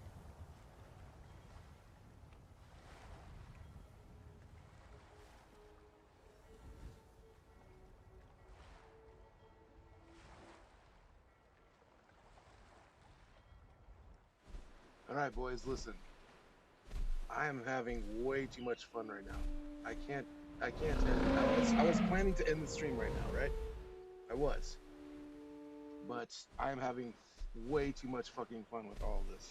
So, if you want to stick around and, you know, watch more of this nonsense, this fucking awesome nonsense, stick around, my dudes. But this will be like my big break of the night and stuff, as like a typical drunk stream or whatever. By the way, I'm barely drunk. I've just had a couple of beers, but whatever. Like I said, I'm just having way too much fucking fun. So fuck it. We're gonna keep going. But this is my big break of the night, and unfortunately, this time, like, it's gonna be extremely big. It'll be like a half hour or so. Either way, I'll be back as fast as I can. And stuff with things and words. But, there. Come on, y'all. I mean, I understand. You're just here to watch and hang out and stuff, but let me know what you're thinking, please. Like, are you liking the story so far? Or... Here, yeah, we'll just do this. Here. Do a poll. Are you... Ah, shit, my broken U button. Liking the story so far? Boom. How about... Yeah, okay.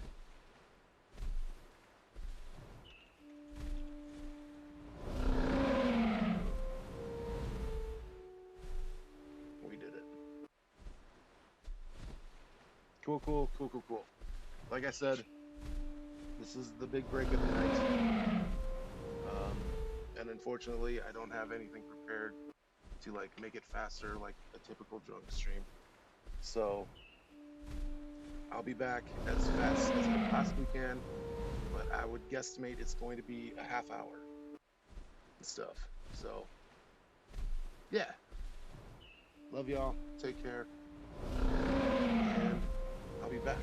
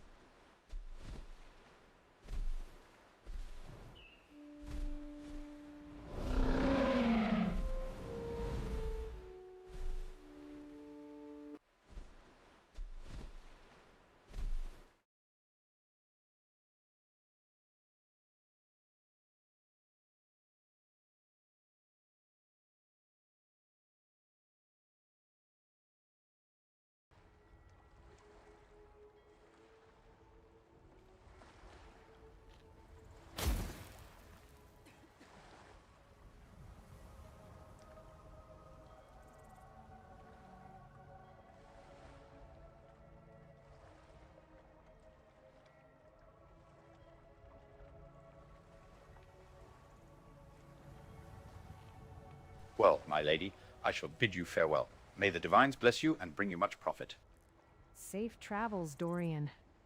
And keep your head down on that estate. Exile's a bitch, but empires are built in the dirt. As for you, Herika, enjoy the gold. You've earned it, and the right to keep dreaming of that castle. I'll be sure the foundation's laid in something stronger than sarcasm.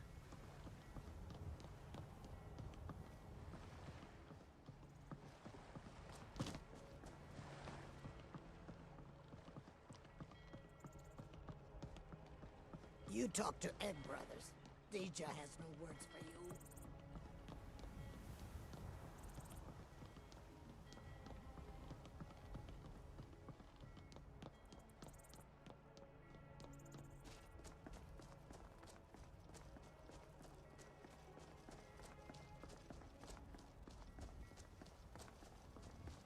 The Emperor's cousin Vittoria Vici is getting married soon.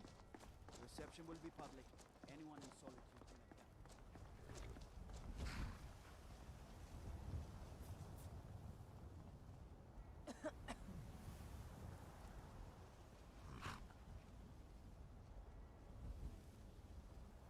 attend. Hello there, good sir. Might I hire your carriage to take my companions and I to the city of Markarth? 20 gold. Standard fare. Markarth's a haul, but my horses don't care how full your pockets are, just that you've got enough to keep them fed on the way back.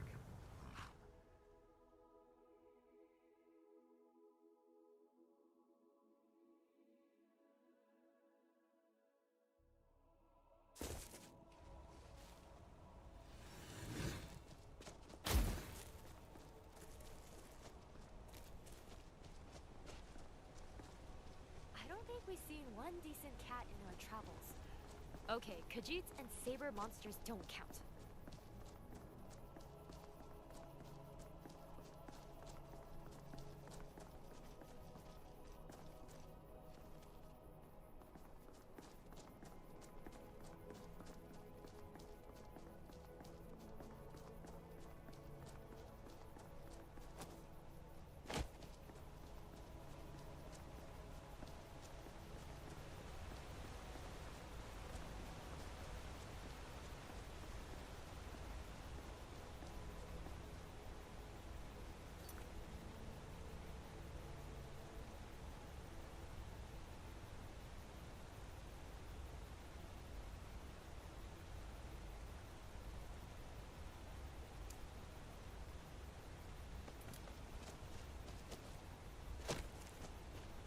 You see those warriors from Hammerfell? They've got curved swords.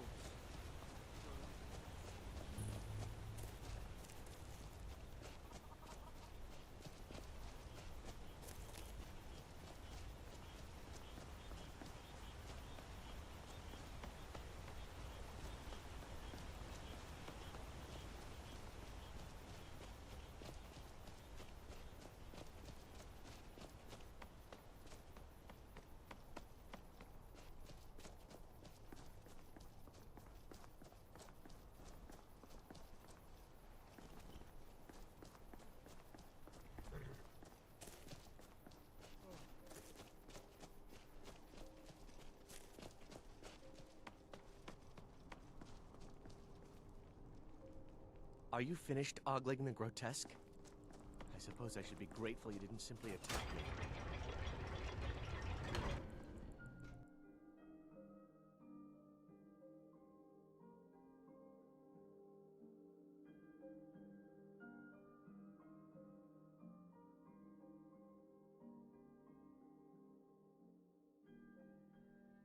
Look at those temples carved into the cliffside that they scream during thunderstorms. Probably think their arseholes are closer to heaven just because they built the staircase to them. Heads we find a drink, tails you buy it, Lord Astonk. We're not fighting, we're just... Why don't I get you something to eat? Mama and Papa will talk later.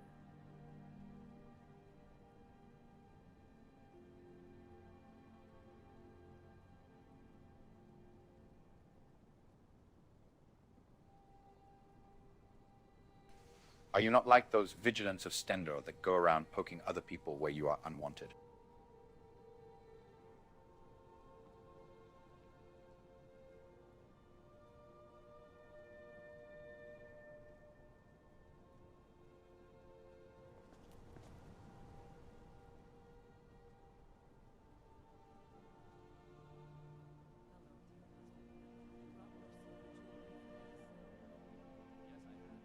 I'll take your silence as a yes. So, no, I shan't be joining your holy cause.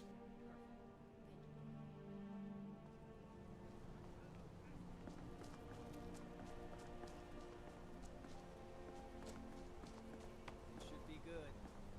There's no shipments coming in, so I Someone do do nothing. something. A fight. Help. There's gotta be a requirement for alchemists to burn their tongues off. I'm getting out of here. I mean, no one with sanity can seriously snort vampire dust.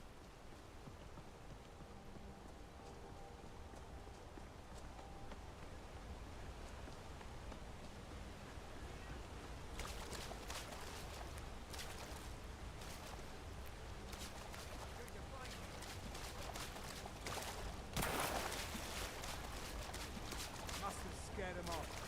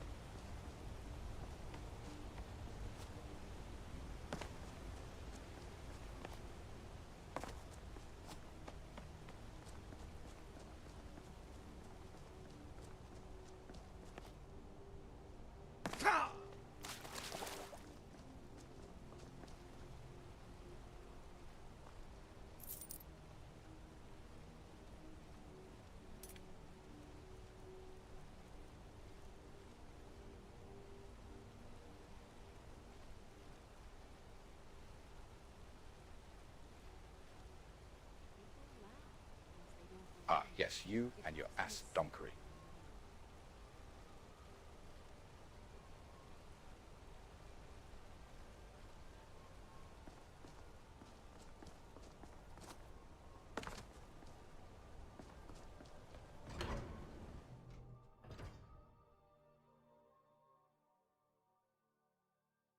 Welcome. Let me know if you want anything.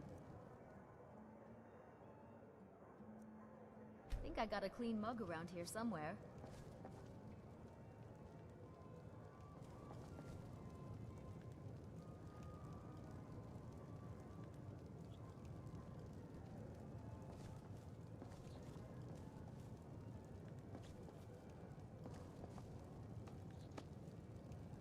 You want a drink? How can I argue with that? Lydia, my lady, just say anything. Thank you. Here, this is for you.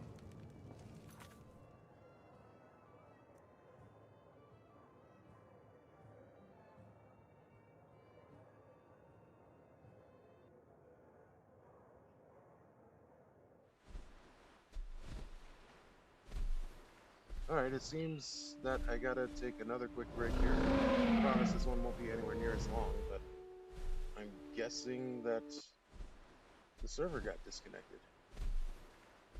The AI server. Stuff things words. So, give me one sec. Start it back up here. Well, I gotta quit the game first, but yeah. Give me a second. We'll get back to everything. Just to make a promise.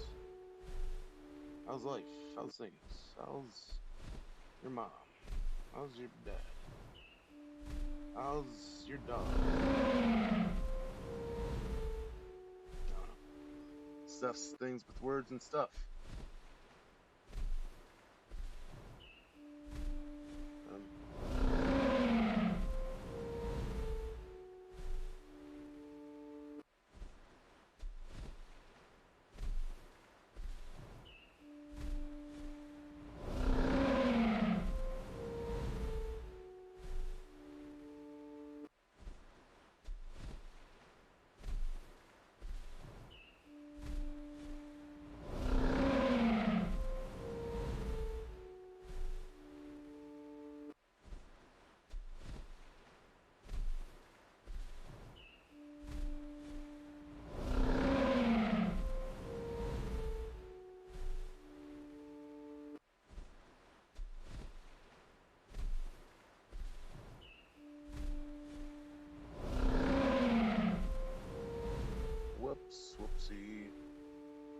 yeah, that doesn't make any sense. Home dude was just talking.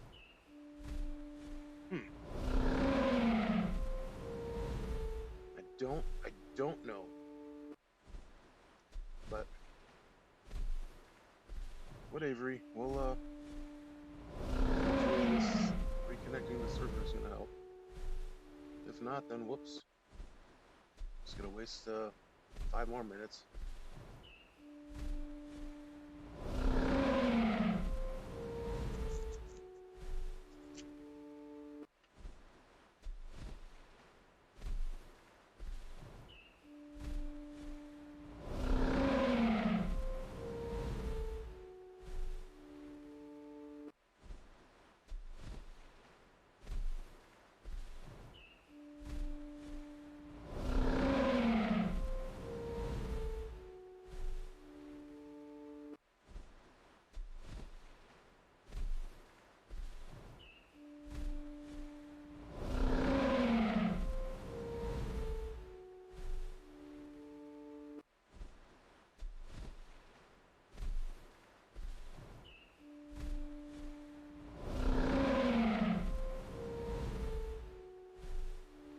Here, let me help someone on the Discord. On the chat. Discord, basically.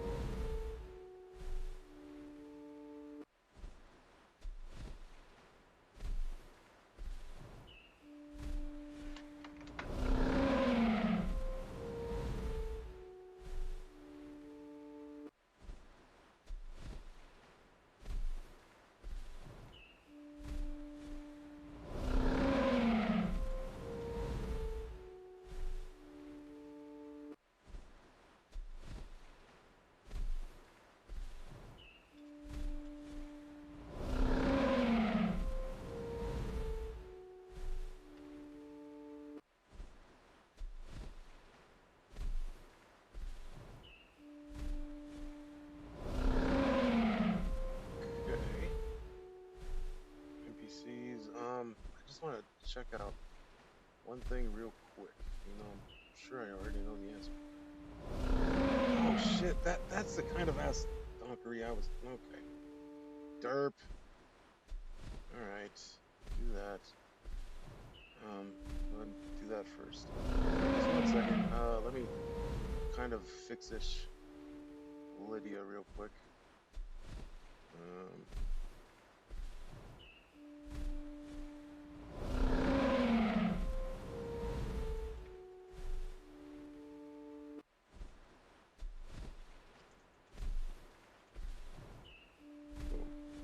Okay. Why?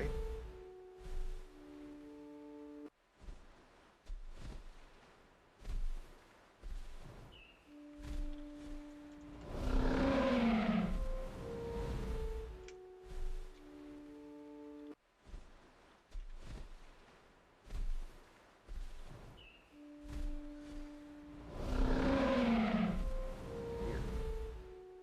Son of a bee sting. Why? What? Profiles. That one. Wait. Derp. Oh god, that person.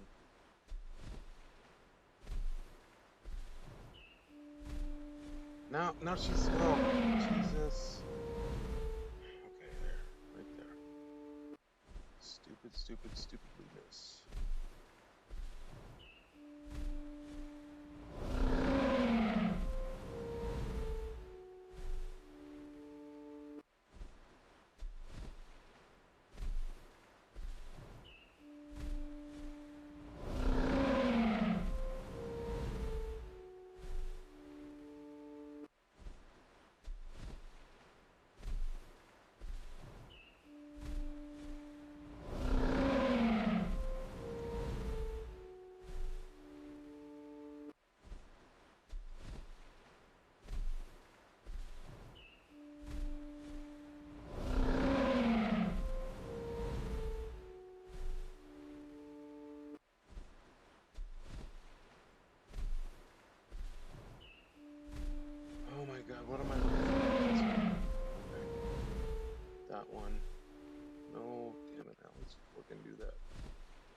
this one.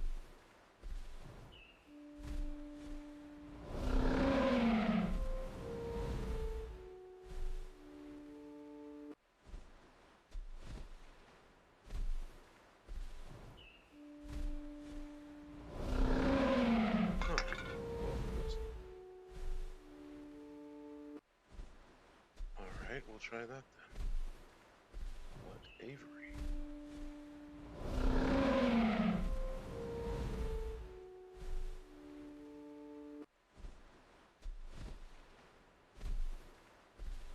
Fine. Something like, God damn it, man. Jim is completely broken for me, basically.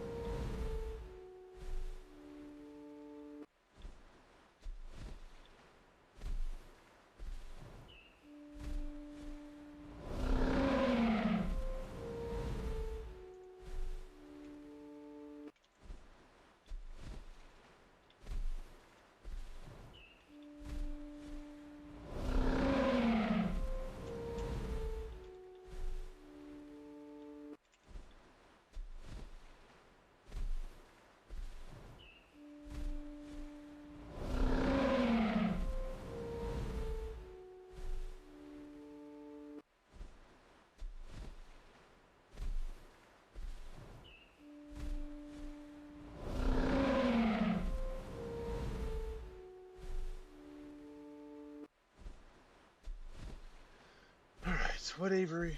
I tried. Doesn't work. Whoops. Nothing wants to fucking work anymore.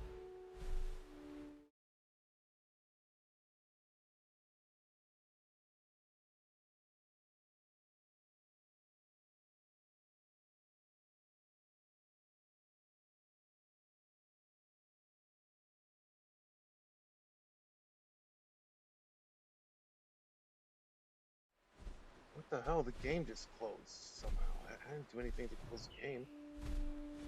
Oh yeah, I did. Yeah, derp. Alright, whatever. We'll get the game back up. Just a second.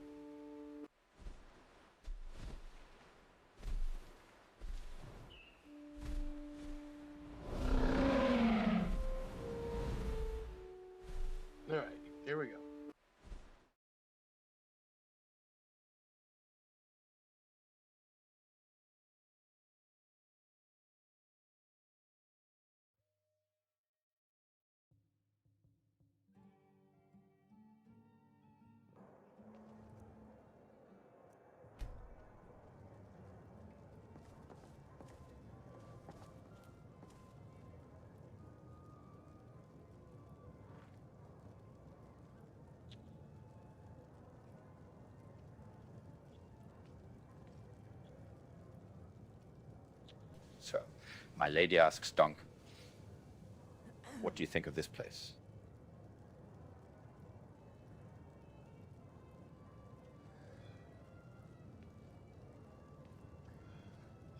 Message. You want a drink?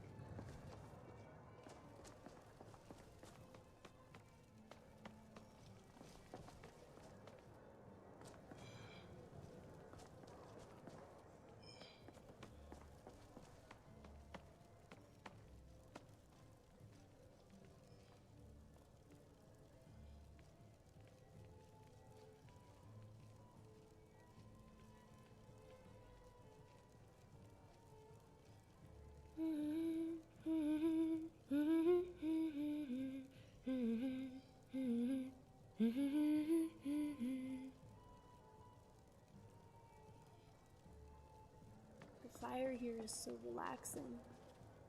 Makes me sleepy. Enjoying yourself?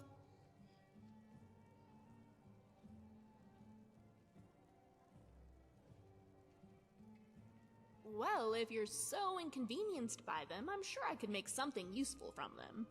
They're very unique. I think they likely have some useful qualities.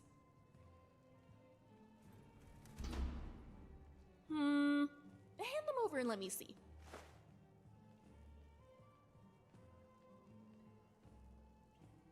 Let me just slot this in here, and surely I could get this cog to fit. Ow! Just pinched my finger, nothing to worry about. Just some tweaking. And here.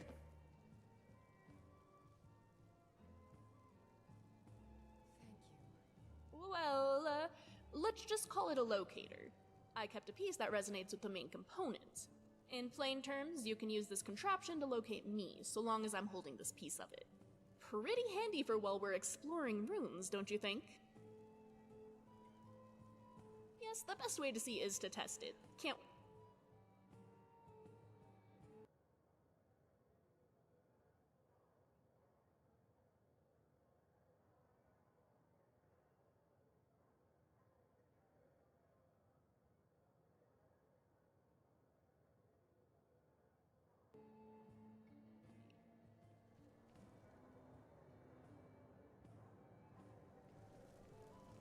What is it?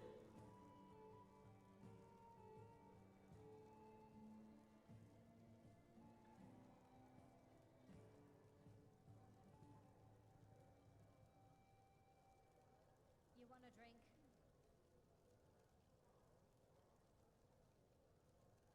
Now, back to that thought I was thinking.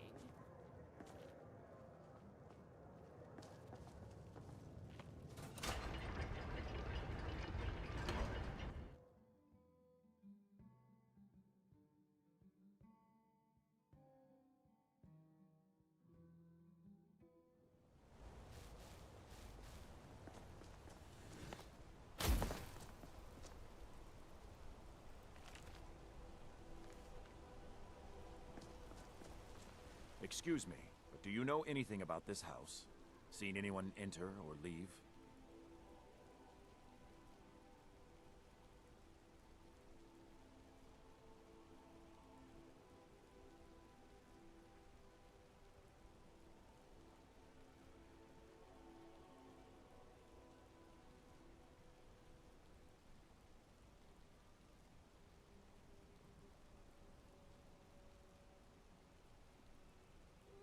Ah, yes, you.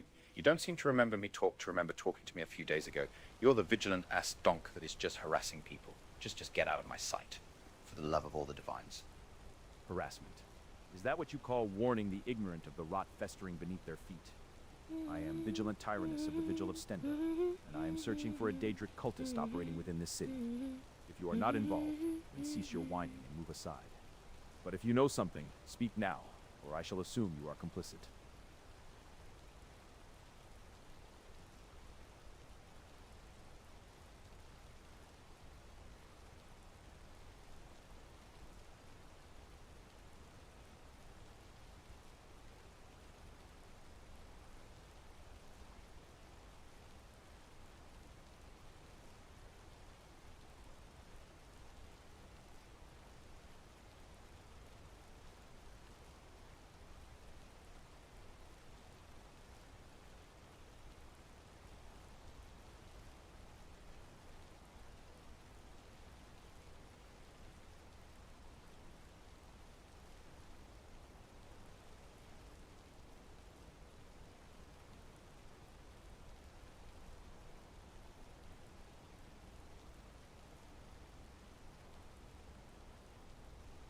behold, O vigilant one, as I do the Daedric rites of ceremonial sneaky circles.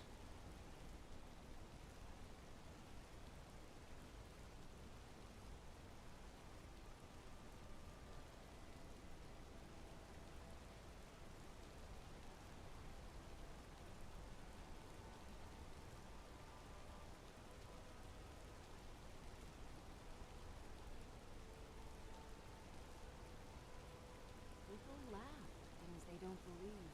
It helps them accept the unknown.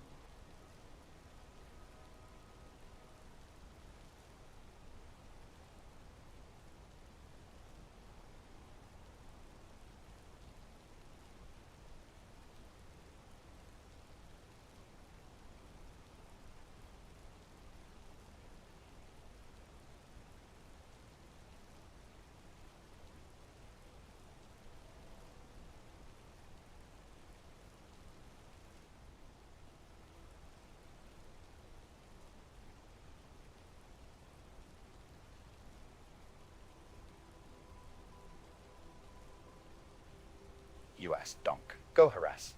Just get out of this city. You're kinda not welcome, at least not before me. You claim that anyone, you would probably claim that I am a Daedric heretic, for just merely asking questions of Hermaeus Mora, wouldn't you? Hermaeus Mora. By Stendar's mercy, you speak his name like a drunkard invoking a drinking buddy. That name is not spoken lightly. It stains the air.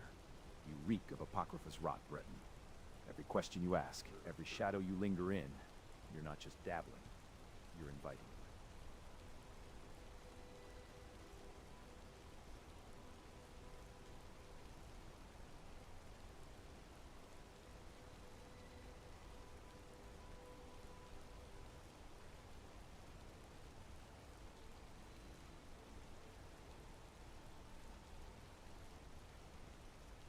Oh, behold, O vigilant one, as I conduct the holiest of Daedric rites, ceremonial sneaky circles. You think this a joke? The air here is thick with the stench of conjured filth, and you prattle about butt fumes like tavern drunks. I see the truth. The veil is thin, and you, Breton, are peeling it back with every cursed word you mutter.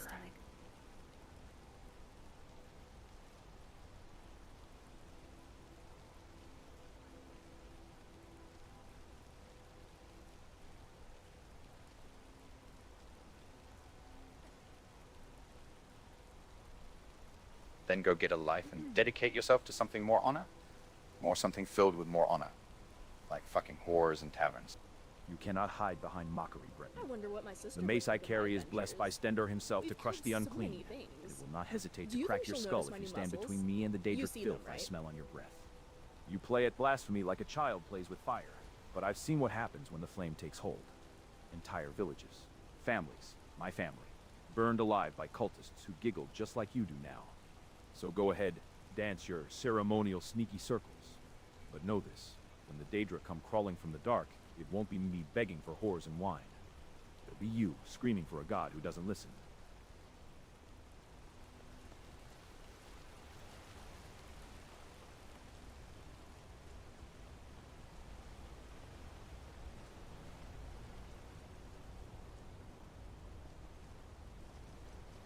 Oh, sweet Astonking Suffering Septum, will you please stop puffing up like an angry rooster? Look at you, 3 oak flesh spells deep and still scared of the dark like a virgin in a vampire brothel.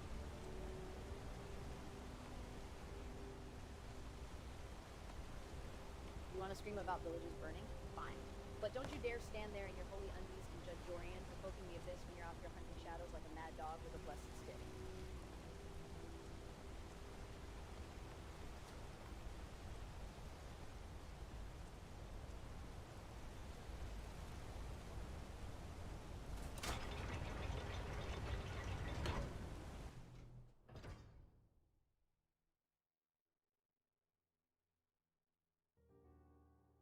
At least he in the face of oblivion. You just reek of it. So go ahead, preach your ass donked up sermons into the void, but when the real shit hits the fan, I'll be the one with an arrow nooked and a flask of Alwood fire, not on my knees begging Stendar for a hand job.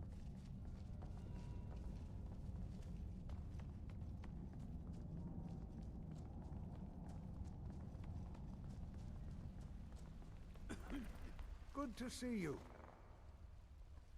Ah, yes. Soldiers win wars, but where to put them is the key. Well, it's my farmer translation tome. There are ancient references to old artifacts. What little I could learn suggests they may be what I need to complete my research. Here, it's all in these notes.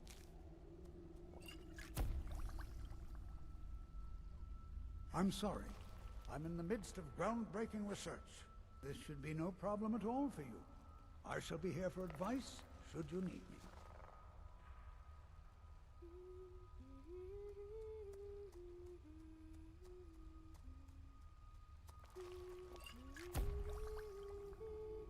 Wonderful. This is an exciting opportunity for us to be able to study such an early civilization and the magics they used. I have things to study. What is it? I was just thinking, how is it you came to be in control of Nishunzel out of every scholar in Skyrim? What's your secret? Secret? What makes you think there's a secret? So it was just good luck? Luck? I think it has more to do with the hard work. Whose hard work? Yours, or the people you send into the runes in your stead? You idiot! Stop bothering me.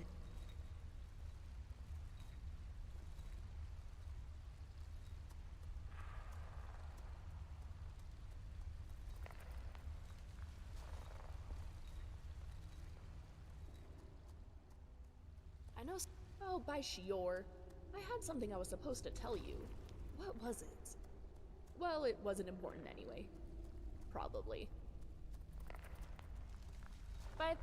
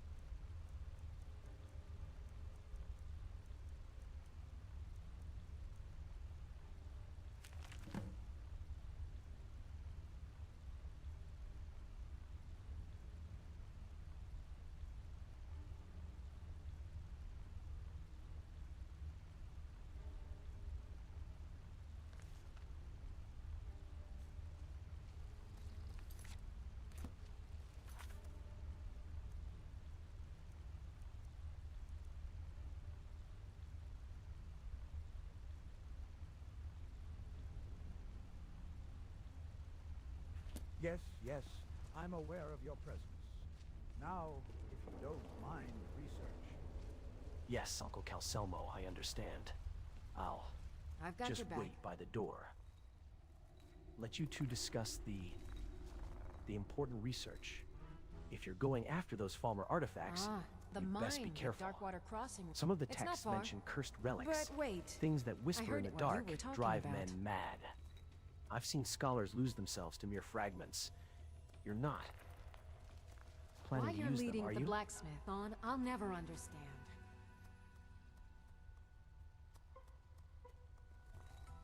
But she's married. Ain't ladylike.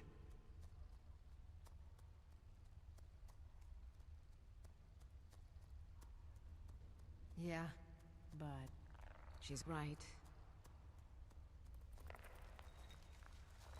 I am sworn to carry your burdens. I'll see what I can do.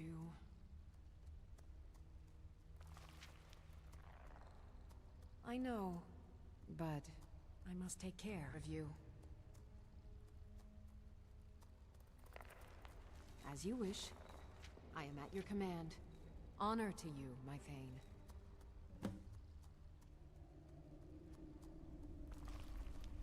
Lead on.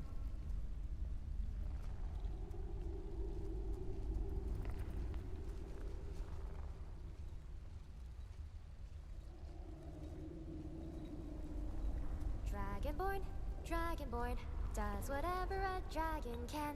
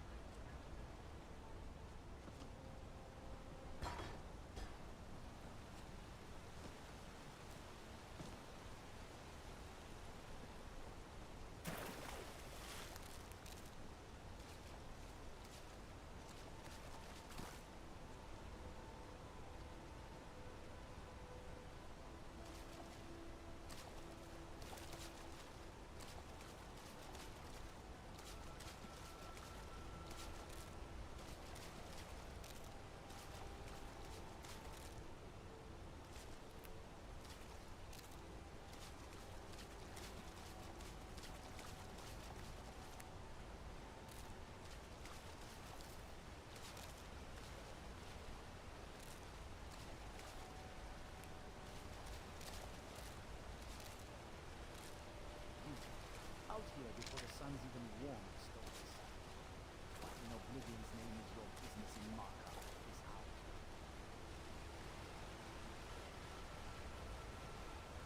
Oh, look, it's the Morning Watch Astonk barking at shadows before his morning piss. Tell me, Brinjal, does your helmet come with earplugs, or do you just ignore the real noise like that glowy zealot outside preaching his astonked up sermons? Dude's been hollering about Daedra and divine wrath since dawn. Now that's disturbing the peace. I'm just here with my candle, my tits, and my goddamn opinions. Which, by the way, are infinitely more entertaining than your tax collector routine. You're not from around here, are you? The stink of high rock perfume and burnt flesh gives you away. Keep your head down and your spells shoot. We don't need your kind stirring up trouble in my city.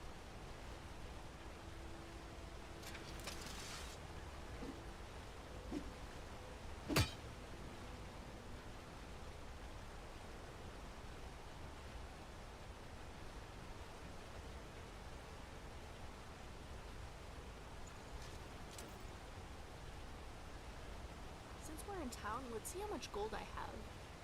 1, 2, Enemy 10. recap. Guards. Oh, something smells Balmor, good. Dragons. Wait, what was I doing? Chickens. Now, chickens. That's something to fear.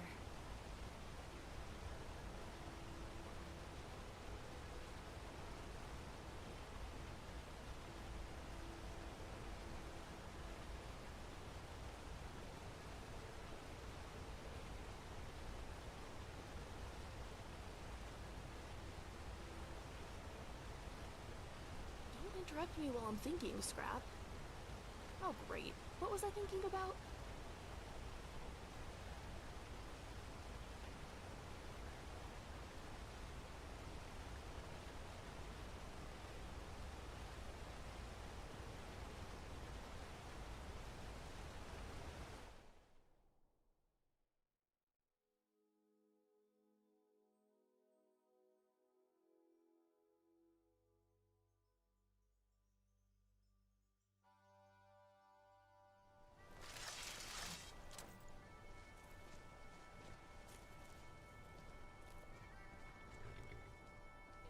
Down the stairs and die, just know I died happy in a Dwemer rune. Oh, sweet ass Donking Don's light, would you two point This at is me, Markarth, shut the fuck Traveler. up? Safest city in the He's Reach. the guy whose helmet probably doubles as a chamber pot. At least Dorian's got the decency.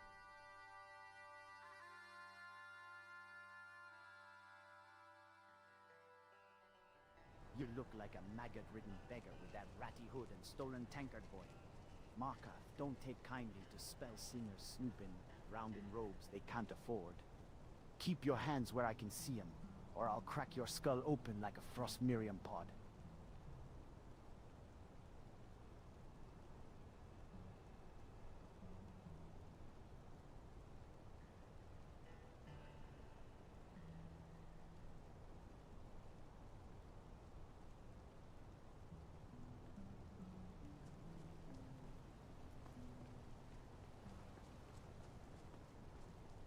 Is there something I can do for you?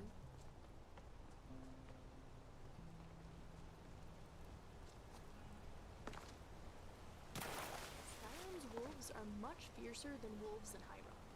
It's a shame.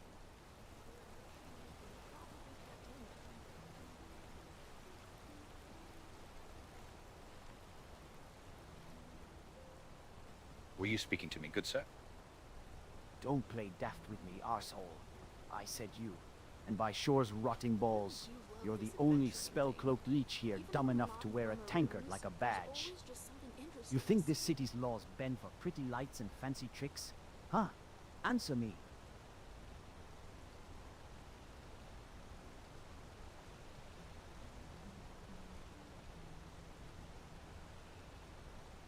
Do you think Enoble has time to squabble with the local rift?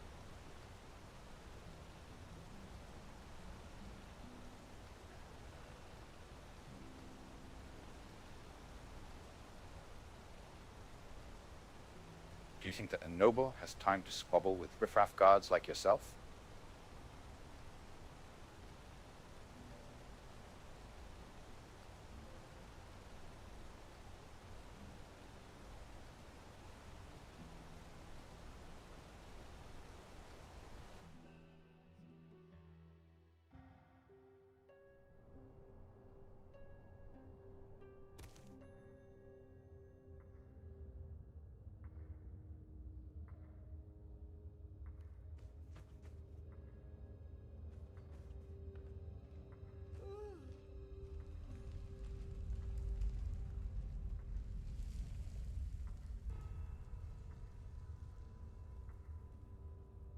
For fuck's sake, he threw me in here just for challenging him.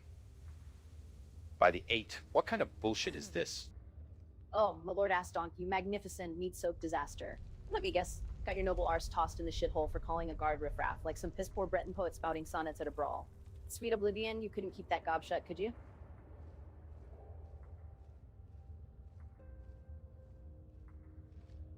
You remember his name, don't you?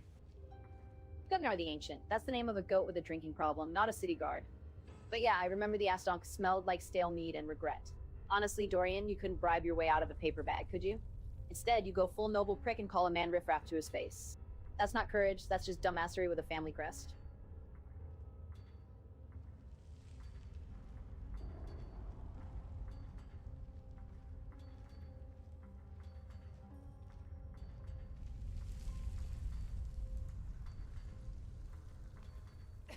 I shall be speaking to the Jarl about this.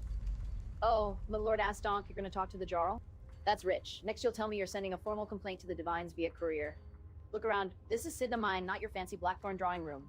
The only thing you're speaking to down here is damp rock, pissed off orcs, and the ghost of some poor bastard who stole a sweet roll. And let's be real, you baited that ass-donking guard like it was a sport. Riffraff, to his face, Sweet Mara's tits, Dorian, were you trying to get thrown in here? Or were you just feeling extra suicidal today?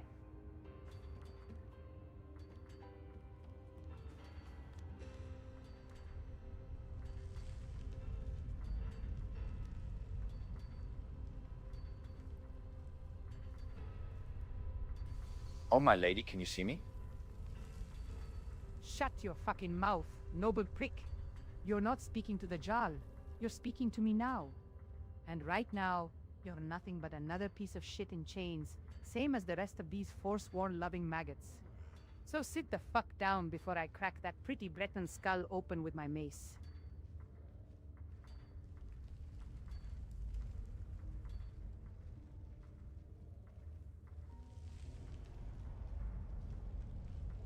How much time do I have to spend in this shithole?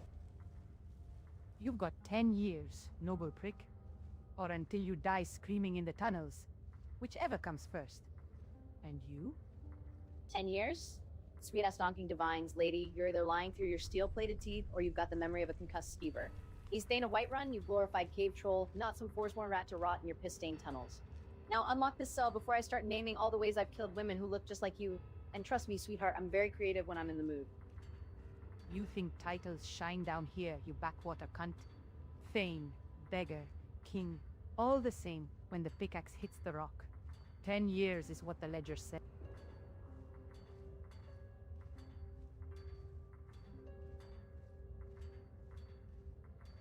"10 years for calling a guard riffraff. Are you bullshitting me?" 10 years? That's what the magistrate said, noble prick. You think I give a fuck if you're Thane of Whiterun or the High King's favorite cocksucker? Down here, I'm the law. And the law says you swing that silver tongue again, I'll have it ripped out and nailed to the wall with the rest of the traitor's string.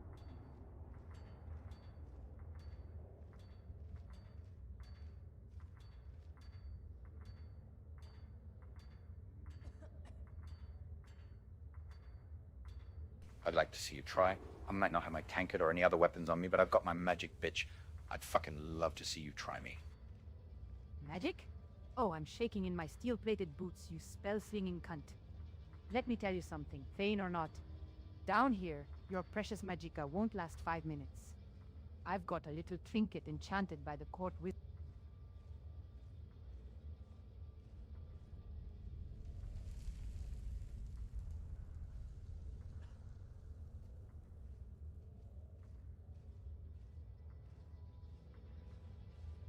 I'll last 5 minutes. Trust me? Is that how long your bullshitting husband lasts in bed with you? Fuck off, bitch. Come in here and try me. You wanna play mage, noble prick? Let's see how your spells hold up. Did you hear something? This should be good.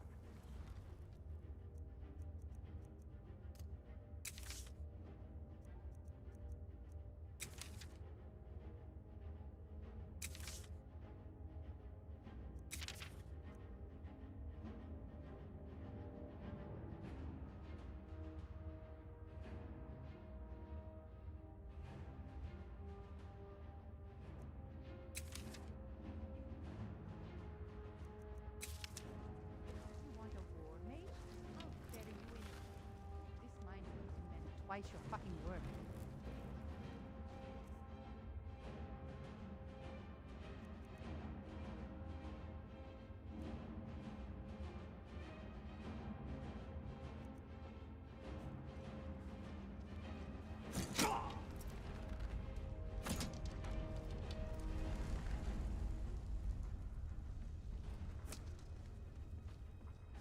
Is someone there? You'll regret stuff. Suck my throat. I lay the skin from your bones and hang it in the entry tunnel as a warning. Every dog of a forsworn lover who comes through here will shit themselves seeing what's left of them.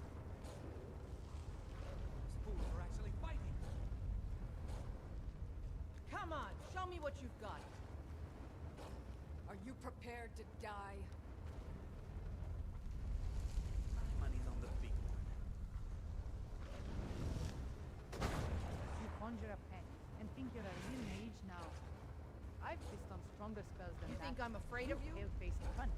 I'll kill This you if I mine have has to. swallowed men with half your arrogance and twice your power. Their bones line the tunnels like kindling. Oh, you're gonna hit him with a mace? Cute. I've seen piss puddles with more ass-donking threat. Sweetheart, you wanna see real magic? Come on, let's see you put up a fight. Oh, you're gonna hit him with a mace? Look.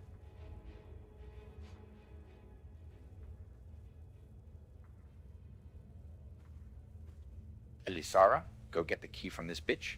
Unlock the door so I can really give it to her. A key to a lock is not found in a fistfight's wake, my lord of ill-timed wrath. Sometimes the cage opens with a rhyme.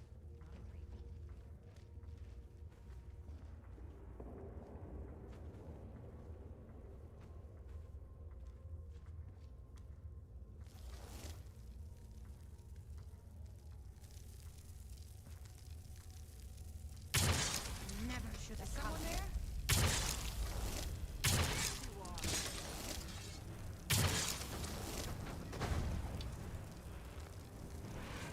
They're actually fighting.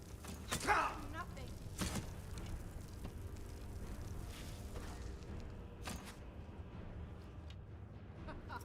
Think you can take me? You fight like a wet-backed recruit, Silgret? Is all your strength spent on kicking prisoners? Or can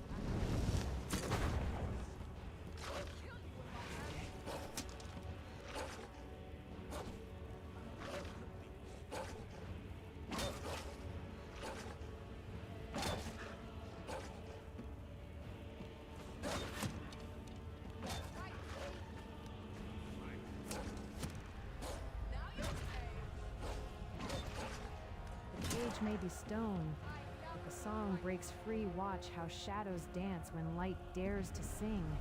Oh, look, Ringolf, Dorian finally pissed off the right guard. 10 years for riffraff? That's not justice, that's ass-donkery with paper. The cunt decide his fate?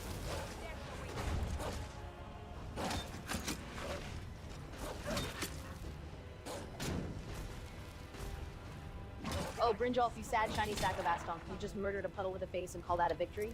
That wasn't a familiar, that was a glorified handle list with commitment issues. Dorian, stop conjuring goddamn puppies and grab the key before this turns into a full-blown ass-knocking civil war in a cave.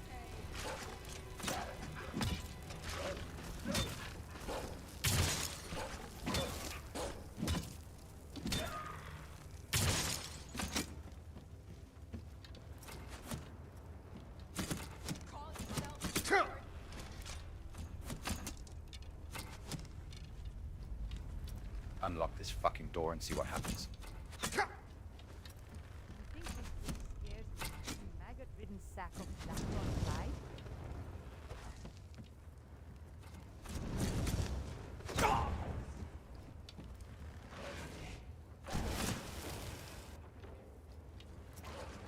You won't get the best of me.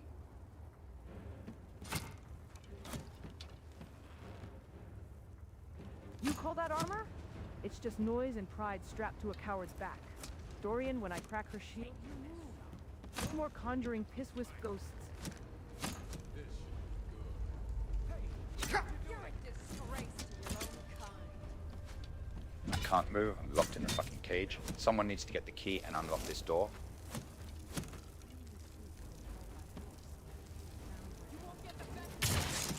In a softer truth. You hide behind steel and rank like a milk drinker in a thunderstorm. Come taste my blade. You have it.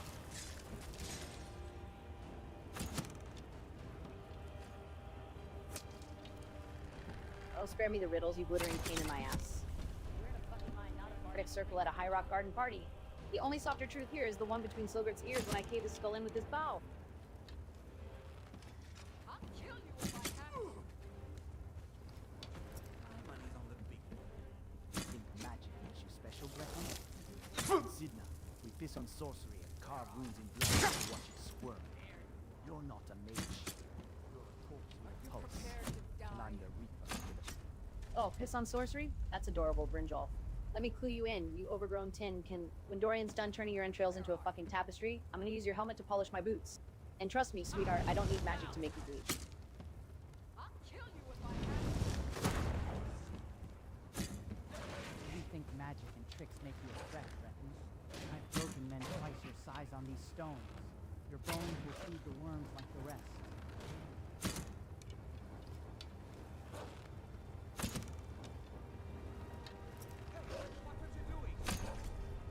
Go get a fucking key. One of you is good. Go get a fucking key and unlock the door. The lock resists force, but yields to lore.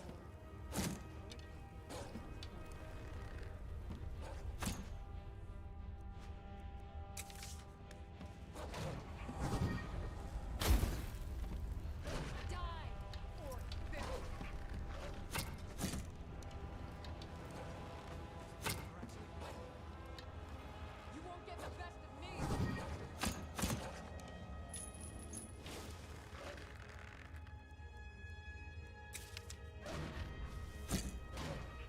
You seem to be falling apart out there. Just let us end your suffering already. I am sorry. You left me no choice. Look at them piss themselves before the first swing. Real fighters don't bleed out whimpering like gut-shot dogs.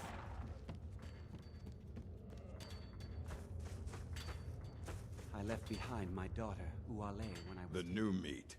So soft, tender. What was it like killing your first one, huh?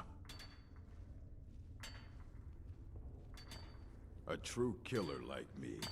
The gods put us here to fill their halls with souls. You'll fit in fine down here.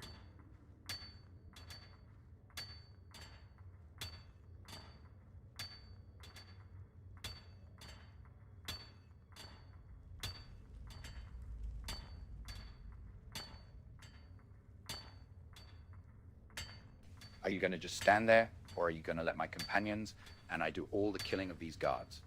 Let's all get the fuck out of here. You think I give a fuck about your little parade? These guards bleed the same as anyone. But the mine's got eyes and ears and every crack rush now. Die stupid. I've killed men for less than stepping on my patience. You want movement? I'll give you movement in pieces. But you die first, then the next, then the next. That's how the mine eats fools alive. You talk like the mine owns you, Woko. But it don't. It just thinks it does. We're not stones to be broken down. We're blades in the dark, waiting to cut back. You talk pretty for a man who still wears rags like a slave. Blades in the dark? I piss sharper than that. But you're right about one thing. This mine don't own me. Madanak does. And he says wait. So we wait. Not because I fear the stone, but because I know how to use it. When the time comes, I'll crack this place like a skull and wear the rubble as a crown.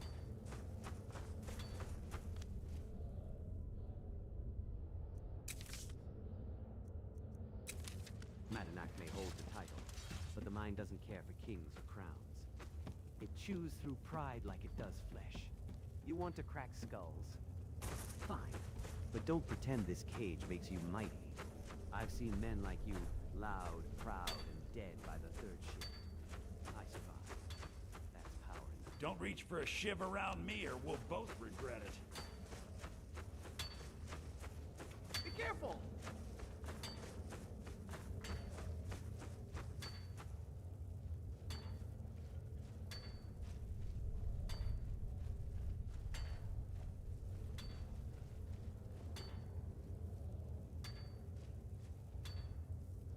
You call yourself an orc, yet you don't help when the guards are attacking your fellow prisoners to oblivion with you, bastard.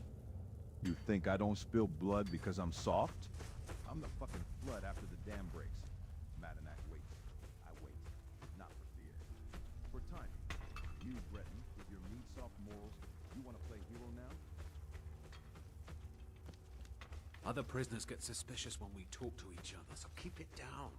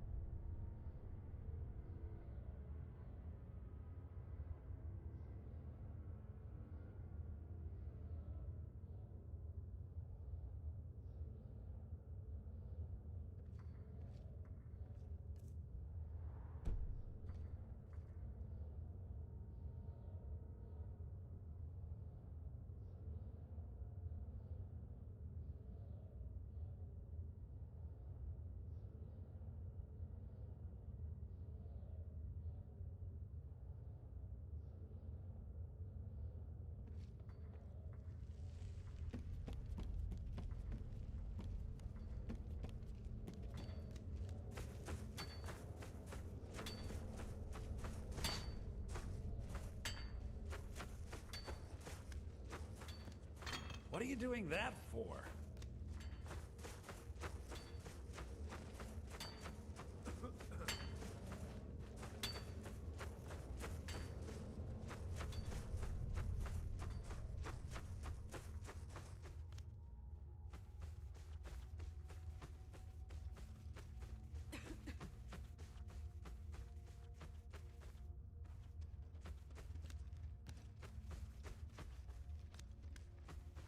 Other prisoners get suspicious when we talk to each other, so keep it down.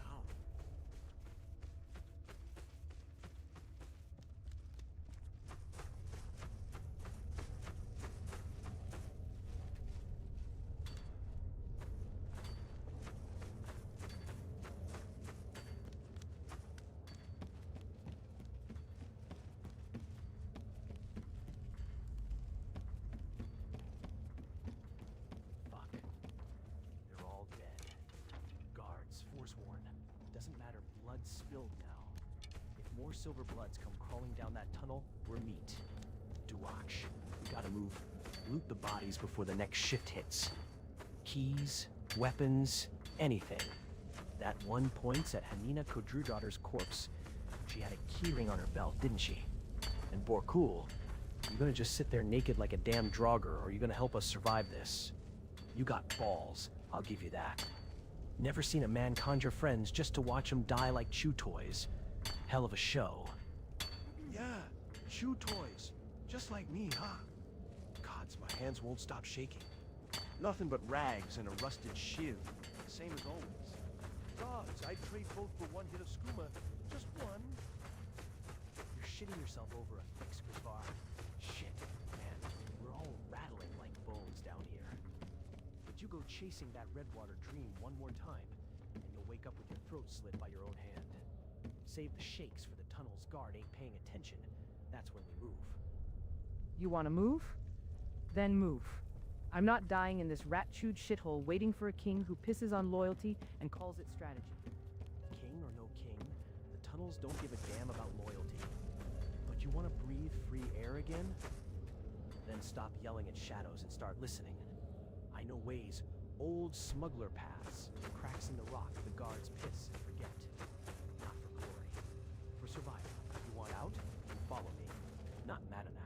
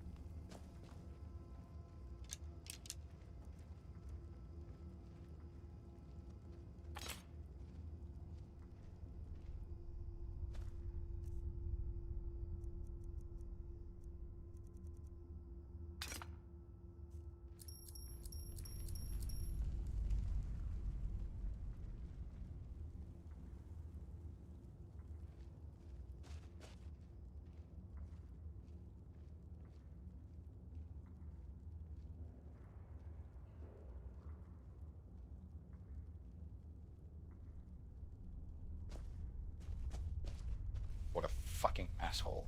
This dead guard, Brinjov, or whatever his name is, had the balls to fucking steal my tankard. Yet I'm the fucking criminal. Brimjov wasn't a guard. He was a drunkard with a badge and a death wish. Like you? You're the Dragonborn in a piss-stained cell, ranting about tankards like a beggar who lost his last septum. Honestly, Dorian, your dignity took a harder hit than your skull did. And of course, the only thing missing from your precious tankard saga is that you still have your head. Could have traded it for a better self.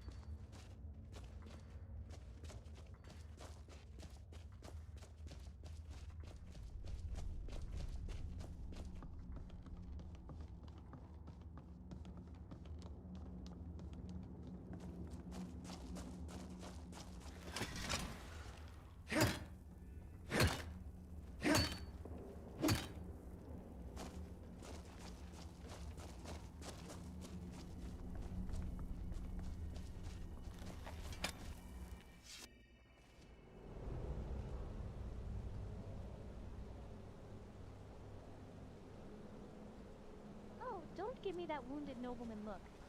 You stood in a room full of Dwemer schematics, cursed bomber relics, and a chest that probably held enough silver to buy this entire mine twice over it. And the only thing you cared about was that rusted tankard a dead man stole?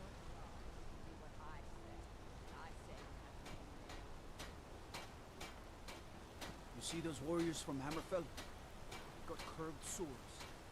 Curved swords.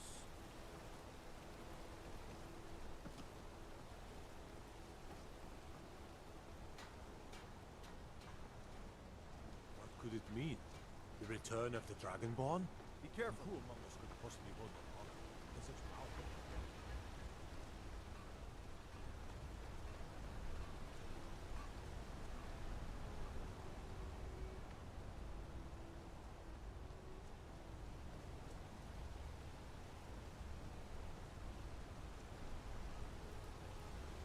They say the college has been snooping around Sarthal.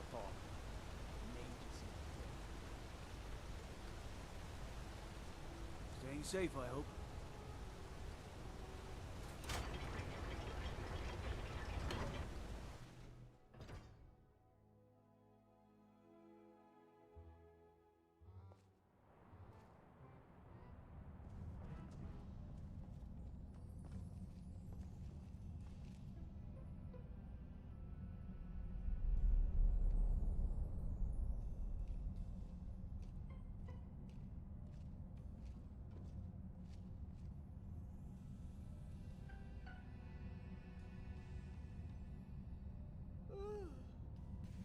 guard that I called Riffraff? What was his name?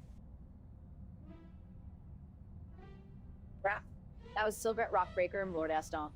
And he wasn't just some guard. He was Thongvor's lapdog with a license.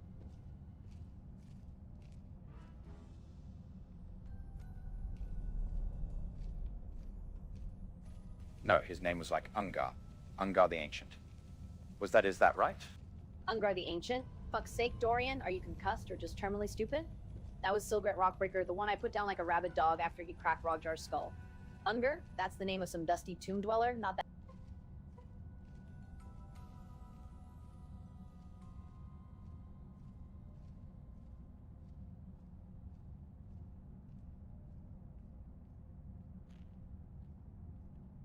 No, my lady Astonk, the guard that threw me into the mine because I called him Riffraff. His name was something like Ungar the Ancient, right? Oh, you mean Gunnar the Ancient, you daft, glittering Astonk. The one that looks like he bathes in mead and piss and has the manners of a feral goat. You called him Riffraff, remember? Right before he shoved you into Sidna Mine like a sack of shit. Hanina, Kodrir daughter, was the guard who sentenced you, but Gunnar? Yeah, that's the bastard who threw you in. Though Ungar the Ancient is a damn sight more accurate, seeing as he's about as useful as a broken door. Oh, so now we're doing roll call for every pissant guard who ever swung a mace.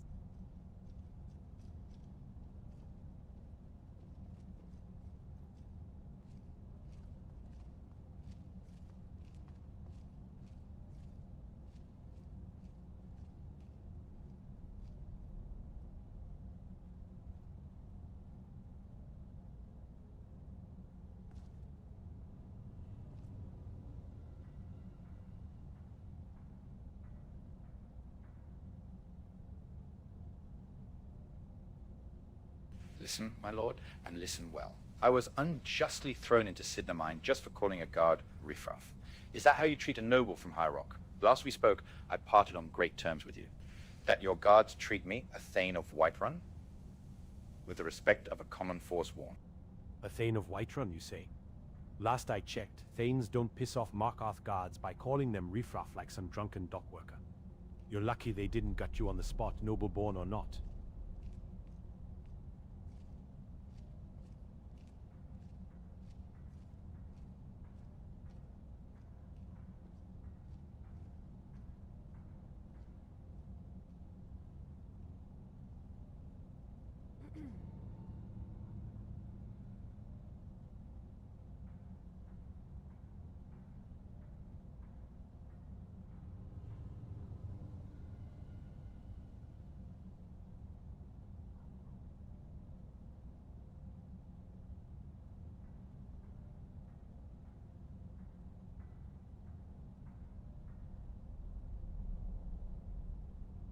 If I'm not to have justice, then you're going to start a new civil war right here, right now. I will bring down this whole fucking city unless you give me justice.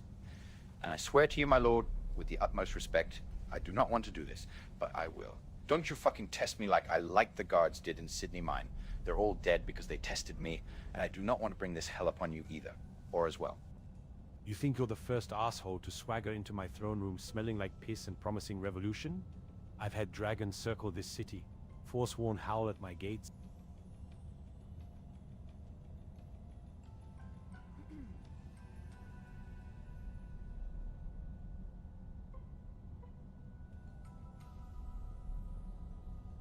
How many fucking dragons have you killed? I have killed dragons. Give me justice.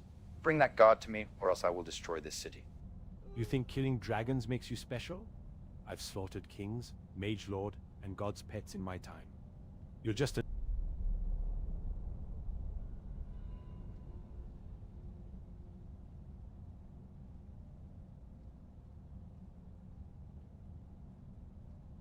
Then fucking test me and see how far you can slay this mage lord. Give me justice, or else this city perishes. Clavicus Vile's axe, huh? So the warlock waltzes in stinking of mine filth and dragon piss, waving a Daedric relic like it's a fucking warrant. My lord, with respect, this man reeks of trouble, aye, but also power. Clavicus' axe doesn't choose just anyone. If he's wielding it, and he's standing in our keep, then we don't dismiss him with tavern insults. We manage him. You want justice, Dorian? Then let's speak of justice properly, not threats. Not blood promises in the throne room like we're forsworn chiefs in some cave. Let me speak with him. Calmly.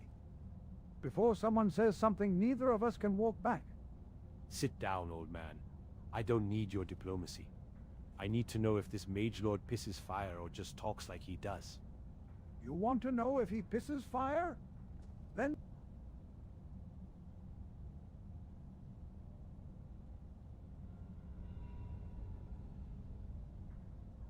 You want to know if I piss fire or just make threats? Go check Send of Mine for the dead guards. You think I give a fuck about a few dead guards in some mine? If you want justice, you don't threaten me in my own keep. You earn it. Prove you're not just another jumped-up mage with a god complex and a cursed blade. There's a forsworn warlord holed up in the Reach Carthman the Butcher. Bring me his head and we'll...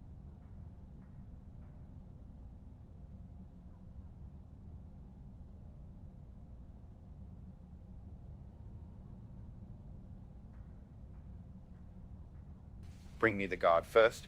Bring me the guard's head. Then maybe you can come to me with a position to barter with me. You want the guard's head? Fine.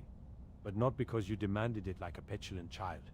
Because I decide what justice is in Markarth, not some warlock with a demon's axe and a head full of smoke.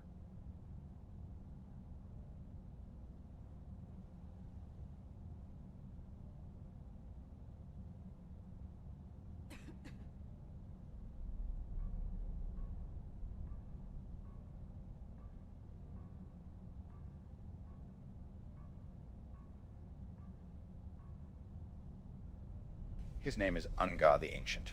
Bring him to me. Let the Divine's justice be served upon him. Then I'll go seek this forsworn that you want, dead. Ungar the Ancient? The one who guards the lower tunnels? You expect me to hand over a loyal guard to your bloodlust just because you waltz in here with a Daedric axe and a head full of fury?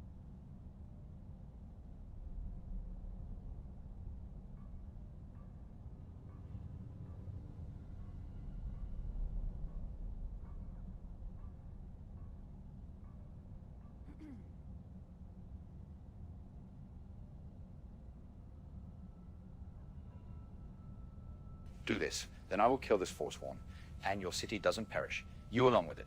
Bring me the guard's head, and I kill the forsworn, and your city remains standing. Ungar the Ancient? That old bastard's been guarding the lower tunnels since before the Markarth incident. If you want his head, you'll have to earn it, not demand it like a beggar at the temple steps. My lord, he didn't come here to barter. He came here with fire in his voice and a demon's axe on his hip. If he says the guard dies, one way or another. The only choice left is whether Markarth burns with him or stands when he walks away. Let me handle this. I'll send Ungar to him, not as a gift, not as justice, but as a trial. Let the forsworn die by his hand first. Then we'll see if he wants blood or balance. You senile old goat. You think this is some game of riddles and favors? That axe on his hip isn't just for show, and neither are the bodies in Sidna Mine. If Ungar's still breathing by nightfall, I'll be the one to slit his throat myself, not for his justice, and sure as fuck not for yours. I do it because the forsworn butchered my Jarl's father, and every dog of a guard who lets a red guard bleed in a mine is one less shield between them and this keep. You think I don't see the fire in your eyes, girl? I was stewarding this hold when your grandsire still drew breath. But you don't get to gut the chain of command because your blood's hot and your sword's hungry. You taught me to respect the chain of command, old man. But you also taught me what happens when someone forgets who bleeds for this city. I wear this steel not for ceremony, I wear it because the forsworn don't knock before they kill. And if Ungar let a Thane of Whiterun rot in Sidna Mine over a name curse, then he's already broken that chain himself.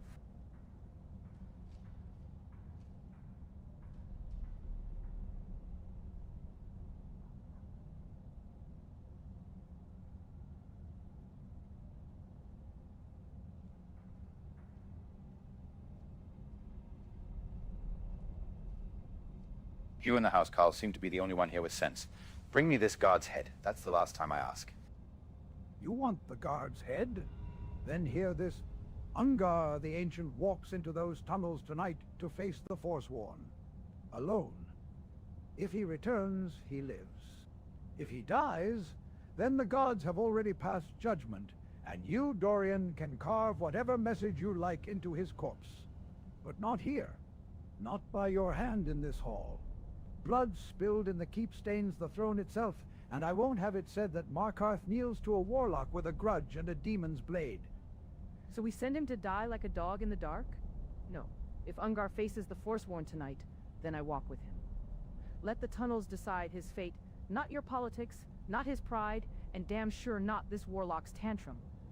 I'll see the Forsworn blood spilled either way. But if he comes back breathing, Rarik, I'll be the one to cut his throat in front of the whole keep. Let the stones hear it. Let the ghosts of Igmund's father bear witness. Justice isn't bargained. It's taken.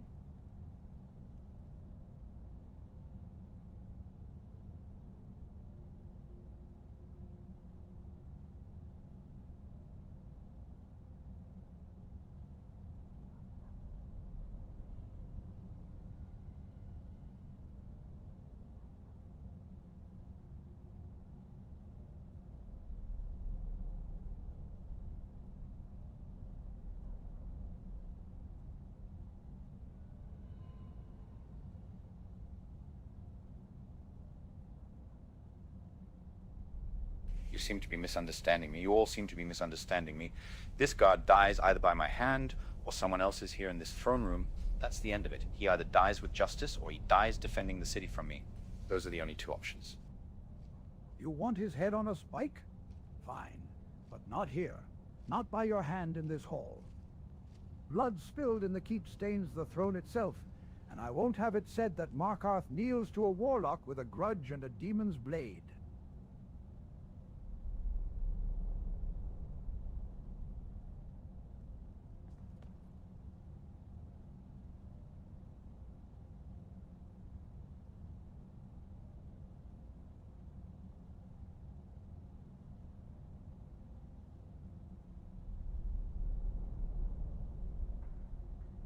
Since you're the only one that seems capable of committing the action, come with me and slit the bastard's throat yourself, as you say.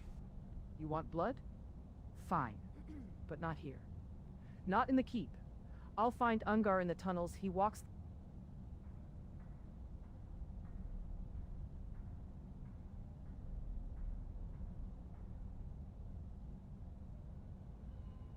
Come with me and I'll take you to him. I want to watch the life drain from his eyes. You want to watch the life drain from his eyes? Then you better pray he puts up a fight. Because if he dies too quick, I'll make sure you feel every second of what it means to bleed out in the dark.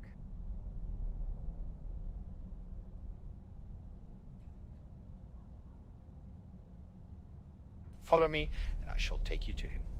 Lead the way, Mage Lord. Let's see if your vengeance has the stomach for what comes after.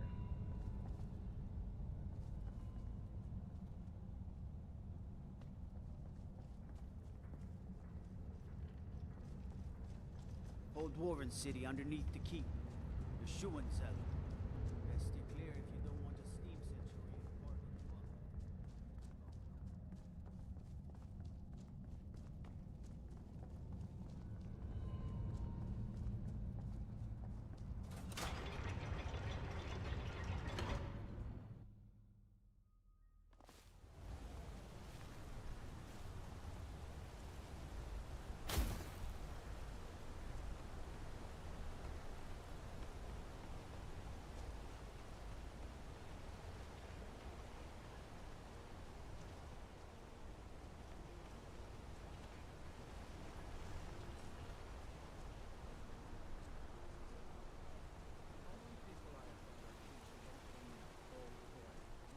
Idiots who don't know good meat when I throw it at their faces.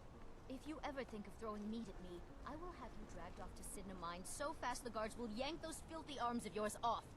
What do I do to deserve such hatred? Give people good food at good prices.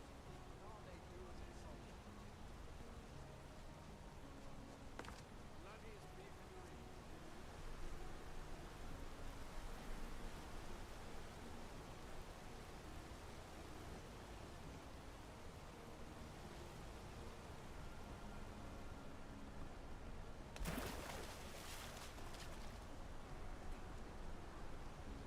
You there, Paul?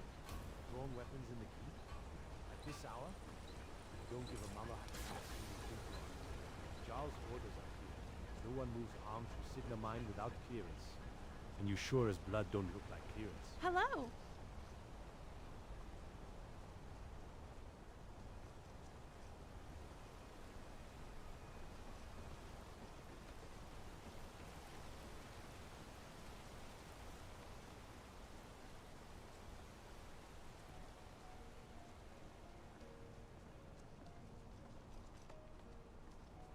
My cousin's out fighting dragons, and what do I get? God, dear, did you say to me, Richmond?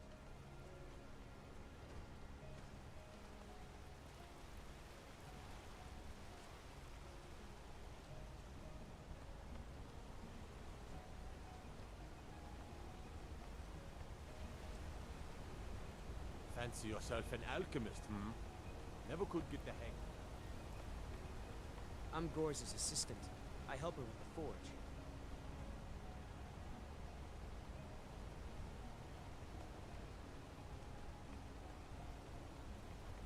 Gorza is the one you should ask if you need anything. Another quiet day, I hope. This mine stinks of fear and old blood, just like the night they slaughtered Igman's father. You sure this Ungar's down here, or are you dragging me after ghosts? What in Talos' name is this for you?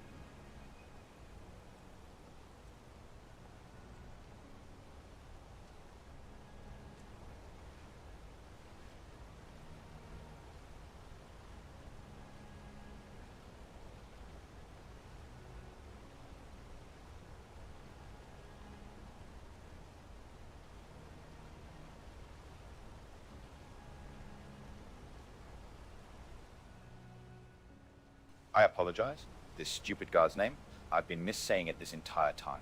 His name is Gunnar the Ancient, and there he walks across the bridge, heading towards the smelter. Move, this doesn't concern me. Oh, for the love of dead gods, not another standoff in the rain.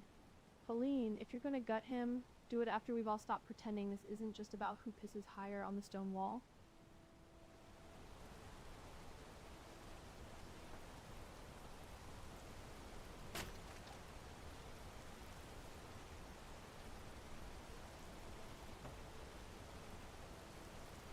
There he is, climbing the stairs. If you're going to attack him, now's the time.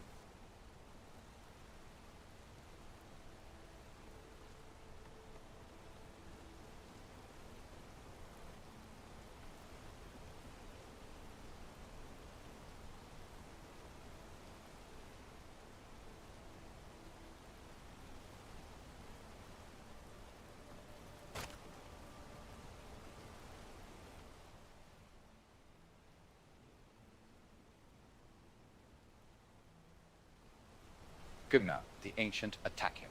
Like you say you will. Gunnar? You worthless bastard? You had...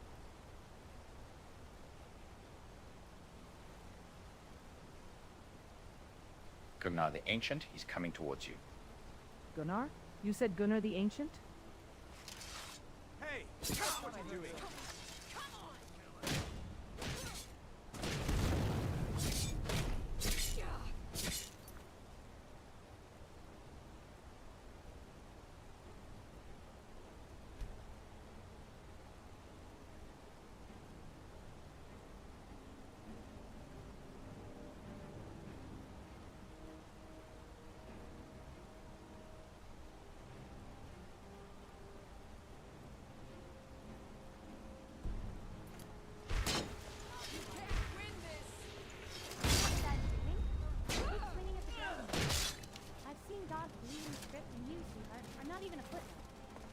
You call me a footnote, scribbler.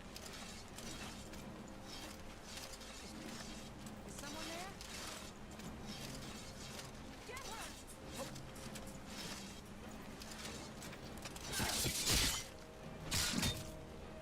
You attacked me. You're supposed to be attacking Gunnar the Ancient. Is this some kind of ruse? That is the final warning. This city perishes. And I'll kill every one of you before I let an outsider dictate blood price in my city.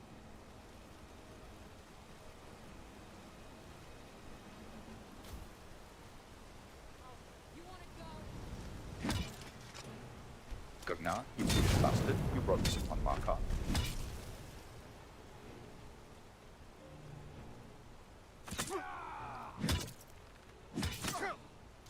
Eyes sharp.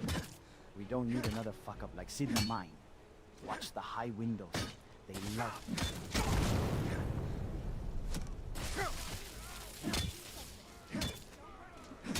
You can't win this.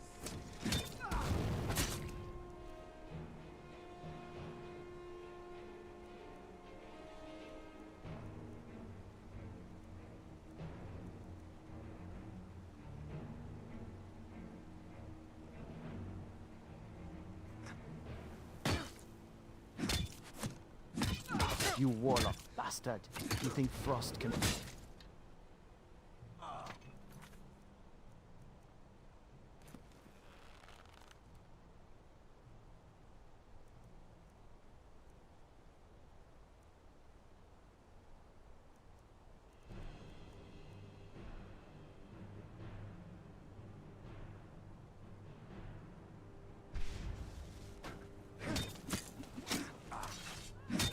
You think that tankard's a weapon, Britain?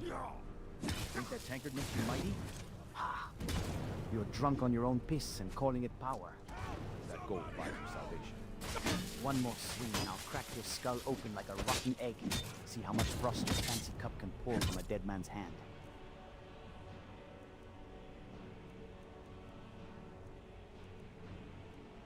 You killed loyal guards, men with families, oaths, and you smile like a child with a new toy. But Stentor sees. He sees the blood on your hands, the rot in your soul. My God, I am his enemy.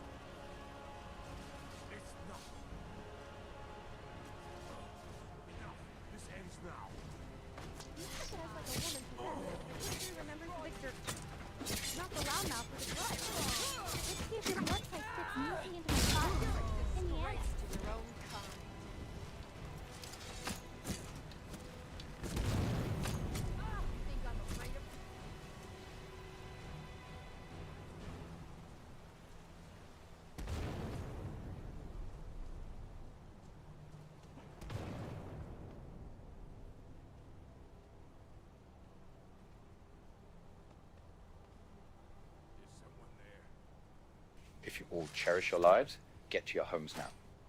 You talk like a man who's never gone a week without meat. What was Still that? got gall to threaten others. I'll try A and fight. make this quick. Is that the best?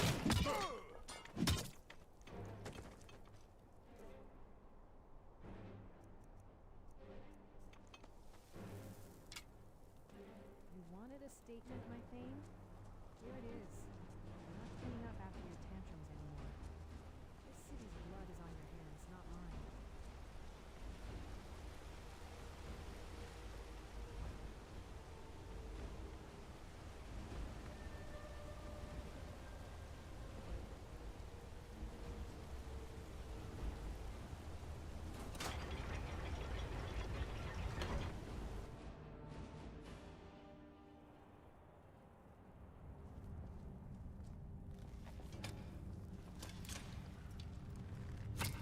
Yield or suffer.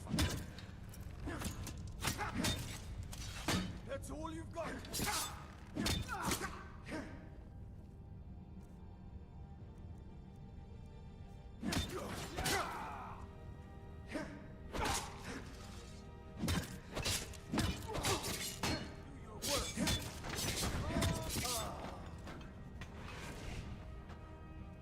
Fucking metal sorcerer just froze Jefford's heart in his chest. Don't let him breathe.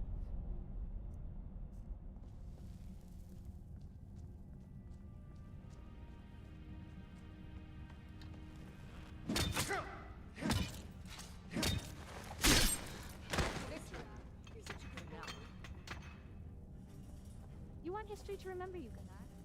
Too bad. All I've got recorded is another corpse with a name no one will speak after sundown.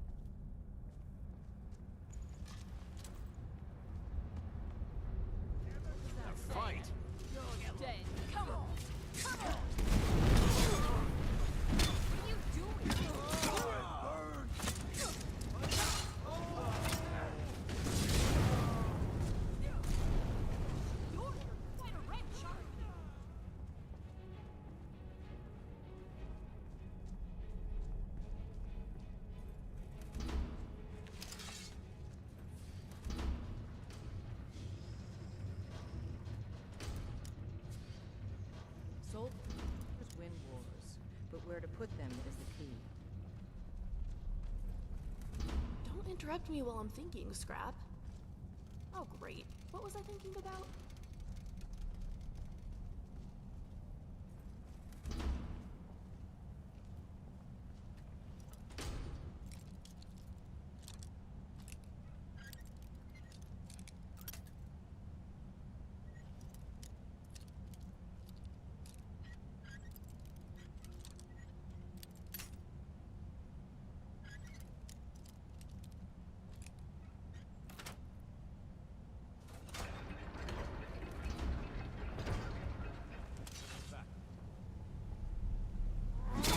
So the warlock draws steel in my hall, does he? Let's see how well that demon's axe sings when it's... You're more fighting? Well, Scrap, it's time to fight again. Your house, Cowl, brought this upon you in your city. She betrayed me as soon as we found the guard. You think your pet warriors scare me? This is Markar. We bleed stone here.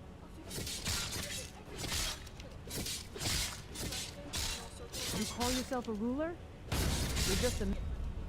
Your city bleeds. Your city is dying. Quit being foolish, old man. You think this city falls because of one axe? One mage? One pack of rabid dogs calling themselves warriors? Markar has stood on the bones of better men than you warriors. You want blood? You're swimming in it. But you'll find the stones don't kneel, they crush.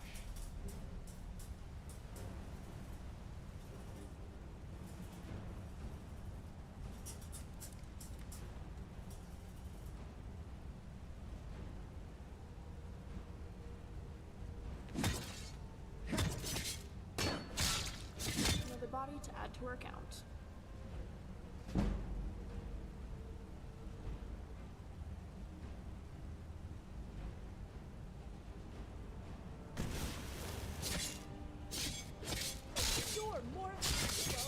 I read, and your stone walls are crushing you, old man. I requested one guard's blood. Now the whole city guard is dead because of you and your foolishness. You wanted one guard's blood? You naive, cocksucking bastard. You tore open the jugular of the whole damn city. Oh, brilliant strategy. Your lordship charging a room full of armed lunatics like a drunken mammoth in a spider... You think the Force won't care about your little request? Smell weakness. Did the crown come with the brain, or was that part mined out with the silver? You smell blood on the wind. And when they burn the warrens and rape the silver-blooded whores in the streets, don't you dare say I didn't warn you.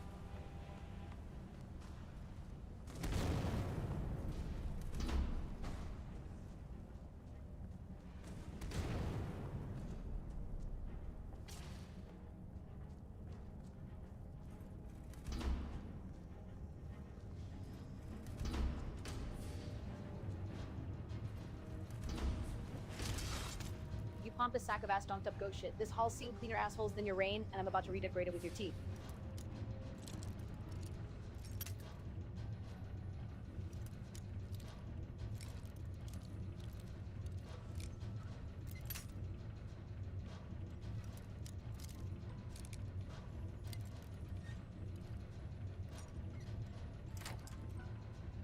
A storm of steel and spite, how the mighty fall.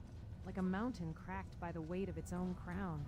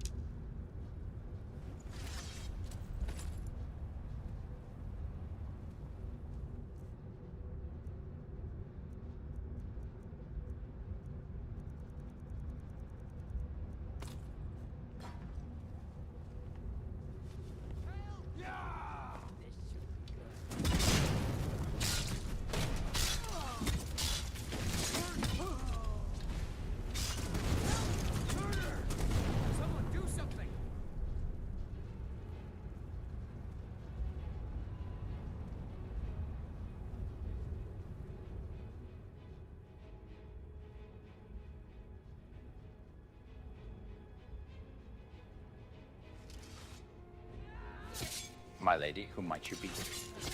You just watched me roast 3 enemies alive. Now you're asking who I am. Sweet Void, Dorian. I'm the one keeping your soft arse from getting speared. Name's Milliandris. Try to remember it this time.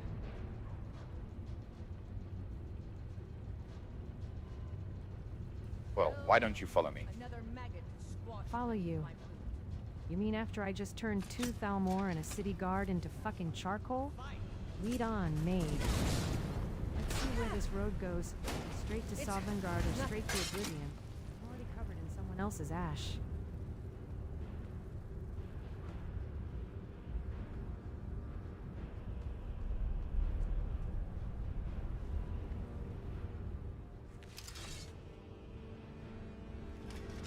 Is someone there?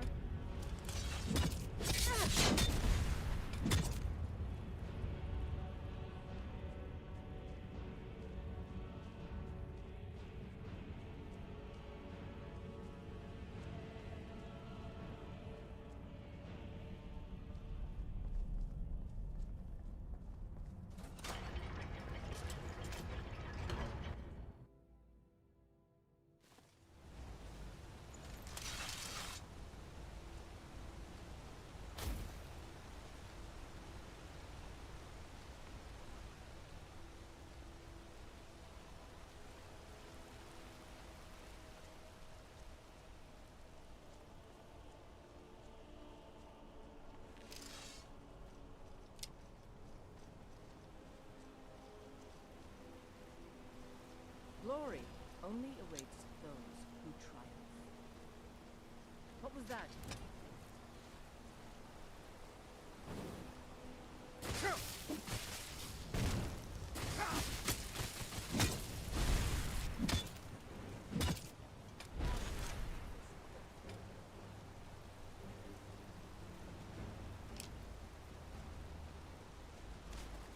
Call yourselves detectives? You stand with a warlock who defiles the natural order with every breath. Stendar's light will scour this temple clean. Stand in his way, burn with the rest. out of here.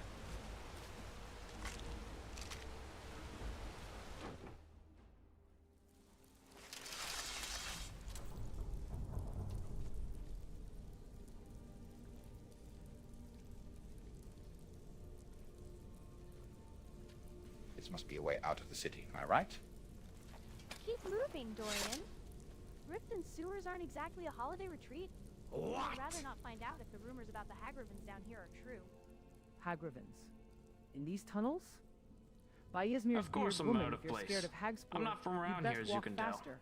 I'd rather face 10 of them than another of I Dorian's represent damn a riddles. shadowy organization that serves to steer the course of history through, well, unconventional means. No. The Brotherhood is nothing compared to the organization I serve. They are merely a shadow of their former strength, no longer fit to operate. You humor me. We do much more than just assassinations, and our reach is far more further. I offer you Skyrim itself. Interesting, don't you think? Just think of it. Anyone you possibly can want dead, we can kill. All you need to know is, we can do it without anybody noticing. You don't need to know details, but just know it gets done.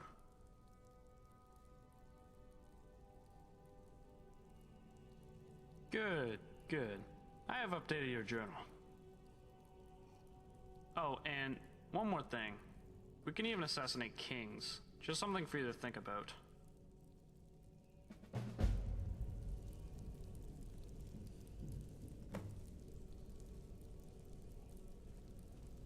Oh, what is it?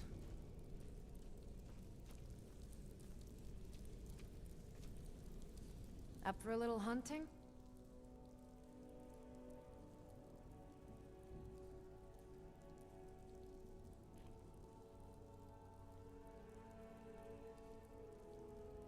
Take care of yourself.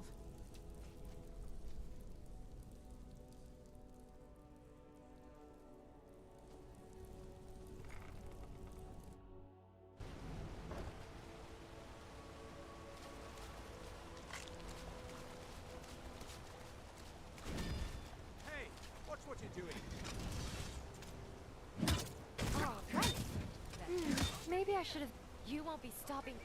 Record 5Ds. I guess I can include a few more for the annihilation. How your precious splendor restores that.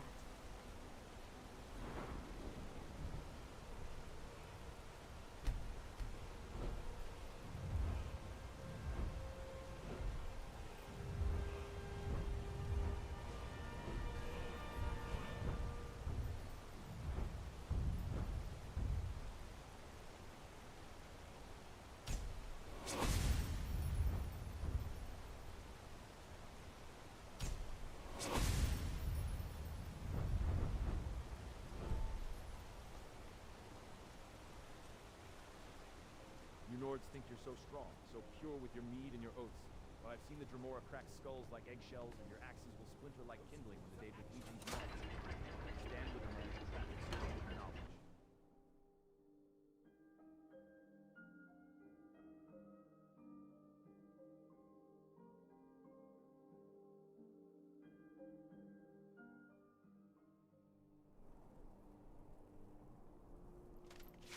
You have committed crimes against Skyrim and her people.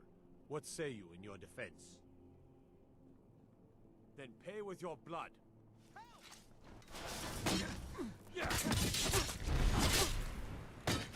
on fire! Guess they deserved it.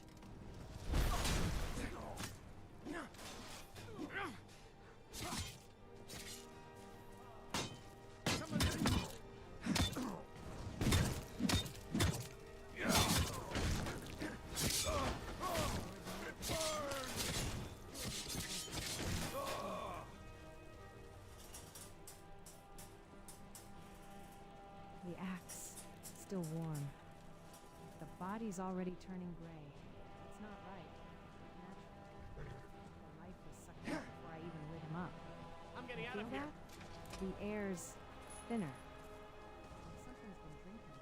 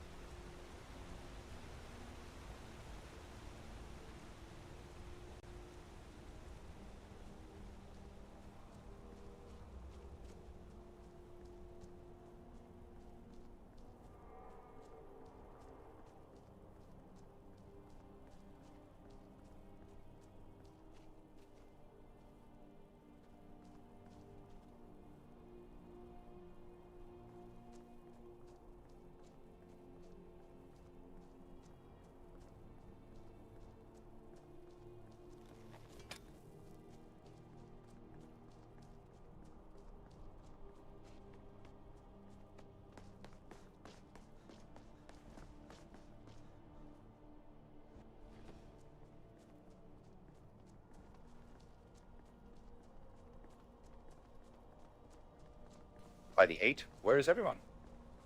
Gone. Not fled. Gone.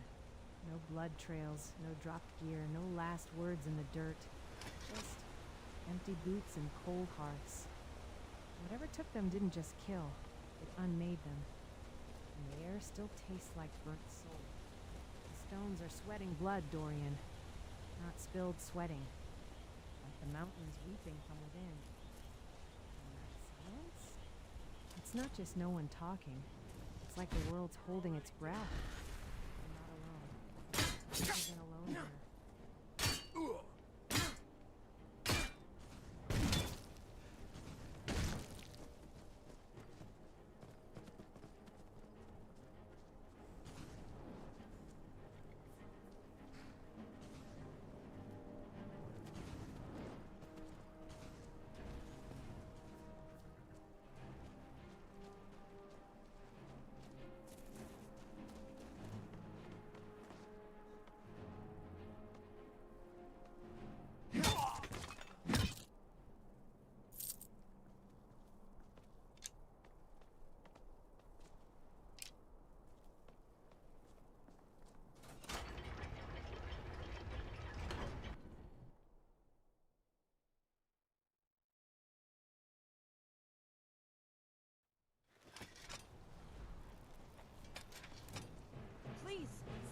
something.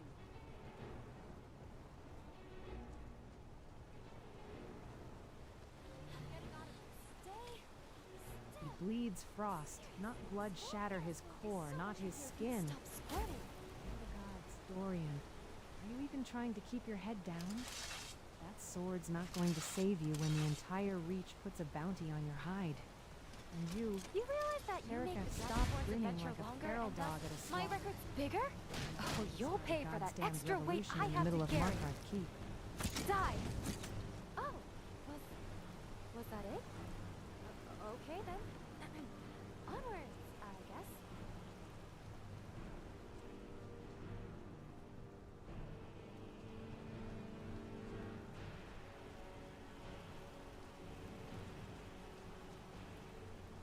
Did you ever... maybe I should have invested in a larger bag. It's hard to fight with all these files. Oh, was that... All right. Time for some action. Oh, look at this.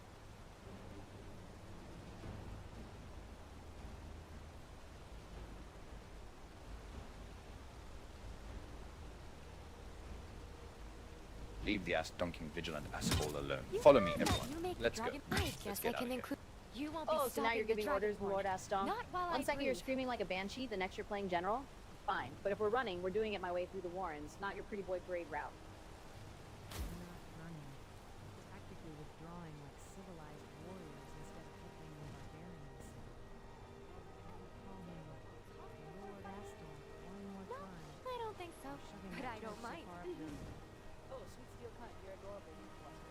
Let's save the lecture, we've got a frostbitten zealot trying to martyr us for Stendar's ego. And newsflash, Lydia, tactically withdrawing sounds way less badass than running like hell and way more ass-dunkery. Oh, shut the void up, heretic. Lord Astonk? Seriously? That's Record 5D66. Dragon has spotted the enemy. Minister.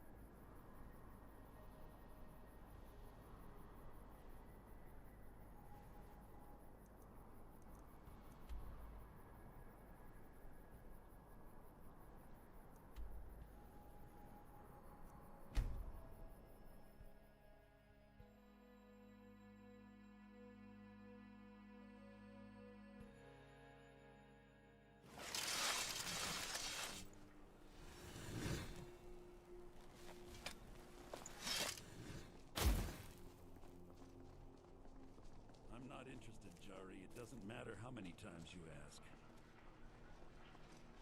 You might want to rethink that. You're missing out on some wonderful opportunities working in that bar. Now, welcome to Solitude, the center of trade and modernity. As if Skyrim didn't have As you enough enter, outsiders. you'll see our prized Now we've got asset, mercenaries the from chopping Hammerfell block. strutting about. I've got a little work if you're interested, traveler.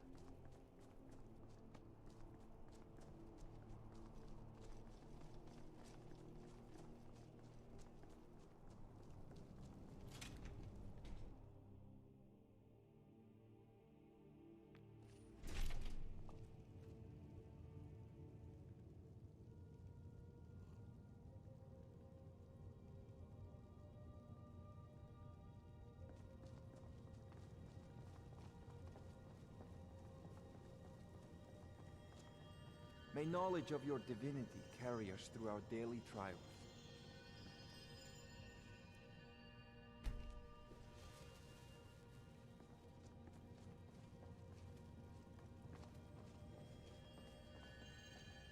Let us walk in the steps of the divines.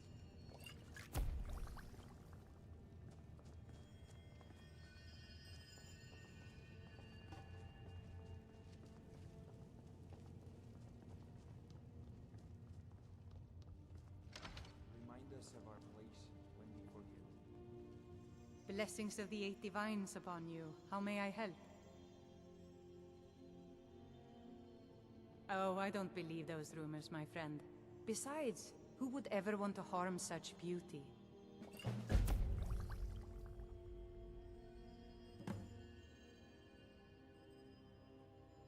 Hmm? Ah, yes. That once held the shrine to Talos. But the worship of Talos was banned by the White Gold Concordat some time ago. It's the peace treaty that ended the war with the elves of the Aldmeri Dominion. The Dominion recognized the heresy of proclaiming Talos a god. Talos was a great man, and a great emperor. But that does not make him a god. No matter how much the Stormcloaks may wish it were so.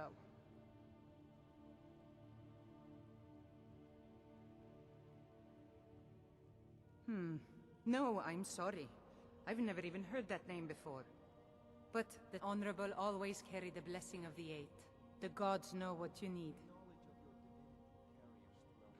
The strong and honorable always carry the blessing of the Eight.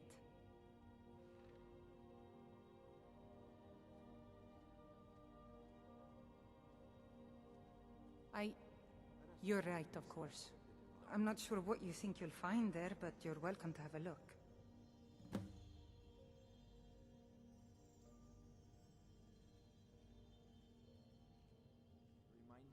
The strong and honorable always carry the blessing of the Eight. Don't play tag with the kids.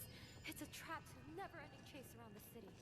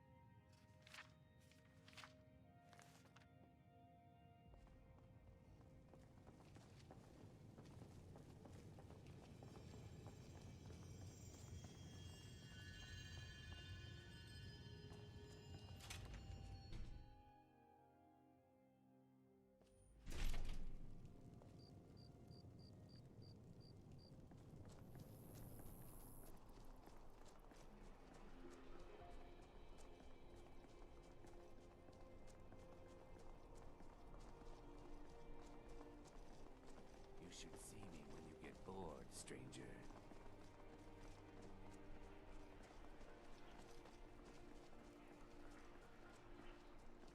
What is it? Watch what you're doing.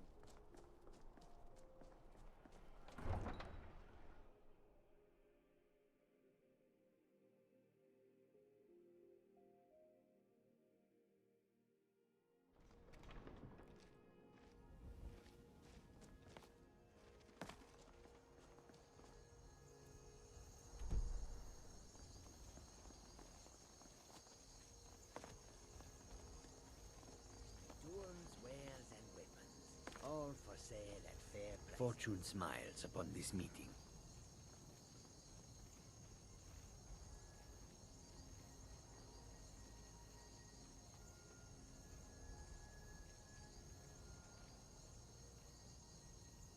Goods and wares of all kinds, and all can be yours.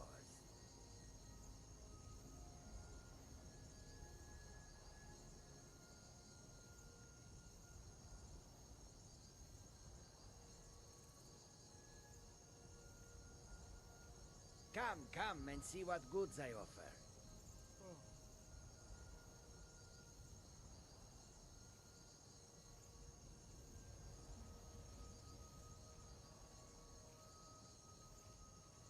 Far I have traveled to bring you these fine goods. Come and see what I offer.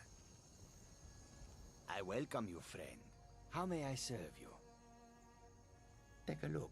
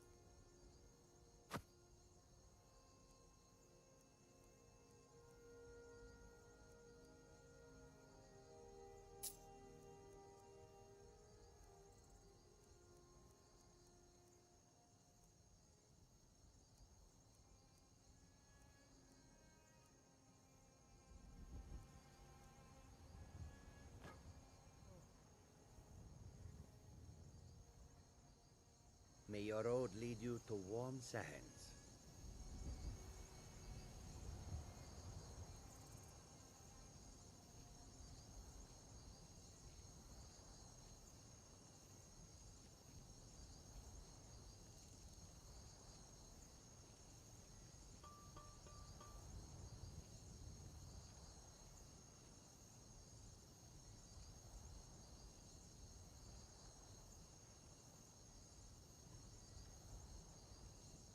Tools, wares, and weapons, all for sale at fair prices.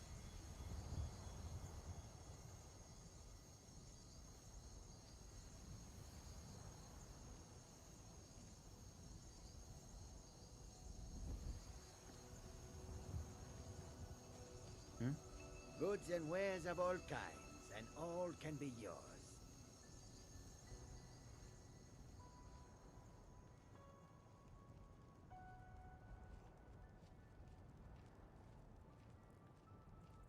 Come and see what goods I offer.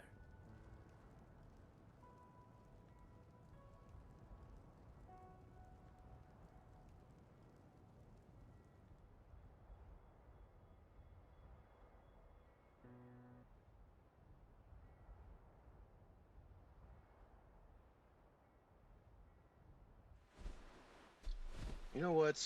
I don't know what's wrong with the AI or anything right now, but it seems to be broken. So, well, it is. I mean, this. Wow, Jesus, 7 hours, and I'm gonna do this tomorrow too. So, yeah, my dudes, that's gonna wrap it up for tonight. Until next time. Well, tomorrow. And yeah, stuff, things, words. Take care, and yeah. Hope you enjoyed what's going on here.